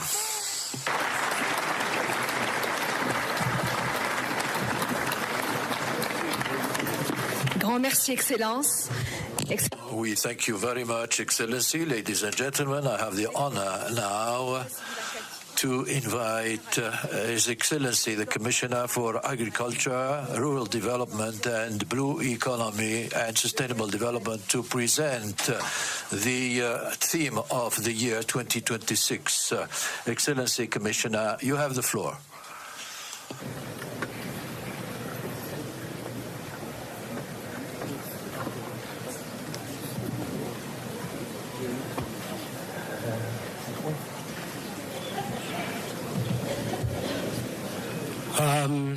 Thank you, Director of Ceremonies, Your Excellency Evariste Ndayishimiye, President of the Republic of Burundi and Chairperson of the African Union, Your Excellencies, Heads of State and Government, distinguished delegates, ladies and gentlemen.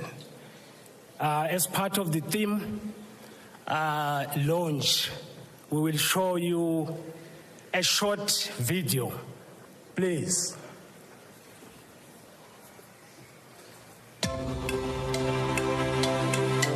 Excellences, chers compatriotes africains, Aujourd'hui, nous lançons le thème de l'année 2026 de l'Union africaine. Assurer la disponibilité durable de l'eau et des systèmes d'assainissement sûrs pour atteindre les objectifs de l'agenda 2063. L'eau et l'assainissement ne sont pas seulement essentiels à la vie, ils sont le socle de la dignité et du développement sur notre continent. À travers les cultures, les religions et les civilisations, l'eau a toujours été reconnue comme source de vie. Elle n'est pas un privilège, c'est un droit humain fondamental. Pourtant, pour plus de 400 millions d'Africains, ce droit reste un rêve. Ils n'ont pas accès à l'eau potable et près de 780 millions d'entre eux manquent d'assainissement de base. The AU 2026 theme recognizes that water is not only a social necessity, but also a driver of industrialization, job creation, and sustainable development, essential for public health, food security, economic productivity, and social well-being. It is a call for African leaders to strengthen political leadership, mobilize investment, and advance integrated approaches across borders. It will catalyze transformative action, strengthen governance, and accelerate progress toward Agenda 2063 and SDG 6. Too many families still walk long distances to fetch water. Too many children miss school because of unsafe sanitation. Too many communities are pushed back into poverty each time droughts or floods strike. This must change. That is why the African Union Commission has declared 2026 as the year of assuring sustainable water availability and safe sanitation systems to achieve the goals of Agenda 2063. This theme is a statement of intent and a promise to the people of Africa. Achieving universal access to water and sanitation requires substantial and sustained financing. The theme helps the continent mobilize greater commitments from member states, development partners, and the private sector to close Africa's water investment gap.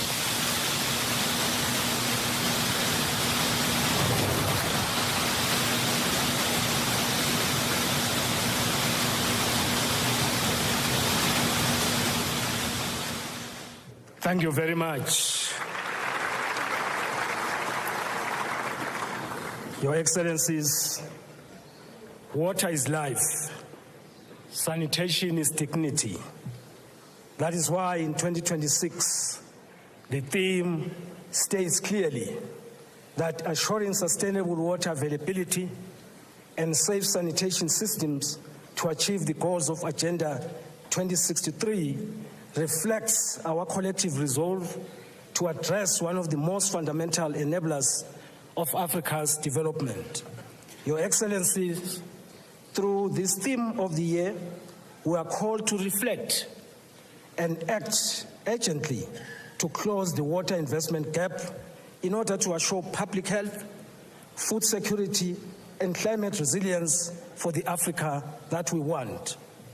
It also provides us with a platform for mobilizing investment and finance to support member states in unlocking domestic and external finance and close the annual investment gap for water and sanitation, which is estimated at US $30 billion per annum. The theme also calls for strong political leadership, effective governance, increased investment, and strengthened partnerships across all sectors. It is fully aligned with Agenda 2063, as well as Sustainable Development Goal number 6, and Africa Climate Change and Resilience Development Strategy. As AUC, we are committed to assist all member states on this theme.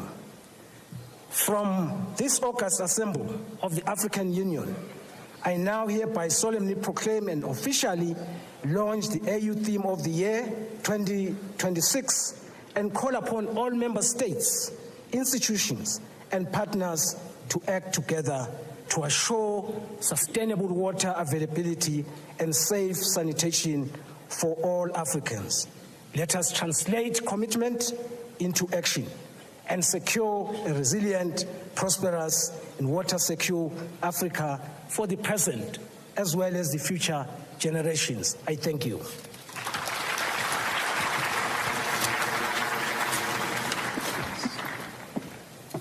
Merci beaucoup, Monsieur le Commissaire.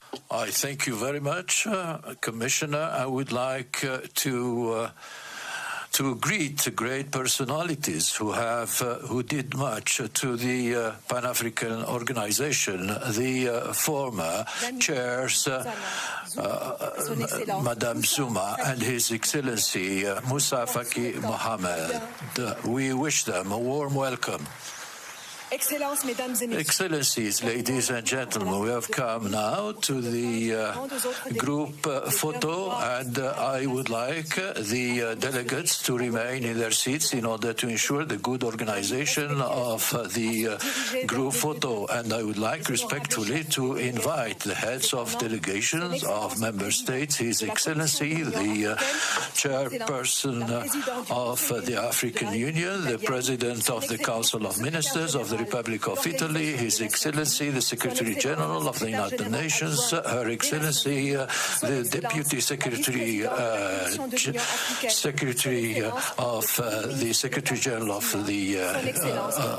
the UN, His Excellency, Prime Minister of Palestine, His Excellency, the Executive Director of the African Development Bank, and the protocol will guide you. And on this, I would like to thank you for your time and wish you fruitful deliberations. Ladies and gentlemen, we will resume in about 30 minutes. We have the coffee break. We will resume for the closed session, and we would kindly ask the media to leave the hall. Please remain in your respective seats in order to organize the group photo and give the opportunity to the heads of state and government to go to the indicated venue. Thank you.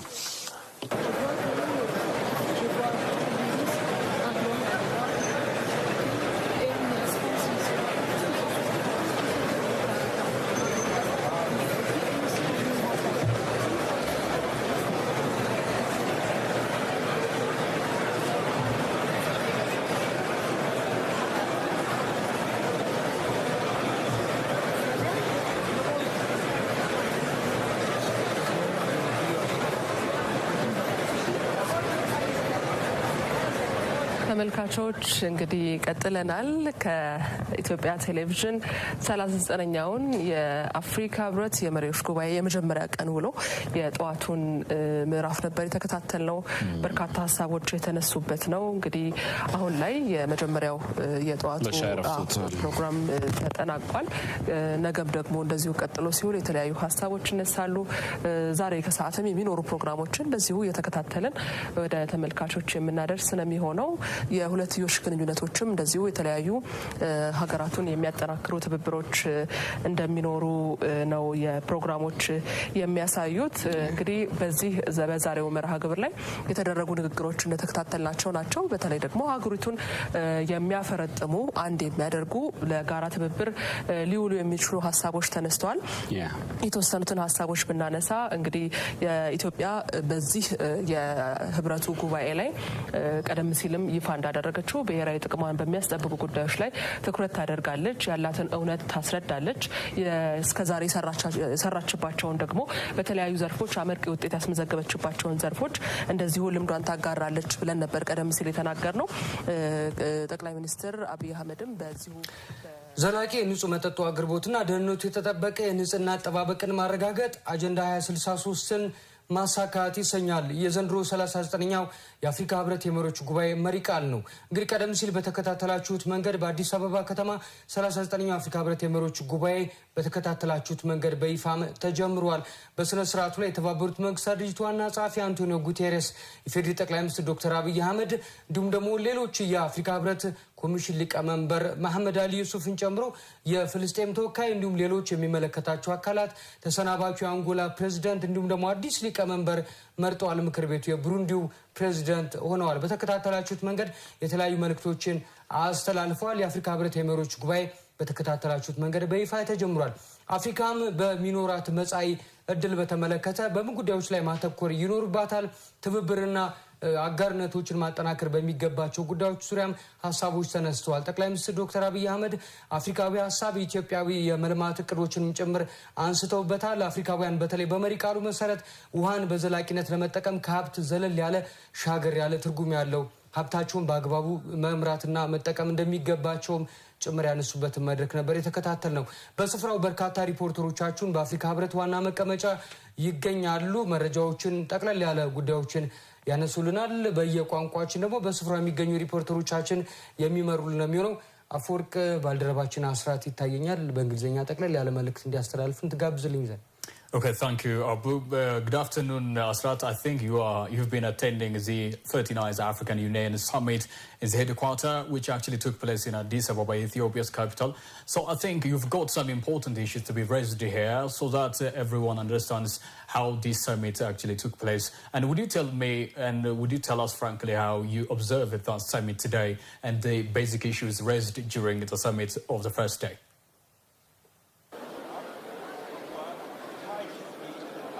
Hello viewers, hello studio. The 39th ordinary session of the Assembly of the African Union, heads of state and government kicked off this morning with the opening session, and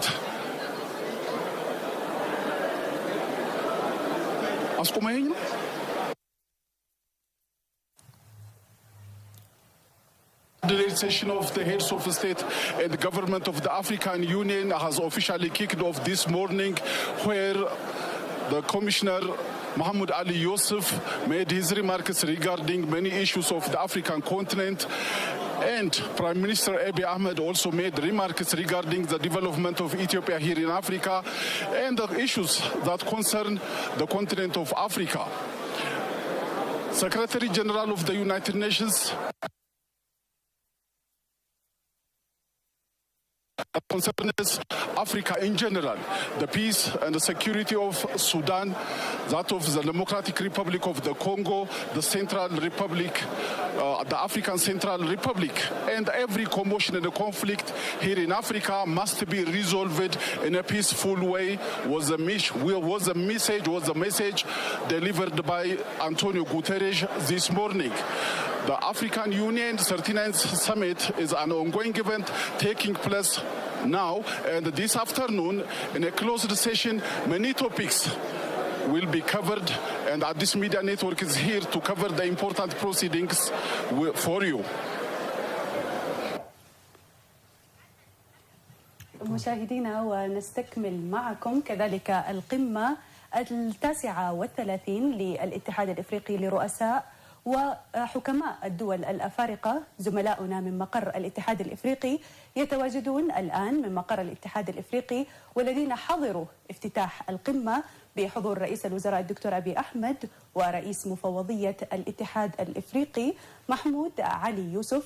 زميلتنا إكرام أول تتواجد من هناك من مقر الاتحاد الإفريقي، وقد حضرت من ساعات الصباح الأولى افتتاح القمة 39 لرؤساء وحكماء القادة الأفارقة، والتي تم عقدها في العاصمة الإثيوبية أديس أبابا. ومنذ الصباح كانت هناك كلمات افتتاحية لرئيس مفوضية الاتحاد الإفريقي وغيرهم. فهي الزميلة إكرام أول، أسعد الله مساءك. إكرام أول، أريد منك أن تجملي لي ما تم تداوله في الجلسة الافتتاحية للقمة 39 من رؤساء وحكماء القادة الأفارقة. كلنا آذان لك إكرام. تحية طيبة لكم مشاهدينا الكرام من قلب الاتحاد الأفريقي في العاصمة الإثيوبية أديس أبابا. سأكون معكم أنا إكرام أول اليوم في القمة 39 للاتحاد الأفريقي، وفي 12 وطبعا 11 من فبراير كان الاجتماع العادي 48 للمجلس التنفيذي للاتحاد الأفريقي.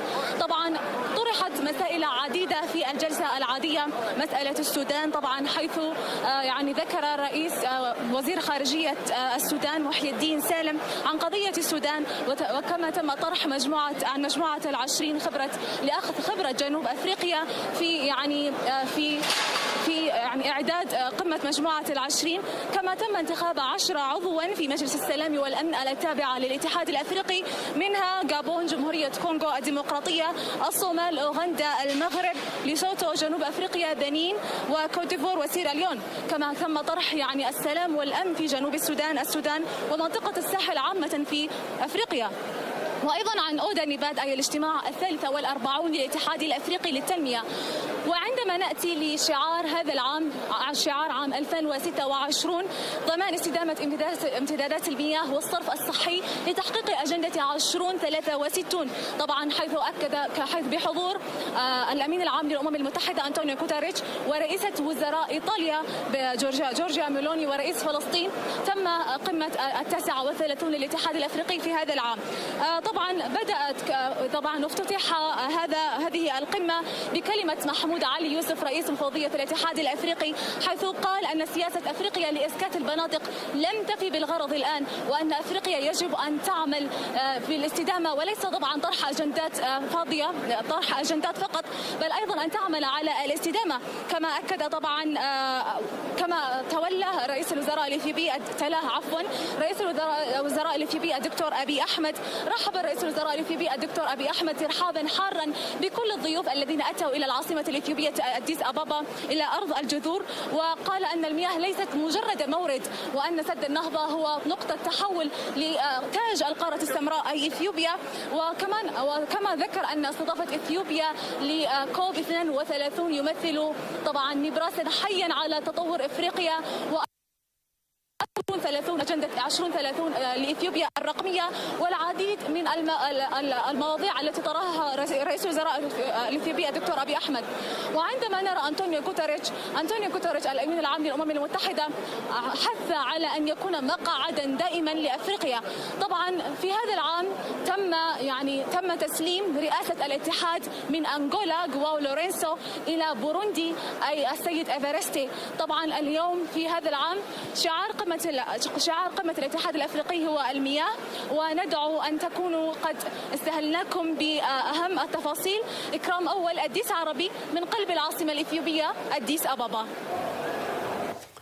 ميلتو كينيا أكرم كتا فان عربي فراتي قد قلتو مجنة دعوتو كينيا كبجمو تمساس كينيا أكو ميتوفتي جراغا يا إنجمتا أفريقيا صدمي سقلفا كدريواني جاتشورو غيارا كنا مرة كاسونغا جيفا ماتري يادو تغرغراتو كأن كسما دريوان بيا كينيا منستر مومي دكتور أبي آدم أحمد دبلتي كسما مو برئيس حولانا أبت موتموتا غمتو مني أنتونيو غوتيريز في كوميشني غمتا أفريقيا محمد علي يوسف إرغاوان جبادة برسانيور كسما موتا أفريقيا تقوم صوفي والاتفيدو دندان الرتي إرغاوان هدوتو دربان إيغا كسما دكتور أبي إرغا سانيتين إثيوبيان ولا غلانا كارغتو فيلي بيون أفريقيا تمسا كتايساني في إما إثيوبيا أفريقيا ماتا أسكاساني جرو إيغا إما كان رتو ديفنو دبلتا أكا نتمفهمو ميلتون كيا كاسيه مان غودا أتشغل ما غمتا أفريقياتي كانني جرو إساولين تورتيغا بابا كان تاسسنو نيتا ميلتون كيا كاسيه كمولتي إرغاوان تيفنو بربادو جتان غباب سيتي داوتو تبرانو ركب سيسي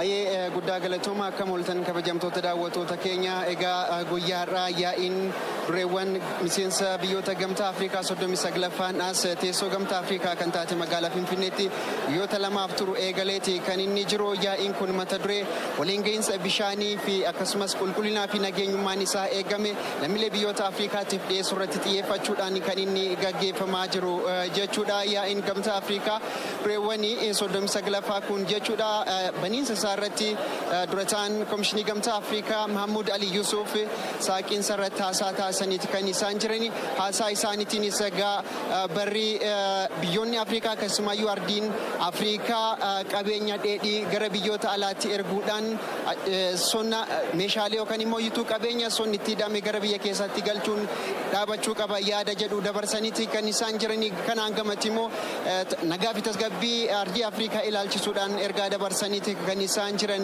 jechuudha. Nagaa fi tasgabbiin ardii Afrikaa badhaadhina isheetii fi murteessaadha waan ta'eef iddoolee biyyoota Afrikaa waraanni itti gaggeeffamaa jiru kun karaa gamtaa sochii gamtaa Afrikaatiin akkasumas immoo yuutuu mootummoota miseensa gamtaa Afrikaatiin hojii hojjetamuun dhaabachuu akka qabu ergaa jedhu dabarsaniitti kan isaan jiranii. Kanaan gamatti ammoo qopheessituun yaa'ii gamtaa Afrikaa kan dureewwanii 39ffaa kan taate Itoophiyaan ministeerri muummee ishee Dr. Abiy Ahmed ergaa dabarsaniitti kan isaan jiranii jechuudha.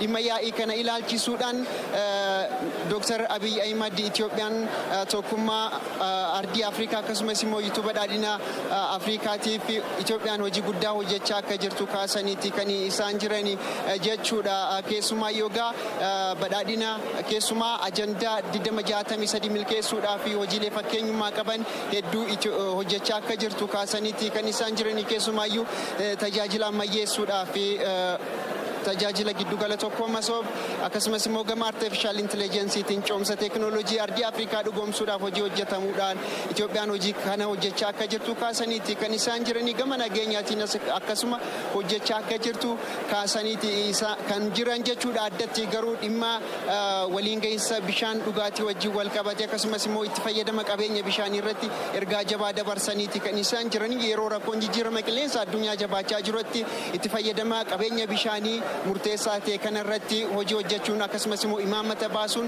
hojiirra oolchuun akka barbaachisu Dr. Abiy Ahmed yaa'ii kanarratti ergaa dabarsaniitti kan isaan jiran jechuudha.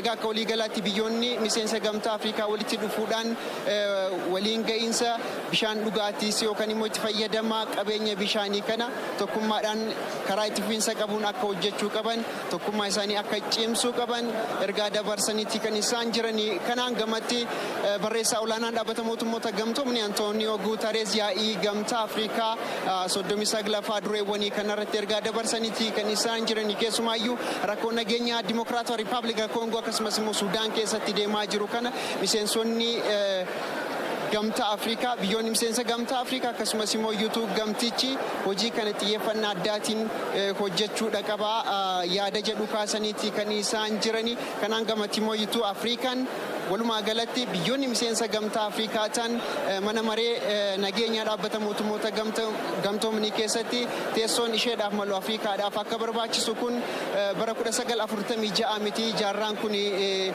kan jedhu kaasaniitti kan isaan jiranii. Jaarraan suni waan darbeef ardiin Afrikaa teessoo miseensa mana maree nageenya dhaabbata mootummoota gamtoomanii akka taatu hojiin akka hojjetamuu qabu kaasaniitti kan isaan jiranii.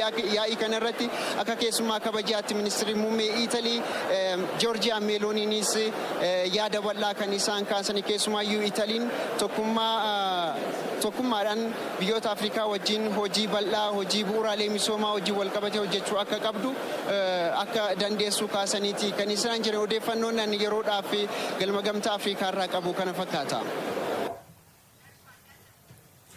زخبركم تملكتنا تكتاتل وزلكم كاب أدراش حبرة أفريقيا بوقت تازم حلال فلكم زلو مبل 39 وعلى مرحتي حبرة أفريقيا أيو كساب ساعات مسح أبزلون استفراليو زعبات تلعيلهم ملسون زرخبوكمون بركز بولد ما ملس زدلو أجنداتاتون على يوم كم سفلات توعلا كساب صباح سنبتون تتناخيرو زغصلي هذا تكتاتل وزلكم دما باستفراليو قانقاتنا ون ريبورتراتنا ناتنا توسخت حبريتات أبنا بخم أب نبصحينا نركب مالتيو كساب هذه أب زلو معبالتات بجزياونات بومبر حبرة أفريقيا خوينا تمريصا زلا بروندي نقلتش إسران شدشتنا قوات الأوروباويان مالتيو نتمرحنات كاب أنغولا تركيباتو على نحنا ون ريبورتراتنا نابخم كنبلينا مسارحتنا داويت كبدون أفتي بوتا زركب زلو مالتيو داويت يسمع كانت هاليو كميتو عل اسكي مبل 39 وعلى مرحة حبرة أفريقيا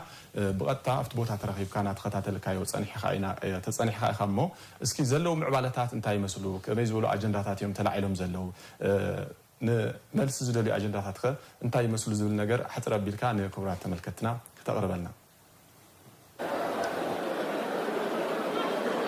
سلام تعنا بلي زي خبركم تملكتنا مبل 39 قبائل حبرة أفريقيا نوم عنتي ناتسالت أيو زركب زلهم أبت قبائل أبومبر حبرة أفريقيا محمد علي يوسف خمدما ቀዳማይ ሚኒስትር ፌድሪ ዶክተር አብይ አህመድን ውድብ ሕብረት መንግስታት አንቶኒዮ ጉተሬዝን መደረ አስምዕም እዮም ኣብቲ መደረ ክቡር ቀዳማይ ሚኒስትር ፌድሪ ዶክተር አብይ አህመድ ከም ዘስምዕዎም ኢትዮጵያ ብርክት ዝበሉ ናይ ልምዓት ስራሕትታት ብምውጋን ማእገር አፍሪካ ዝኾኑ ዓበይቲ ናይ ልምዓት ስራሕትታት ምውጋና እውን ገሊፆም እዮም بمداي كوب عسرة ثلاثة إثيوبيا بركت بولو عمامتات ناوجنت خم تركبون على العلم يوم بإثيو تيليكوم بخمدما علم لخم عرفوا نفرتي كاب أفريقيا أتيز عبي نتانت كم زركب العلم يوم بمداي قلقالوت فايدة حمون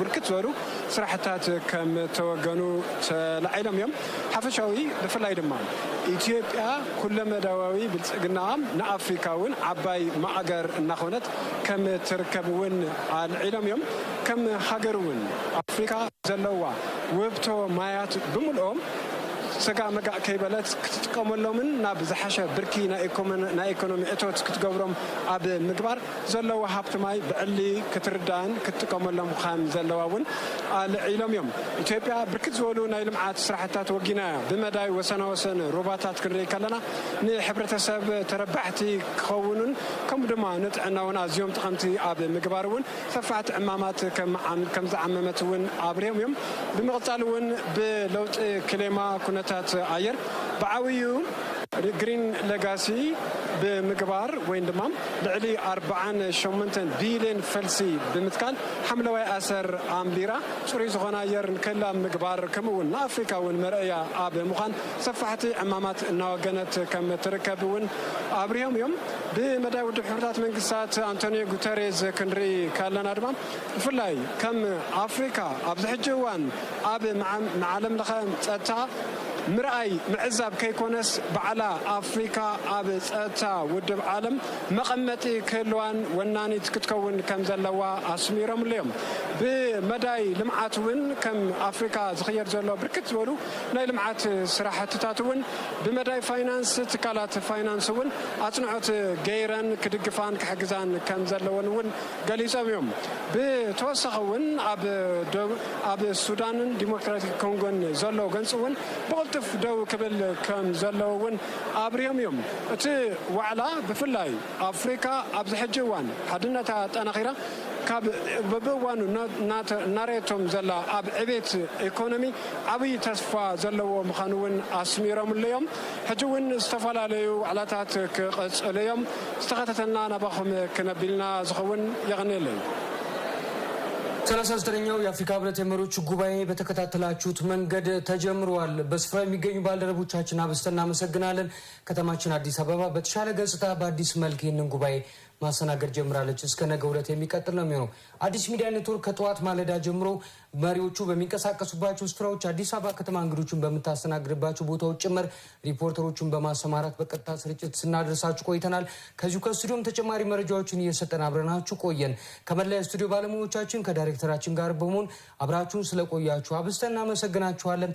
መደበኛ አዲስ ሚዲያ ኔትወርክ ፕሮግራሞቻችን የሚቀጥሉ ይሆናል። ዜናችን ኢየሩሳሌም ወሰኔለህ ይዛ የምትጠብቃችሁ ነው የሚሆነው። ቀጥታ ስርጭታችን ከዚሁ አፍታ ጀምሮ የሚቀጥል ይሆናል። መደበኛ ፕሮግራሞቻችን ይቀጥላሉ። አብራችሁን ስለቆያችሁ እናመሰግናችኋለን። ጤና ይስጥልን።